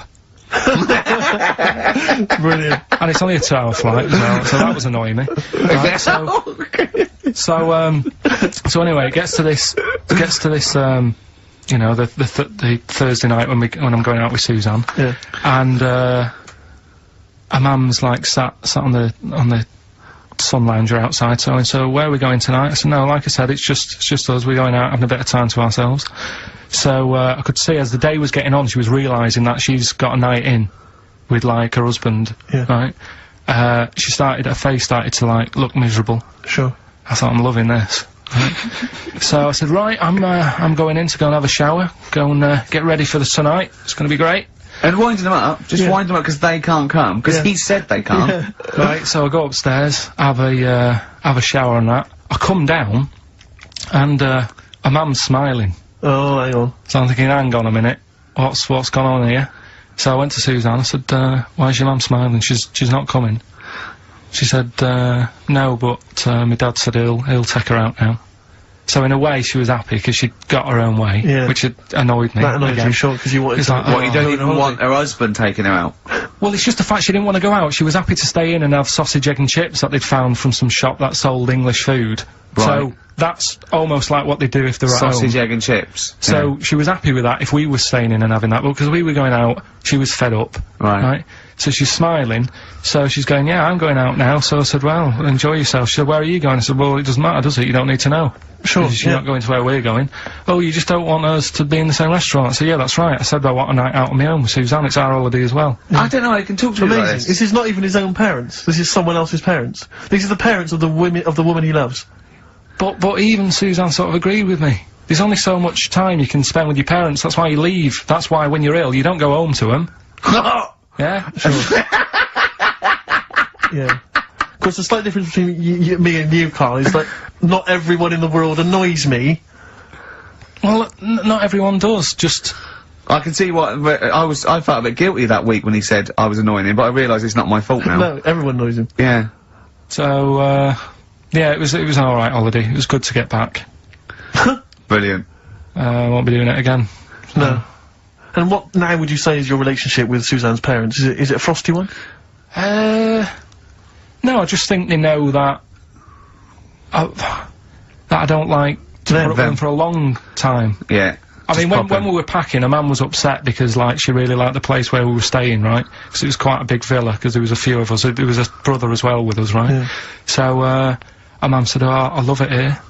She said, I'm definitely going to book this place again. I said, it's a bit big for two of you, isn't it? Just being sarky, like, we're definitely... I said, 'cause, you know, I won't be coming again. You're like, I don't know what you're like, Carl. You're a monster. You're an absolute You're one of those people that monster. goes, I says, I speak as a find, I says, and jibbeth what the wibble. Yeah. And never the way will slap. You're like a middle-aged man. You're like an old man. You're like an old man, and you're what, 30? And just imagine you scraping along in clogs and a flat cap going, oh, that tree's got to come down. Yeah. Yeah. Puncturing a kid's ball if he kicks it into your garden by mistake. Yeah. Refusing to give it back. Yeah, gather round. Yeah, there were once Chinese kid as hairy as that cow, which is weird, because there's not many Chinese people that are hairy, but this one, I tell thee. Carl, you went to Lanzarote. People said don't go to Lanzarote. They told you it was Lanzarote. They told you, were they right or wrong? They were right, yeah. Really? Yeah, it's a bit ropey, yeah. Is it? Why? Just, out there. If it wasn't for the volcano they had, they'd be knackered. That's their big draw, is it? That's it, basically. That's all they've got going for them. When you landed, was it really hot? Initially, were you quite excited? You were thinking this is okay? It was warm. It's, you know, we can't complain about the weather. The weather was alright. Sure. You know what I mean? That's what I went for, but it'd be nice if there just was something else. Yeah. What did you do all day then? Did you read your ritual book? No, I didn't read that. I read that book. Do you know the book that I bought and all the chapters were messed up? Oh, yeah. I bought a better version of that. Alright. And I read that. Excellent. And then, Did it make more sense in order? yeah, a lot easier to follow. Yeah. And then we went and had a look at the volcanoes and that. They've got 36 of them to look at. How many did you look at before you realised that you know, pretty much, you've seen one volcano, you've seen them all? Probably about 6 or 7. Really? Yeah. And then when you got to the 8th, you thought, now I know what this is going to be, Suzanne. This is going to be like a mountain with a hole in the top. Yeah. Really? But it happened years ago as well. It's like, just keep a couple, fill the rest in, tidy it up. Fill the rest in! Yeah, no, Well, yeah. getting some builders. No, seriously though. Okay, 4 million tons of concrete, please. They're an absolute death trap. Yeah, what? Yeah. What do you mean, fill them in? Do you know what a volcano is? Just a hole, isn't it? That's happened. Well, it's more than the happened back hole. It's in- more a portal to the magma in the centre of the earth. Back in 1730 it happened, and they still haven't sorted it out. Well, when you say it happened, volcanoes were made a lot longer ago No, than 1730. No, but the one that did Lanzarote in. Right. Sort it out. What would you suggest? How tidy can they up. fill it in? It's joined. It's all joined. No, but what I'm and saying the, is, it was the a- big it was- plates of the earth are all joined. It All was the a disaster, magma's wasn't it? joined. With the trade centre thing, that happened. They cleaned it up, sorted it out, they've moved on. That's what I'm saying. Whereas Lanzarote have just gone, leave it. It happened back in 1730. You misunderstand me. How, in the name of God, can you fill in a volcano? You ignorant twit. No, but it's not just the holes. They've actually left the lava everywhere. That's what I mean. It's not just the big holes. There's lava everywhere. But it's molten rock. They can't just pick it up like they're like a carpet. Put it in the holes. The holes are there ready. Just push it all in. That's what I'm saying. So, what exactly is there then? Is it just a kind of moon-like kind of surround with just kind of dust and rocks? That's exactly. You see, I was there when the Mars thing went wrong. Yeah. I would have just sent a camera crew there, filmed a bit of that, right, and say, here we are. This is it. Ignore the little coffee shop in the background. Right? This is Mars, because that's where it's like just loads of dust, holes everywhere. Tidy it up. Little round-headed aliens complaining. It's just like Mars. Yeah. So, is there any? What's the best bit about the holiday? Come on, pretend you're Judith Chalmers. I have been doing. I would have done all that. I would have said that. Don't bother. Right. I mean, the hotel was good. Yeah. That was all right. What was that like? It's all right. Just clean. That's all you want, isn't it? See, that's not quite what Judith Chalmers does. She doesn't go, "What's the hotel like?" All right, yeah, clean, innit? All right. But what was it like? Was it what was it? 3-star, 4-star? Did it have a swimming pool? What was the Yeah, room like? I had a swimming pool and that. Yeah. Yeah, it's good. I think it was one of the better ones on the island. Okay. Nightlife? Wasn't really. Bars? Wasn't really. And there was a bar. There was some bands playing. Yeah. Not very good. Food got a bit boring. Yeah. It was always the same food every night, but they sort of themed it and made out as if it was different. So, like, on Mexican night, it'd be chicken with a nacho on it, Right. and Chinese night, sort of chicken with a little prawn cracker on it and stuff. Sure. But that got a bit boring.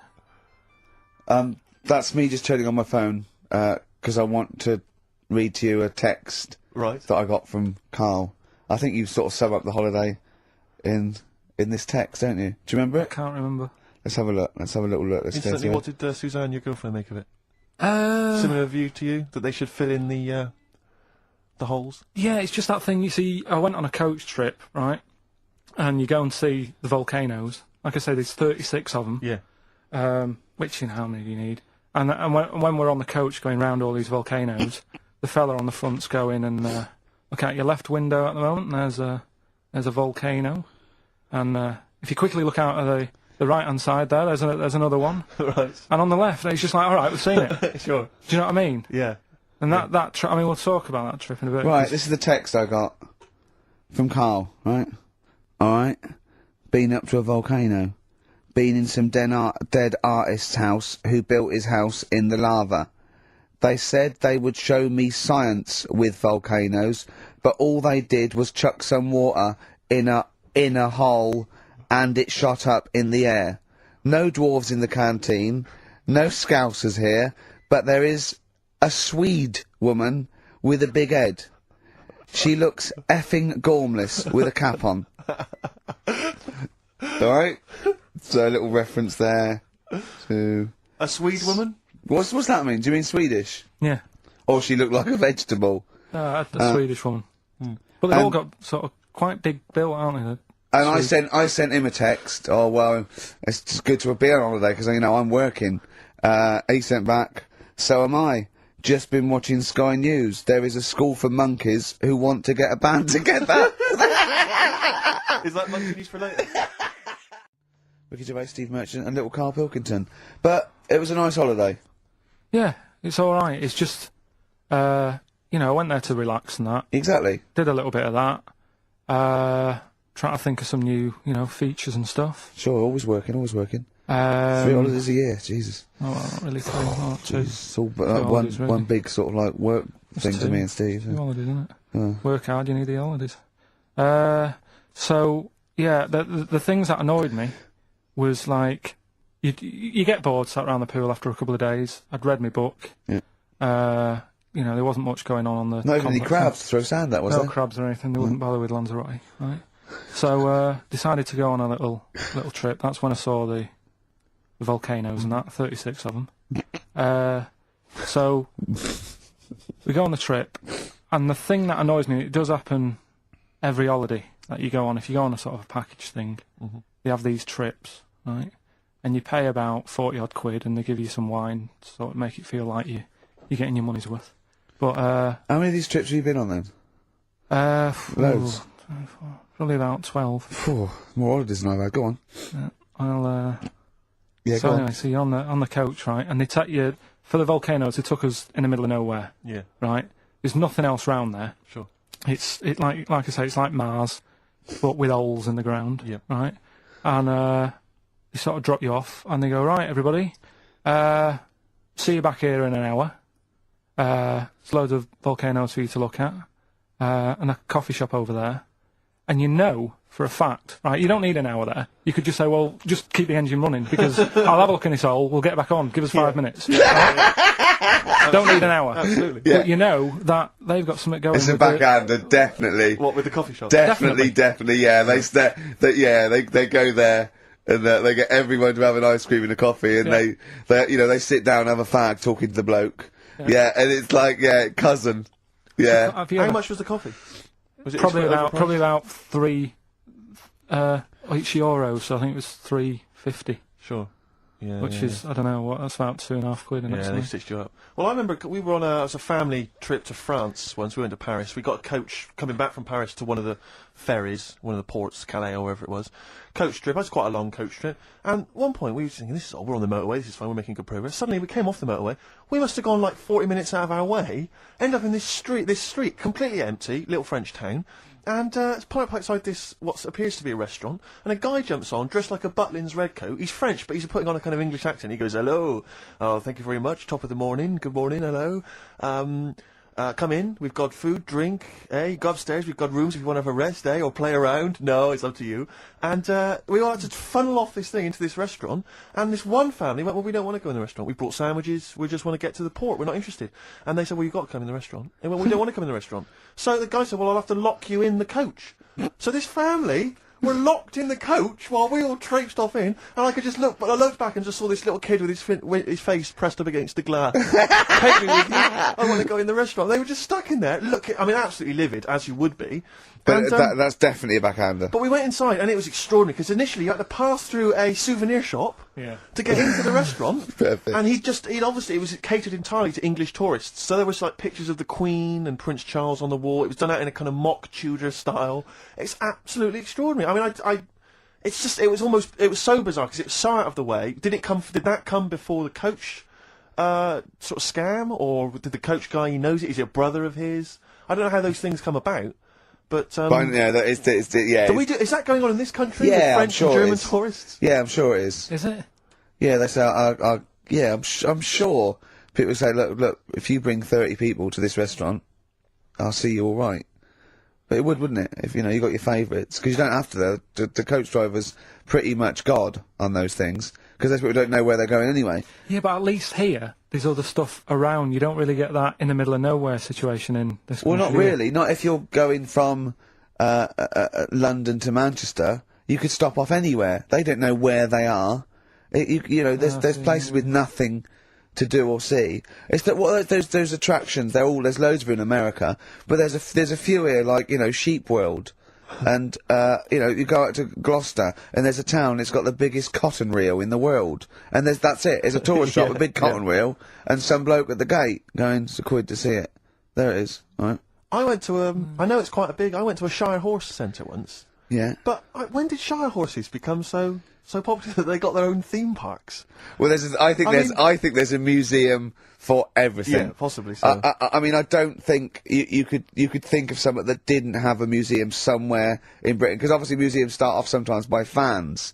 But did people keep coming around going, I hear you've got a Shire horse, I'd love to see it? Yeah. Well, I can't. People coming all the time to see my Shire You should horses. get another one, because I'd pay double for I those two. pay good money to see your Shire horse. Yeah. Shire horses. I know. Have you seen them? They don't do anything. They're not like monkeys. They're They're not just like grand, monkeys, elegant no. creatures. But you look at them in a picture or look at them in real life, pretty much the same thing. They're not doing anything. If they could train a Shire horse to swing on a rope and masturbate, Exactly. I'd pay double. You pay good money. I'd pay double for that. Yeah.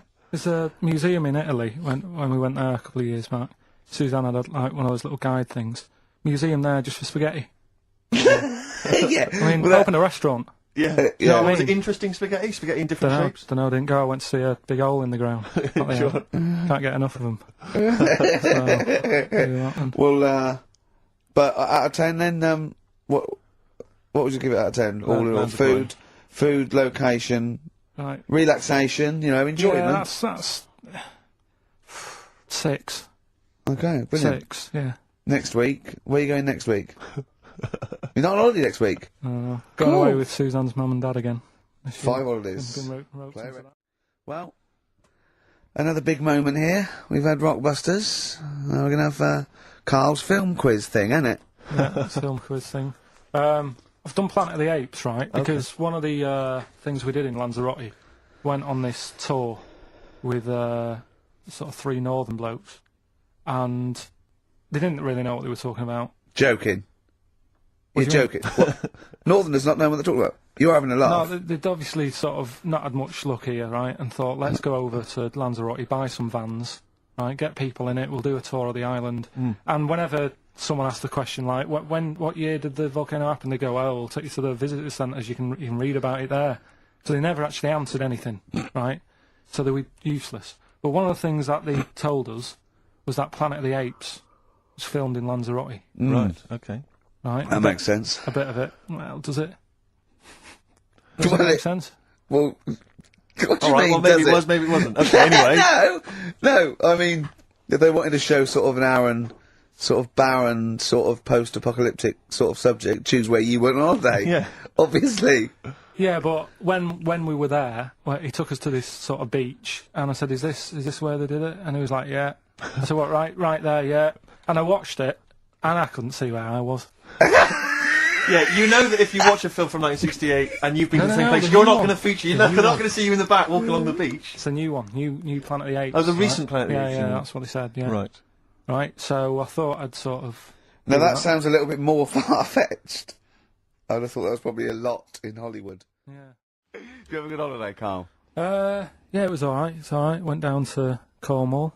Now, Tell you're you what, going to the monkey some odd sanctuary. people down there, Steve. Well, don't look at me, I'm not from Cornwall. Well, you're from that sort of area. Well, not really, but never Genetically, he means. mind. Right. They're weird. Well, you must have slotted right in. What are they weird? What do they look like? It's all sort of odd people. A lot of old people, but not just old, sort of messed up old. What do you mean messed up old? You can't just say that. There's There's a woman with a funny neck. Okay, in what way was it funny? Why did she have a funny neck? If you were writing an essay, you wouldn't say there was this woman with a funny neck. How would you describe it? She sort of had her head, like, pointed down all the time. Like that. Don't do it, this is radio. No, but just for you, I do like that. Yeah. Walking about Yeah, okay, right. So, brilliant. I don't know. I was saying to Suzanne, what happened, you know. What do you think? Because Suzanne knows everything. That's the good thing about her being with you. You just ask her, what happened to her? And Suzanne goes, Carl, I don't know. Yeah. I haven't been here before. Suzanne, your girlfriend, or mummy as you call her. Oh, sparks are flying. Yeah. I got a little bit of chocolate. Can you just lick a tissue and wipe it off? Oh, She said it might have been like, because back in the olden days they carried stuff on the... the olden days. What do you mean the olden days? This woman was probably what, 50? No, she looked about 70. Yeah. But like I do on Cheeky Freak of the Week, right? I always turn it round and we get like something good out Something of it. positive, yeah. I said to Suzanne, I bet she finds a lot of money. Always staring at the ground, yeah. Oh, There's dear. There's always Oh, good. so, you're Maybe back. she just had new shoes and she was admiring them. Yeah. Did you think of that? Before you point the finger and judge? Or a necklace was too heavy. Exactly. So, you're back refreshed. So, what have we got for this week? Have we sort of... Because we didn't meet last night, which we usually meet No, sort of I called you and said it'd be good if we could, you know, I wasn't getting back into London Well, I was up until for it, I was up for it, 7:30, yeah. but... Yeah. Yeah, but we all need to be there. It's not Yeah. good just me and you being there. Yeah, so... Yeah. No, you're right. I mean, you're absolutely right that I wasn't there yet because I wasn't willing to just be governed by your particular schedule. You want to jet back in from another of your holidays It wasn't a at holiday. 8 o'clock. Wasn't a holiday, though. Well, so what? You What were do you out mean? of town. What do you mean it wasn't a holiday? What was it? It was a treat, wasn't it, for my mum and dad?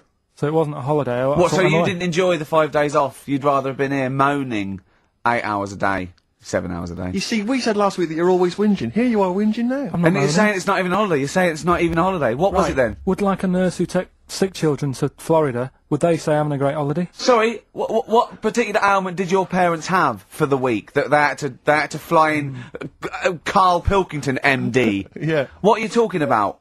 Well, alright, it was a holiday.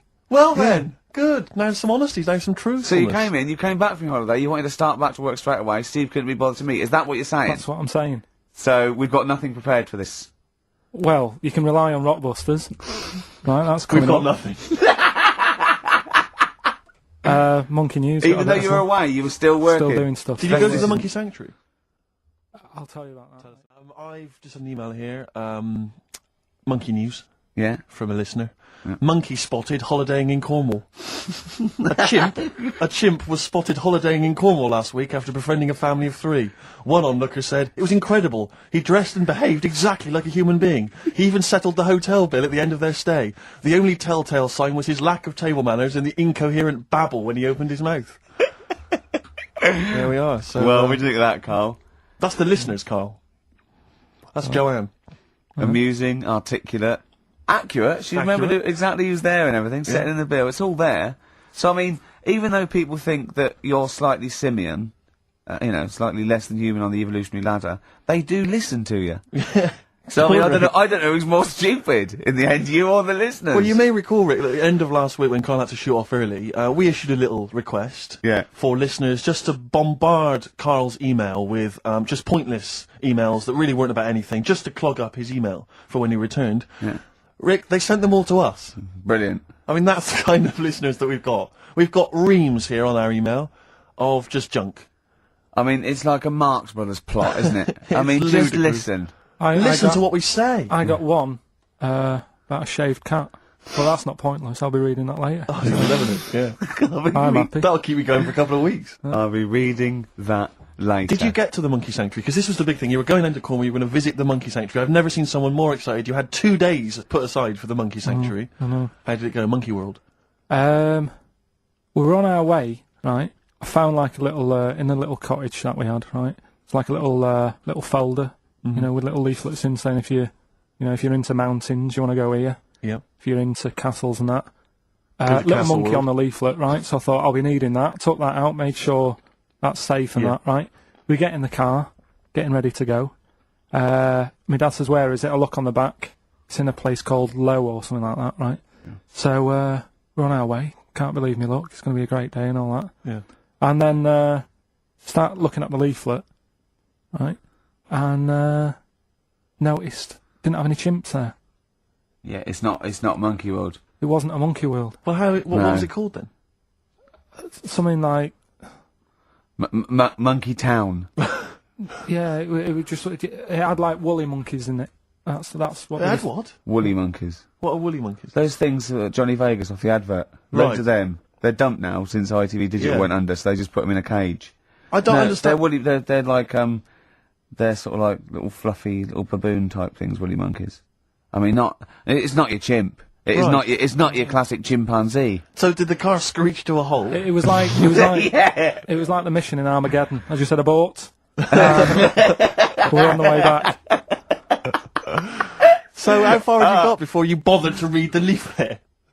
Probably about 5 miles away Right. from where we were. So what did you do with yourself? You must have been distraught. we Well, went they to, broke down and then they heard banjo music. Yeah, yeah. No, we went to a sort of an amusement place. Arcade. I'd love to see you in that. What with putting those coins in, so it has to roll down and they go flat, and then an arm pushes There them. was one of them. Really? But I I'd worked spent out it was years a on that when I con. was little. Well, there's a new one. I can't be bothered explaining it, but it's a con. We went to this place, right? My mum and dad had been there before, and Yeah. they said, "You'll love it. It's brilliant. It's got like a war bit in it." A war bit, right? Yeah, like, because they know I'm into tanks and stuff. Yeah. So you'll be loving that. So, sorry, I didn't know you were into tanks. No. Well, they're alright. Brilliant. It's gone from one of his childhood passions to, well, they're alright. I know, yeah. Go on. And, but it was awful. I mean, my mum and dad had been there before, and he said, "No, you'll love it." But Yeah. it was like a really miserable day. Sure. Right? All the rides and that were broke. Yeah. Broke! It just reminds you of Manchester. My dad just ended up, he was more interested, there was a really fat family there. Well, presumably he was breaking into the machines, trying to scoop off the cash. I like the fact that those poor fat family were going, why are those people looking at us? Yeah. Oh, do you want to ride one? No, but they we're were, not a ride. They were massive, and he just like, look at that, look at the state of that. Whole family. Yeah. Just, fat. Bloaters, yeah. All right. No, down. but because fat, there's no need for it, is there? And he was really like, oh god. And then he wanted to follow them into the House of Mirrors to see what they'd look like. But my mum had got bored. She went off to buy a little Snow White figure. She couldn't believe her luck. It was only $2.99. Yeah. She thought it was going to be really expensive. Sure, so she she's bought classy one of lady. them. So she enjoyed that. And then my dad says, "Come on, we go in. It's rubbish, this." What, the fat family wouldn't let him play with them? So he just said on the way home, he said, "I can safely say that I never want to go there again before I die." So that was that. And then we went home. Why would he ever give you that information? In case it was like a secret birthday present. You Yeah. go, oh God, what if they get me a trip to here? Or if he's in a coma and you go, I'll tell you what, Dad. bring him out of it. That fat couple yeah. by his bedside. But Suzanne said she now realises why I am the way I am after Yeah. spending like a week with them. Well, She they said- told her that they dropped you on your head as a kid, or No, just like the way they act and that. right? Yeah. I No, think- they were saying things like, Suzanne, so, why is the moon out at night and the sun in the day? Yeah. Oh God. Yeah. Oh it God, was- there's it- 3 of them. Suzanne, can you tie my shoelaces again? It was the bit when my dad said, "Don't waste money on a coffin for him. Just put him in a bin bag." Carl, you haven't told us about your holiday yet. You were meant to do it last week and you didn't.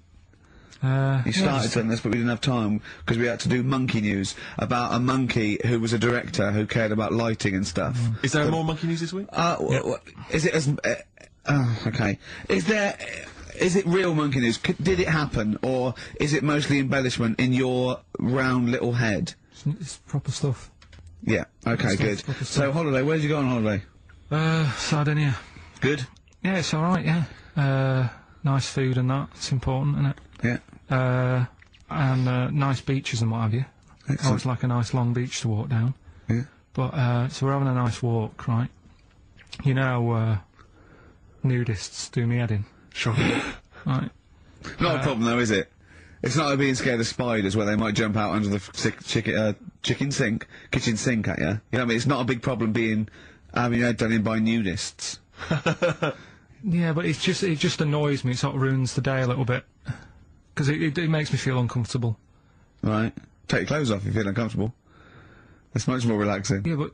Well, anyway, right, so I'm walking along the beach, right? Lovely long beach, what have you, you know, watching the sea, picking up shells and that. And what are you wearing? What's your natural beach club? When he says picking up shells, I imagine he's on all fours going, yeah, like that, you know what I mean, looking at things. Just like washing his nuts in the sea to get them tasty. Yeah, going into the sea and then kind of shaking himself and all the water flows off. Yeah.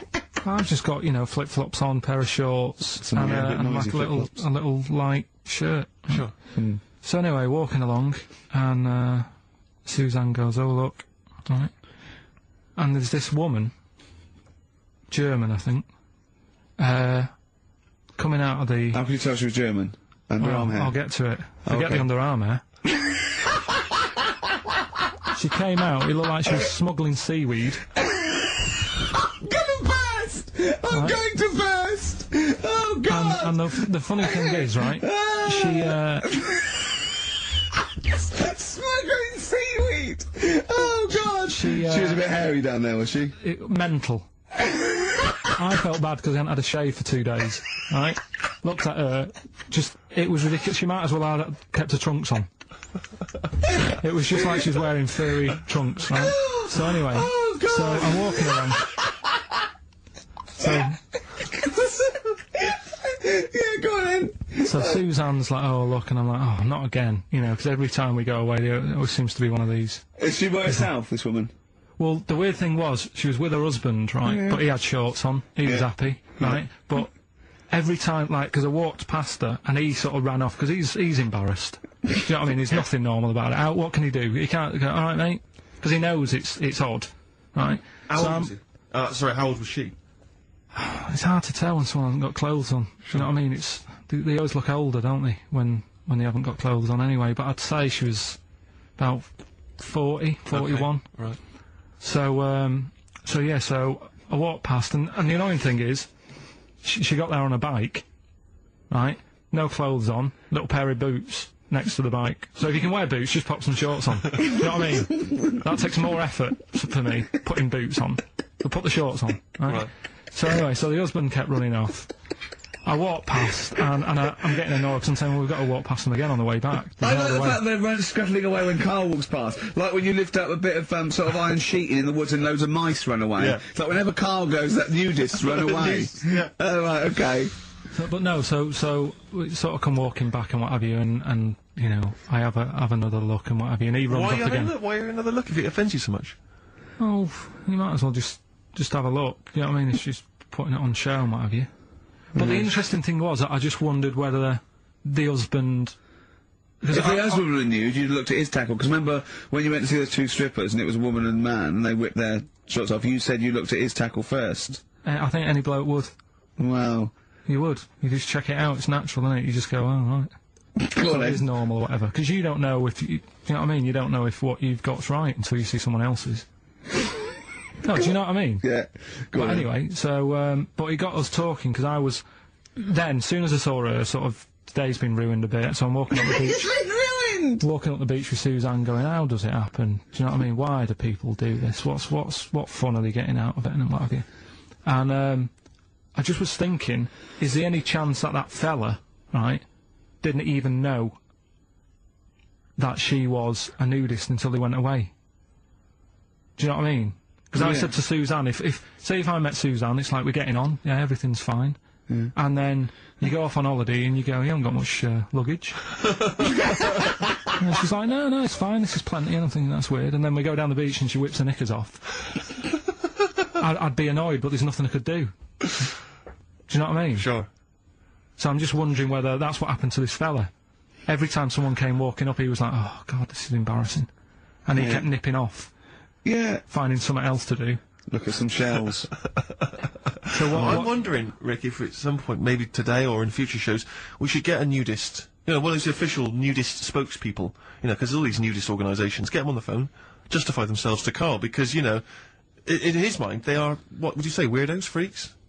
I don't quite get it. I was reading something in one of the supplements last weekend, and some journalist went round to some, whatever you call it, some resort or whatever for nudes and that. And it's Were just they playing volleyball?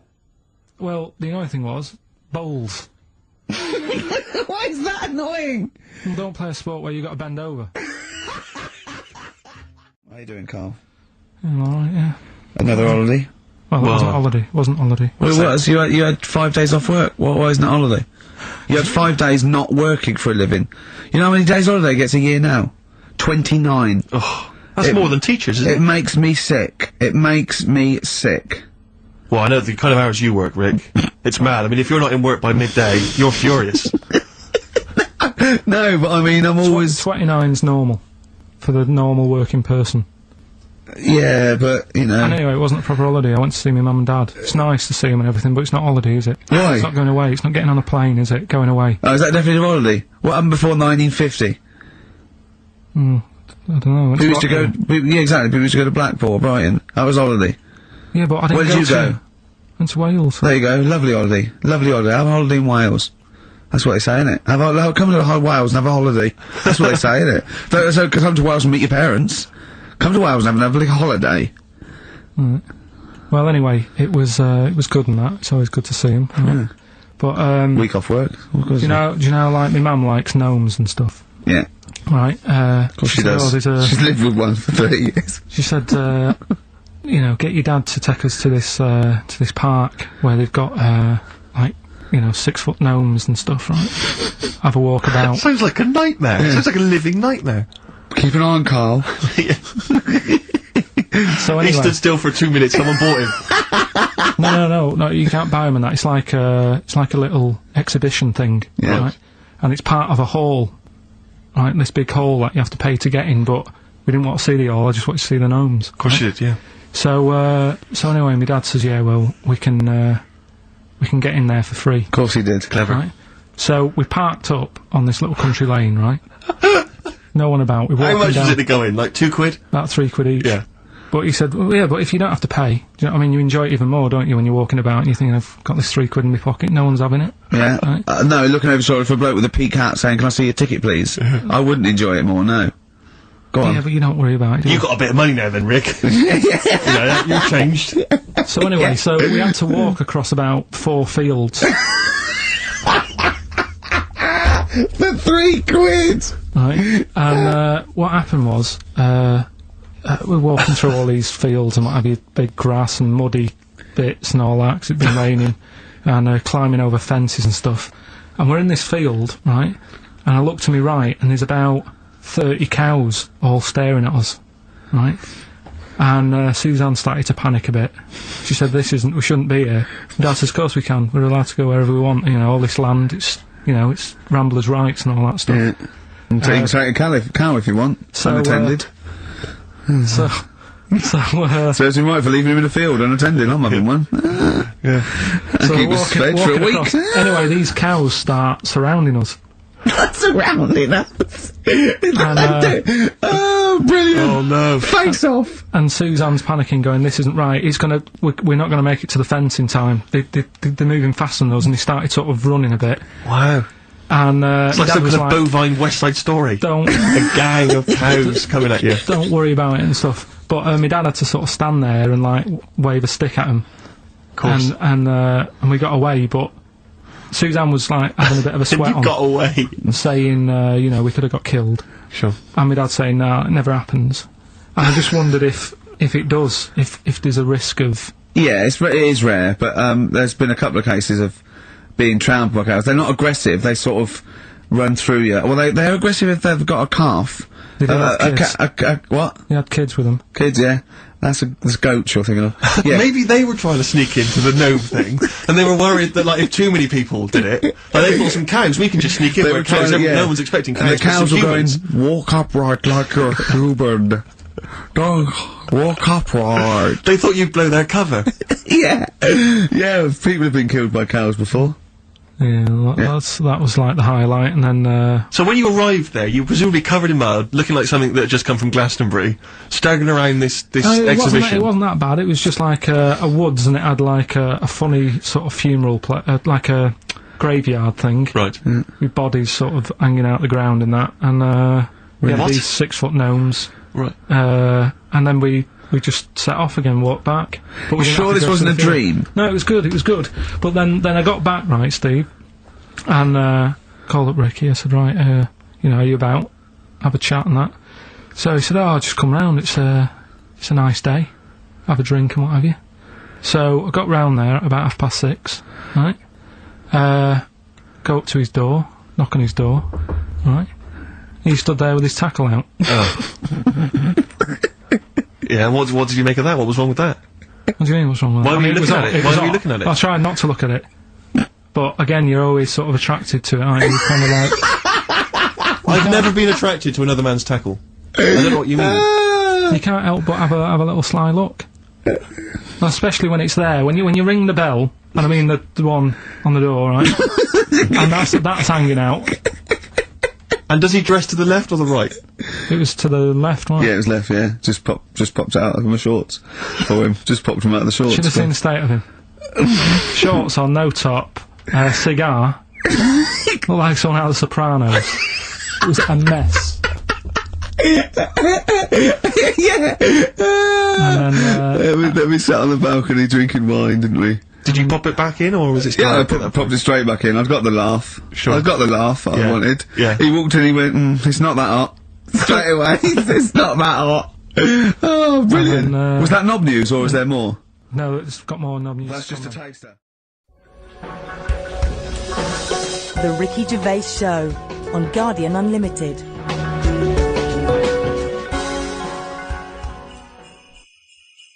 Hello, and welcome to our Christmas podcast with me, Ricky Gervais, Stephen Merchant. Hello.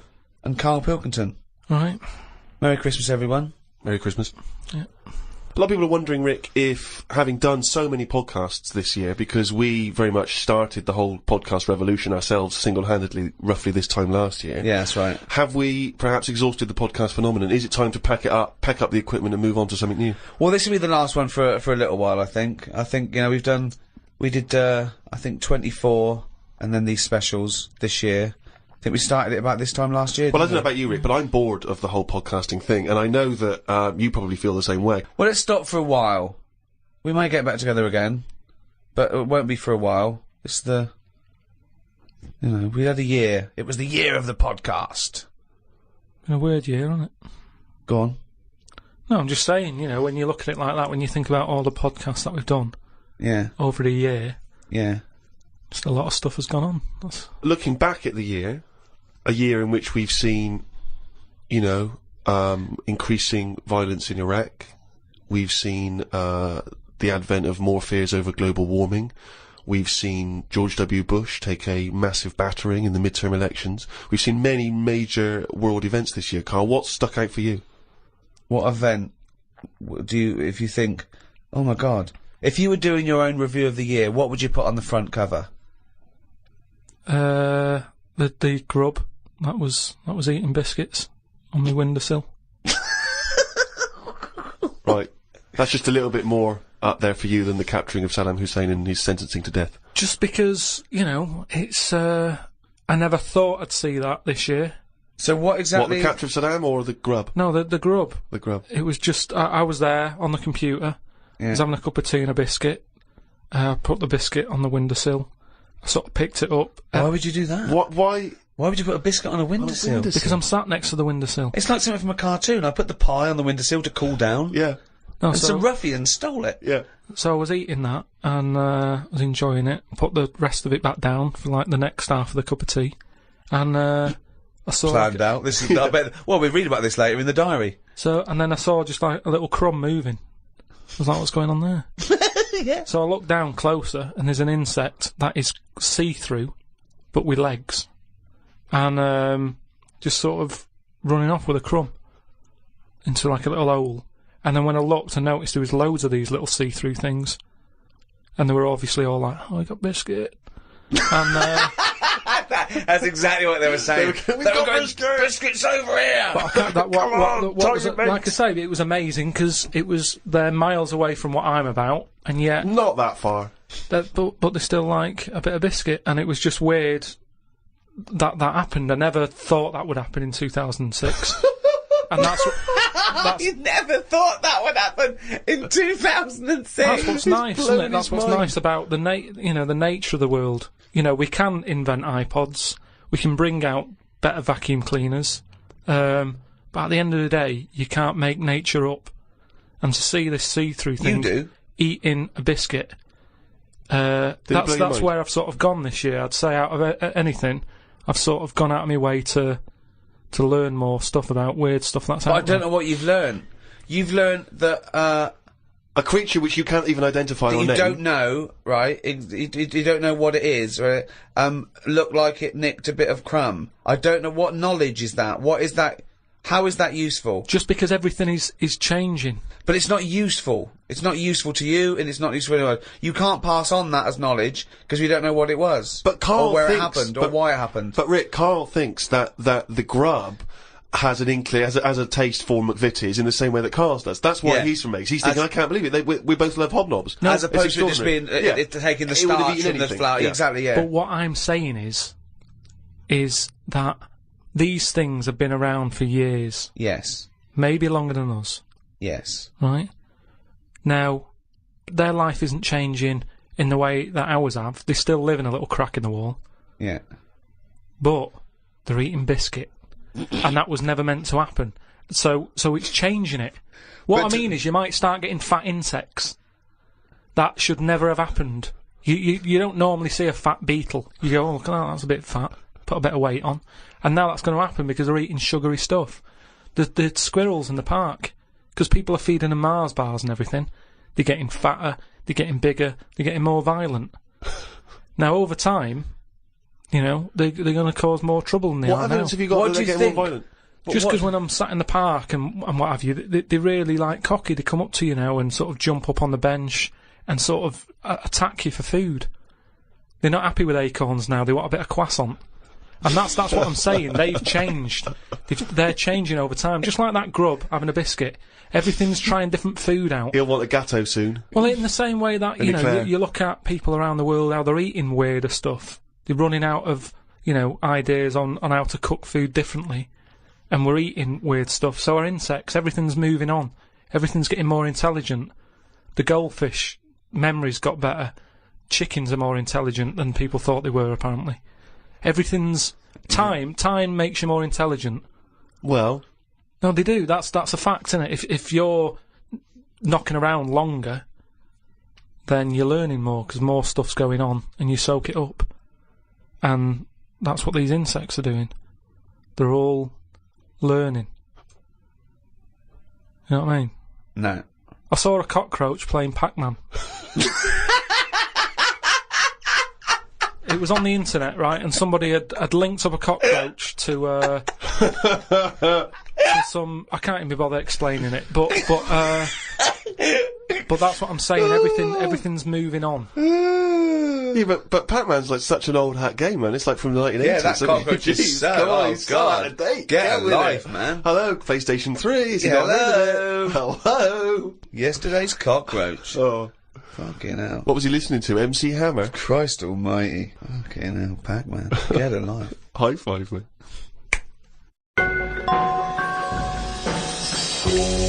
I was in the supermarket recently, just walking past the condoms on the way to the pornography, and I thought, you know, it's worth perhaps, you know, getting a stocking, you know. Get a stocking? No, getting some condoms. What, to put over your head? You're not still doing that, are you? No, I thought it was worth getting some condoms in, you know, it's Christmas party season, and you never know when you're going to run out of balloons. and I was weird, because the condoms in the supermarket are contained in a kind of cage, in a plastic cage, so it makes it all the more embarrassing buying them. Because I took them off the thing and I was trying to open it, sort of, because I thought that they would, you had to open it. Try it on. Try it on. Exactly. Okay, this, in case it doesn't fit. Exactly. Bring it back. Yeah. Bring it back, yeah. And I was Do you do alterations? Yeah, we do, yes. £5. And, so I'm trying to open this thing, and this guy who works there, sort of, with his middle-aged guy who works there, goes, you have to take that to the, checkout. So you can't open that yourself. And I was just, cause I don't know, I still find it very embarrassing, dealing with any of that sort of, prophylactics and things. The novelty of that is still very embarrassing to me. And, so I just left it. I thought, forget it, I'm not gonna take these to the counter. Cause you never know, it's like if you get served by a woman, it's still a bit embarrassing. Particularly if that's all you're buying. Because she knows what you're up to. You're going to fill them up with water and throw them at students. And but anyway, the reason I mention this is because it reminded me of the conversation we've all enjoyed in the past, Rick, about when Karl bought for his girlfriend for Christmas. Was it a 2-pack? A 2-pack of what was it? Condoms? Wasn't it about buy one get one free? Yeah. It was a bumper family pack, wasn't it? Not a family, obviously. That'd be weird. Yeah, a family pack of condoms. One for the kids. Enjoy yourselves. So that was a couple of years ago, Karl, the famous condom gate. Have you bucked your ideas up since then? Not really. They were the early days. Do you mean the early days? You'd been going out with her for about 8 years, hadn't you? Yeah, but I just think that as time goes on, you don't sort of buy each other as many presents. Sorry, that was a bumper year, was it? That was a hell of a. She went. Oh, I remember when you used to buy me stuff like condoms. It's gone downhill since then. Well, no, she didn't know she was getting them. What I mean is, there's less. Of course, surprises. she didn't. That's what I mean, though. It was sort of interesting to when I gave them her and said, "There you go, open them." She was not expecting that.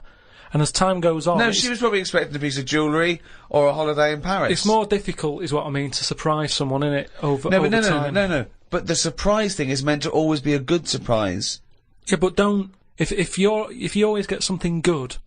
It's like the 3 wise men. What did they get the second year for little baby Jesus? Do you know what I mean? Once he's had that gold, it's like... Oh, I've sort of made it hard work for myself there. I've got to get him something better than that now. So it's best to give him the myrrh. And next year, get in the gold. Step it up a bit or whatever. But don't you understand... Because I don't want to criticise you because you're a lovely man, but having read the diary and read much of this diary, one of the things I notice is the complete lack of romanticism. The number of times Suzanne says, book us a lovely meal out, take me out tonight, and you always write like it's a massive chore, like it's a headache for you. Oh no, I've got to spend a romantic night out with my girlfriend.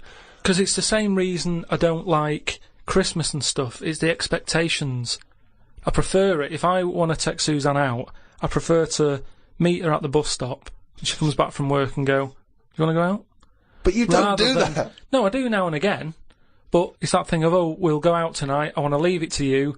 Book a place. It builds it up too much, and it can never live up to it. It's like how you know how like people make a big thing out of having it away for the first time, and they go, "Oh, I'm going to do that tonight." Not the way to do anything. You won't get anything done by planning. That's a quote! That's an amazing quote! That'll be up there with Newton and Churchill. You don't get anything done by planning. No, but like that's I've amazing. Said, like I've said but you can't just spring it on someone. You have to at least ask her, "You up for it tonight?" Just see how it goes. That's what I'm saying about Christmas. I might not be in the mood for it on December 25th. For Christmas, having turkey and everything. That's what I mean. About, in the last podcast, stuff coming round every year. Don't plan it. If you fancy a Christmas, have it. If you don't, just carry on. It'd be nice to live in a world like that. They say, it's a world of freedom or something now. It isn't. No, I don't know what that means. No, I don't know who says you just make up things they say. They say, like, today's world is a free world or something. Someone said something along them lines when it isn't. Everyone's still being told what to do, when to do it. Christmas is a big thing, isn't it, that we all have to go through. And it's stressful. It's not a happy time. You're such a miserable sod. You really are. No, but Christmas is it's a big upheaval. It is out of all of those special days that go on, Christmas is the one But that's... what are you doing with your time? It's the question we return to again and again. No, but We read it. why- You're visiting your parents. You're hiring a car. You're going down the calf. It's not like you're taking your work away. You're doing some important neuroscience work, and we've had to take you away from that for 3 days. No, but what You're not doing anything of any value, Carl. But what I might want to do, but I can't because the shops are shut because they want to go off and celebrate Christmas. You know, it's an upheaval. Easter's all right. It comes and goes. Do you want an egg? Not really. Don't have one then. You're not forced an egg. You're not forced an egg. I like Easter, and everyone can afford an egg. There's no one being left out. Whereas Christmas, everyone goes back to the family and they have a big meal and all that. And there's a lot of poor people out there who can't do that. So it's more of a, if you're going to talk about religion and the religious sort of occasions, Easter's one that I'd keep. If you plan everything, you probably won't do it in the end. Whereas again, that as a soundbite is gobbledygook, isn't it? No, what I mean is, say holidays, when you know they're coming, you never enjoy them as much as one when it's surprised on you. Who surprises someone with a holiday unless you win it on a game show? How can you go, bloody hell, I'm on holiday? Suzanne did it with me. She sorted it all out and booked me time off work without me knowing. Oh, that's a lovely romantic gift. Yeah, nice. And I went along with it and we had a great little holiday. Yeah, so maybe you should do something like that. Fair. No, she wouldn't like it as much, and I won't pick the right place, and I know she won't like it. You are one of these people that washes up badly so you'll never be asked again, aren't you? No, that's my job. That's the only job I do. Yeah, well, it was a... but to be honest, that's doing me head in at the moment, because I've outgrown the sink. He talks about himself like a crab. Oh, God. Gotta get a new sink for Carl. Why? He's outgrown it. No, just he's 33 now and his knees around his head. Oh, he can't bath in that anymore. No, just my back's been playing up a bit, and I think it's because of the height of the sink. But hold on, you haven't grown. I think I have. Well, you haven't. No, you haven't grown at 33. Well, it's definitely something. It's just not very good. Subsidence? I don't know. I've just said to Suzanne, I said, this isn't as good as it used to be. It's not. This isn't as good as it used to be. He's washing up. Oh. He says he's got nothing in the flat. That's why he has to do a shop every day, because he's got nothing in the flat. It's easier that way, isn't it? You don't know what you're going to want to eat. But that's why you get you don't have a different meal every day of the year, do you? You rotate maybe a dozen meals, don't you? So you can get in enough ingredients that any time you go to the fridge and go, oh, am I going to have chicken? Or am I going to have fish today? Or maybe I'll have some pasta. I do that every day. No, but I always come down to one of half a dozen meals. You've got a freezer. We haven't got a freezer, have we? We've only got a little fridge. Oh, there's nothing wrong with nipping to the supermarket. There's nothing wrong with that. So you've got too much time on your hands, boy. You had one thing. You had to do one thing this year. Promote the book. Couldn't be bothered. Couldn't be bothered, mate. Could not be bothered. I haven't seen Carl an interview with him. I haven't seen him on the TV. Oh, he was on the TV a while back on the thing called The Culture Show, on BBC Two. And I tell you what, he was sat there, looked like a little frightened frog in a chair being interviewed. And I tell you what, I'm not being funny, but his head looked fucking round. Did it look fucking round? Yeah. Literally looked like a little fucking round-headed twat. Yeah, I'm not doing that. And that's my personal opinion. Yeah. Did you enjoy that interview? Not really. Why? Well, I met a guy, funny you should mention that, I met a guy when I was in France recently, and I met a guy, he wasn't a Frenchman, but he was over there, and he saw me, he was a bit drunk, and he came over and he went, Karl Pilkington's got a head like a fucking orange. and I high-fived him and we agreed. I thought, isn't that nice? Even when you're abroad, you can find someone who speaks sense. Yeah. And they shaved your head more? No. It's just they sort of greased it up a bit just to get a bit more reflection off it. No, they put a lot of makeup on it. They said, do you want any makeup? And I said, not really. And that's when I was like at the back where they could have done it. And then I went and sat in the chair and there's like a live audience there. And the woman goes, no, I best do some colouring in.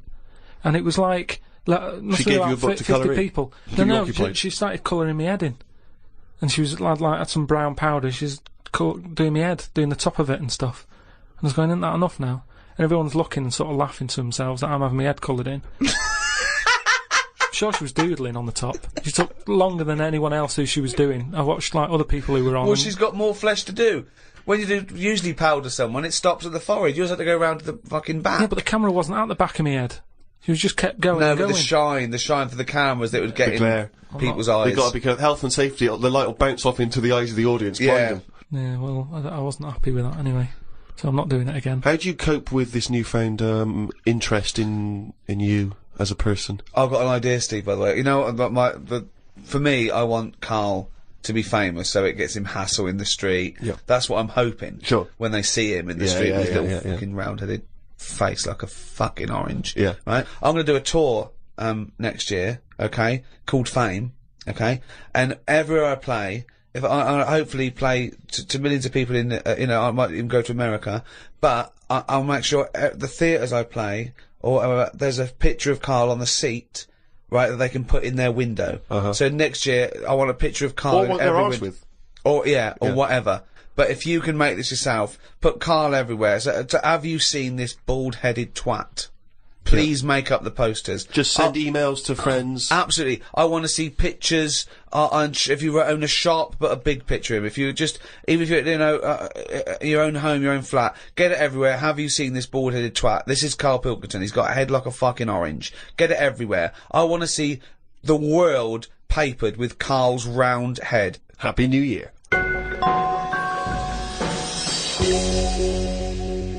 Oh, he's only gonna write it down for a whole fucking year. That, of course, signifies another reading from Karl's diary. This is the last one of both 2006 and on any podcast for a while. Let's make the most of it. Let's enjoy some of the wisdom. I also think it's the last time ever he will make an entry in this diary, because you're not going to keep another one, are you? I don't know yet. I might just get a smaller one. But I've found that since keeping a diary, I've gone out of my way to do more stuff. Well, you say that, but... Well, let's find out. Let's find out if that's true. No, I have. I read a bit in the news about people being injured while trying to cut open avocados. It's a food that ain't worth injuring yourself for. If it's a hassle to get into, leave it to the experts. I have never bought one. I have also avoided coconuts and pineapples. The amount of hassle to get into these things outweighs the joys they give. Yeah. It's the same reason I never bought a pair of Dr. Martin boots. Too much hassle when it's time to take them off. Yeah, a lot of my mates used to wear them in, like, the 80s. You know, you can't just kick them off, can you? It's a big upheaval. You've got to unlace them, you mean? Yeah, I mean, since I found shoes with Velcro on them, brilliant.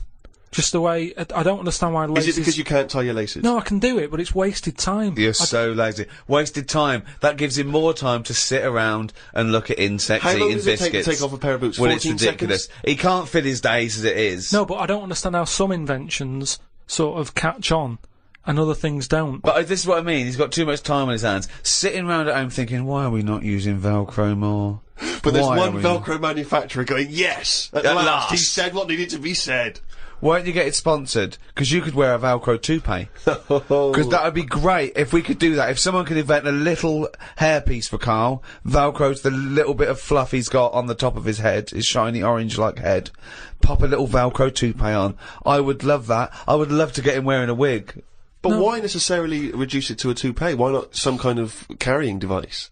You know, he could carry goods and things around in there, sandwiches. Yeah, he doesn't look like carrying a bag. Well, what about that? A little thing you carried around, a little Velcro thing you carried a pot on your head for your sort of like keys and trinkets and money and that. Well, no, I've told you about that idea that's out there, but hasn't caught on as well. The tie. Right. The tie with loads of pockets and stuff in it. Yeah, but you got to wear a tie.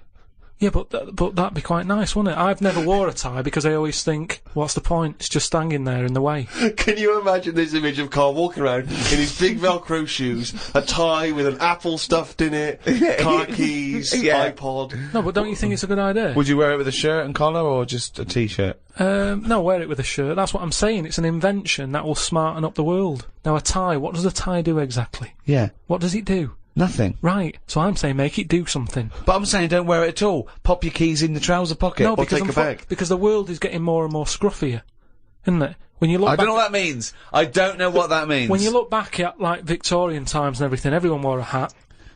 Right, they wore a tie, they wore a suit. And it was a nicer looking place to look at.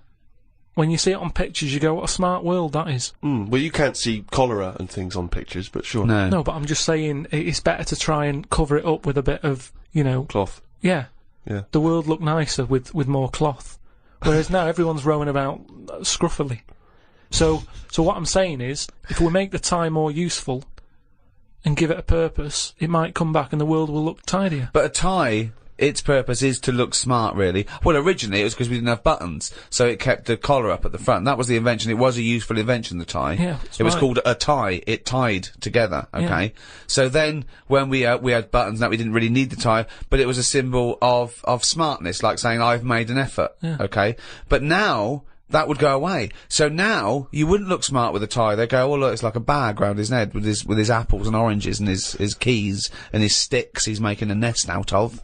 So it would be scruffy. It would make the tie scruffy, so it would defeat the object. So now when you're carrying stuff round, I mean, crawling on all fours because your shopping's so heavy round your neck, they'd go, look at that scruffy fucker on all fours. Oh look, but look at his lovely head of hair. It's Velcro! It's a hat! Yeah, well, that's the other problem, isn't it? I can't go back to a wig now. My theory about reading old news is right. It's less bad when you know it's old. It was a story about a weatherman who was fired yesterday for having a nude picture of himself on the internet. But that happened 2 days ago.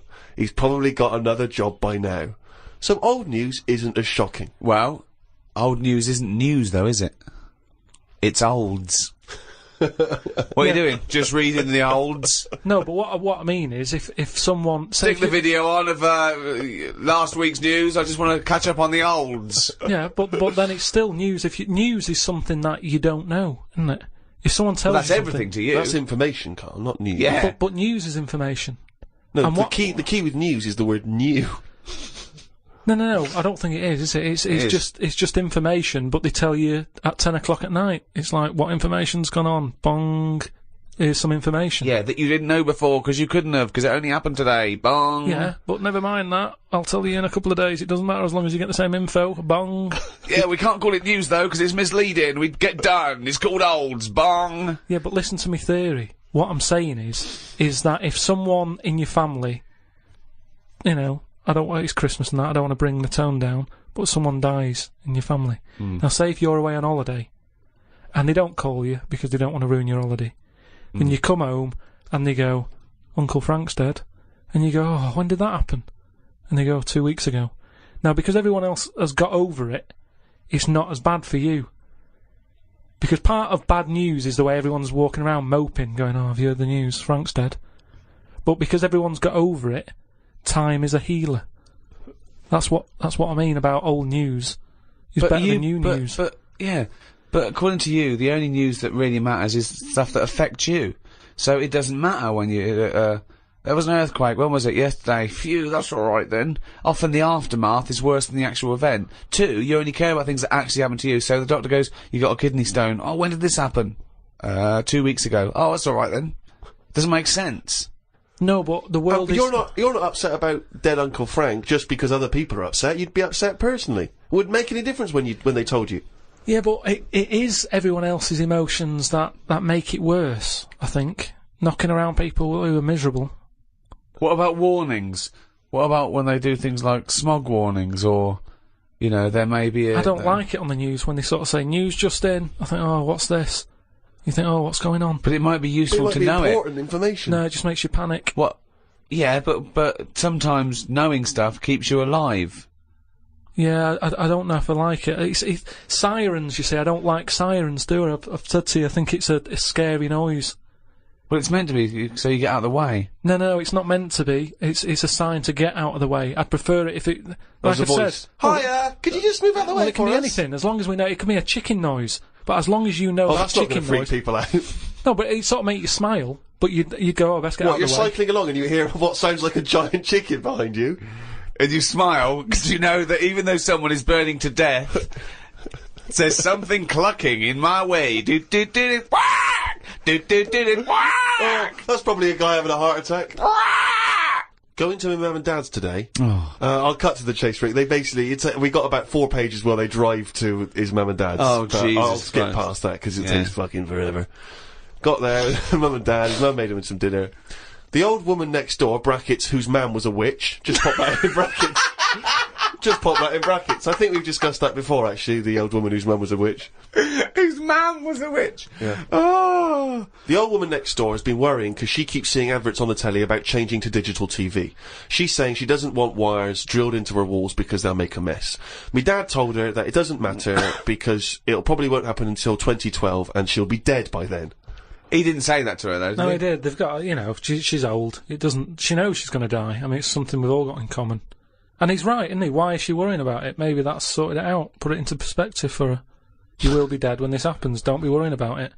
But everybody worries, don't they? You've got that little sort of hole in your head that you fill with worries. You know, everyone's got to fill that little worry hole with worries, and that's hers. Worry hole. Everyone's got to fill the we've worry never hole got to with worry. assume that there's a worry hole. A worry hole. Don't be filled with Unbelievable. worries. I love the fact that, you know, doctors in the million years would dig this up and go, humans used to have a worry hole. Went to bed around midnight. Suzanne and I decided to sleep tops and tails, because it made me get a bit more room. Me dad had cut a bit off the mattress to fit it between two cupboards. It's amazing how much of a difference it makes just sawing off a bit of the mattress. You sort of roll to the edge, but the weight of the blankets keeps you in. This is like something from a Roald Dahl book. No, it's just, you know, you think anything, you can sort of trim anything, can't you, and it normally works. But with a mattress, I mean, he only took off, I don't know how long that is, but he's sawn off about that much on the mattress and then has stapled it back together again. Amazing. And it just makes so much difference. Of course it does, because a mattress is a very carefully designed object. Yeah, you wouldn't think so, though, would you? Well, you just would think if you had a it's full of fucking brain in sponge. your nut. No. Someone took his brain out of his worry hole? Oh, God. He sawed a mattress in half. So we decided to sleep tops and tails. It just gets stranger. So strange. Why? He did it to make the room nicer with the cupboards on either side. So he sawed a mattress in half. Well, not in half. Can you imagine how much hard it must be to saw a mattress in half? What did he use? What, a big electric saw? Well, it must have been, yeah, because there's a lot of springs and stuff in there. Jesus. So what happens to the springs? They just spring out the Well, sides. some sort of stick out a little bit, but you're not lying on top, are you? They come out the side. So it's just got a bit of gaffer tape and a staple gun. Unbelievable. Hey, man alive. It's like... Does he run it as a hotel? That's unbelievable. There are squats with better bedding arrangements. Well, we've had a bit of a bad thing in our house about mattresses and that, because when we first bought our first flat in Salford, you know what it's like when you buy somewhere, you sort of, you haven't got any money, have you, to buy extra stuff that you need. So, we'd bought a bed, right, but there's that rip-off thing with beds, where you buy a bed, but a mattress doesn't come with it, which I've never understood that. Because it's not a bed, is it? Without that mattress, it's not a bed. It's a car without an engine. You wouldn't go, there you go. Well, that seems cheap. Well, there's no engine in it. So we bought this, like, you know, flat and what have you. And we bought the bed. And then, like, oh, we haven't got a mattress. So my dad got one from Uncle Alf. No, well, from that Uncle Alf fella, because he had one in his van that he used to use now and again if he was, like, travelling round. He'd just kip in the back on this mattress. Amazing. A bloke who drove around in a van with a mattress in the back. So How Uncle terrifying. Alf. So Uncle Alf, right? Well, tell me about Uncle Alf. Well, you know about him, he's the one who slept in a dinghy. He's the one who... Because his mattress was in his car. No, yeah, why didn't he go, oh, well, Alf, where's the bed? Left it in the car again. Oh, blow up the dinghy. Blow up the dinghy. I'm not going to go out and get it. Not at this time of night. So anyway, my dad got me his mattress, and it just stunk of diesel. And Suzanne was like, "Oh, I'm not happy with this," and I think she realised sort of what sort of family She's got stuff herself and into. stuff. Wow, she landed on her feet when she got you. So didn't she? now she's always a bit touchy about, you know, mattresses and things. Unbelievable. Uncle Alf, of course, sadly passed away when he couldn't escape from his sinking ship. The fire engines were too late. No one got out of the way because they were laughing so much. The mad woman next door saw me and said, "Hello, Clive. You live in a nursery rhyme. The old man down the road, the old woman next door whose mum's a witch, Uncle Alf who lives in a dinghy." This is like not a real place. It's like fucking Narnia. It's a children's TV programme. Unbelievable. Oh, God. Oh, just all of them there on this broken mattress trying to find the golden ticket. Oh, God. Oh, God. The old fella down the road talked to my dad a bit. He kept bees in the back garden. Oh, for fuck's sake.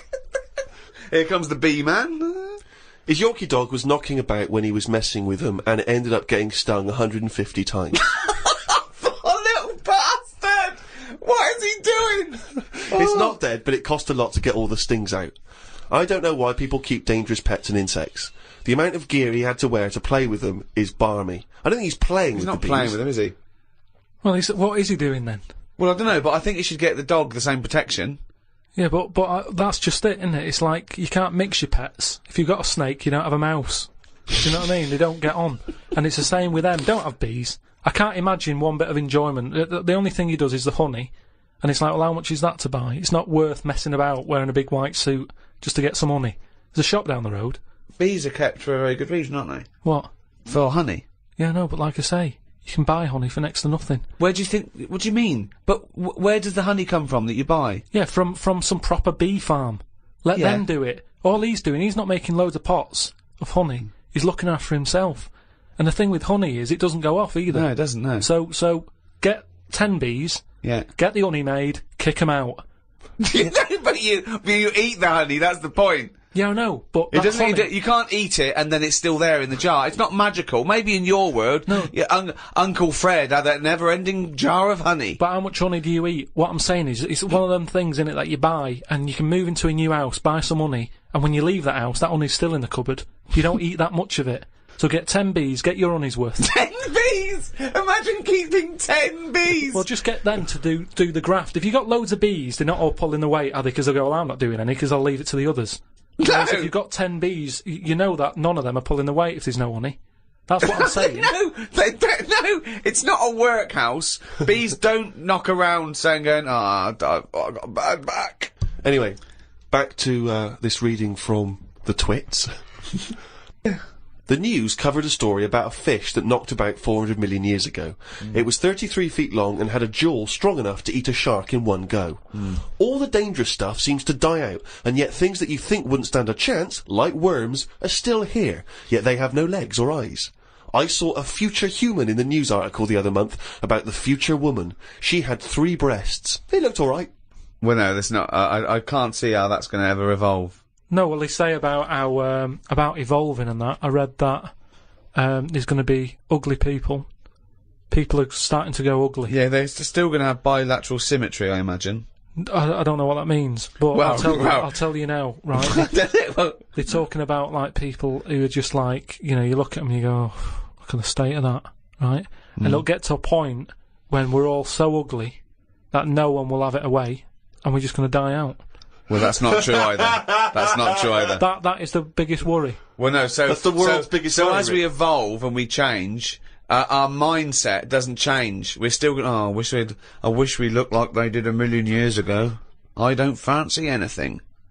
No, but look how things do change. But why are we all going to get ugly? I don't understand. It's just the air and stuff, innit? It's just, the air? Or the hair? Just, you know, the air that we breathe and stuff, and, the food we eat. Everything's changing, and we're not going to look that healthy, and we're just all going to go ugly. You've only got to look at some stuff that's in the sea, and you think, look at the state of that. What's that got to do with the human evolution? But the stuff in the sea is still propagating. Yeah, but they've been around longer than us. But it's still reproducing, so your theory falls down.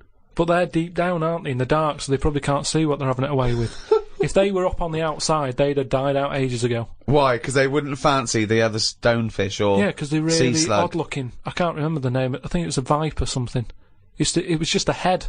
But Carl, the fish that's just a head. It was well ugly. Watched a programme about the twins this morning. It was filmed 16 years ago. They are mental. They did everything together, including the vacking up. Phone calls had to happen twice so they could both have the same chat, and they said the same stuff at the same time. Well weird. The bloke who I watched it with, I don't know who that is, just some homeless guys that you just invited into the flat? Just someone I've been sort of working with. Sure, a mate of yours. He said he fantasised about having it away with a pair of twins. I don't see the point in this. If you're going to have 2 of something, I would prefer to have 2 different. Have 2 different women. If I had 2 cars, I wouldn't have the same one twice. Same rule with women. I don't even normally like buying the same pair of trainers twice in a row. No, if you're gonna have something new, make a change. It's like that fella who was going out with a woman, and then left her and went out with a twin sister. Not worth it. Not worth it! It's not worth the upheaval, is it? Because it's exactly the same model. I watched the final of I'm a Celebrity, Get Me Out of Here. It was between singer Jason Donovan, singer Mylene Class, and singer Matt out of a boy band. I had my money on Donovan, but Matt won it. I think it was because of his last task. He ate a fisheye, some grubs, a big fat insect that they have on every year, a crocodile knob, and a kangaroo anus. I feel like we've come there, Rick, to where we entered. It was this time last year when we first started the podcast that we were talking about I'm a Celebrity, Get Me Out of Here, and you coined the famous phrase I could eat a knob at night. Yeah. So it's full circle. It's just the last series finished recently, and it was astounding that he ate a crocodile knob, he ate a crocodile eye, he chewed up and swallowed a kangaroo's anus, which I to be honest, I didn't know was a food stuff. Could you eat any of that? If I had to eat any of them, it would have to be the anus. What, really? Yeah, more than the other stuff. I couldn't eat anything that's still alive. No. I agree. I couldn't eat any of that. I don't know under what circumstances I'd have to go, right, that's it now, we're not going to survive, the ship isn't coming, there is nothing on this island I can eat, give me the crocodile's penis. So it wouldn't bother me. I could eat anything. I could do almost all of the challenges on that programme, but I couldn't cope in the camp. I couldn't cope with the lack of food and the uncomfortable bed. That's all that would do my head, and I'd drive people spare, whinging and complaining. I couldn't cope with any aspect of it except the physical challenges. I couldn't cope with sleeping with people snoring, the things crawling over you. I'm not so squeamish about that, like snakes and things, that's alright. But the eating is ridiculous. It's out of the question to eat a worm or a grub. It doesn't concern me. I don't know why. I don't see really what the difference in it. The texture's probably the same as lots of other things. What would hunger do to you, though, do you think? Would you think I would change? Do you think, if it really was a choice, if someone said, and I knew I would die if I didn't eat worms... I think you would, yes. I think you'd complain and you'd whinge for a while, and you'd try and put it off, and you'd hope a ship would turn up, but when it didn't, you'd start chowing down on a bit of crocodile anus. But then where's the rest of the crocodile? Well, yeah, that's a good who's point. been eating that? How come I've got this? You know, you're meant to, work together as a team in bad time, and yet I'm being handed an anus. Forget it. Let me starve.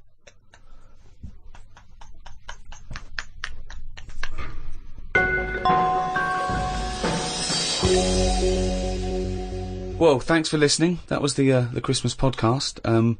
We should say the winner of the last competition we did. They can win the podcast book and Flanimals and the extras book that's out, still available, all available, and the CD. The three CD set of the best of the podcast. Yeah, is that right? Series 1. Brand new hour. If you haven't got that, get out. Maybe you've got some record tokens. Yeah, if you've got record tokens or book tokens, those are the perfect things to spend them on. Or £50 from your auntie. Exactly. Go and buy one of those. And the winner was Stephanie Prow from the Wirral. Well done, Steph. Well done. Well, thank you to Positive Internet, the guys that host this podcast. That's the end. That's the end of the Christmas podcast and the end of this team for a little while. Yeah. It's been great. So it's goodbye from me, Ricky Gervais. Goodbye from Stephen Merchant. Goodbye and Happy New Year. And goodbye from Karl Pilkington. Alright. Alright. That was alright, wasn't it? Yeah, it's good. It's alright. What are you doing now? You got time for a coffee or something? I can't now. I'm going to the, the orphanage for terminally ill kids. Oh, yeah. I'm going down there. I'll go down there every Christmas and entertain them. Oh, well, I bet that's lovely for them. Yeah, no, I've actually written a song I'm going to perform. They see The Office and see that I'm singing that. You've written a song for them? Yeah. Well, could we hear a bit? I mean, what? I don't want to put you on the spot, but you've got the guitar there, isn't it? Yeah, hold on. I wrote this for a kid. He's a brave little guy. He's only about 10, but it's heartbreaking.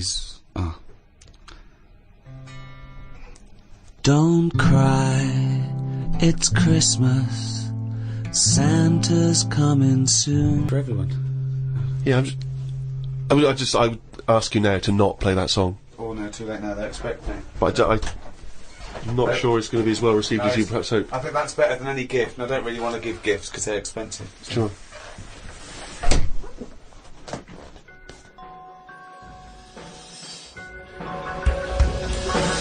The Ricky Gervais Show on Guardian Unlimited.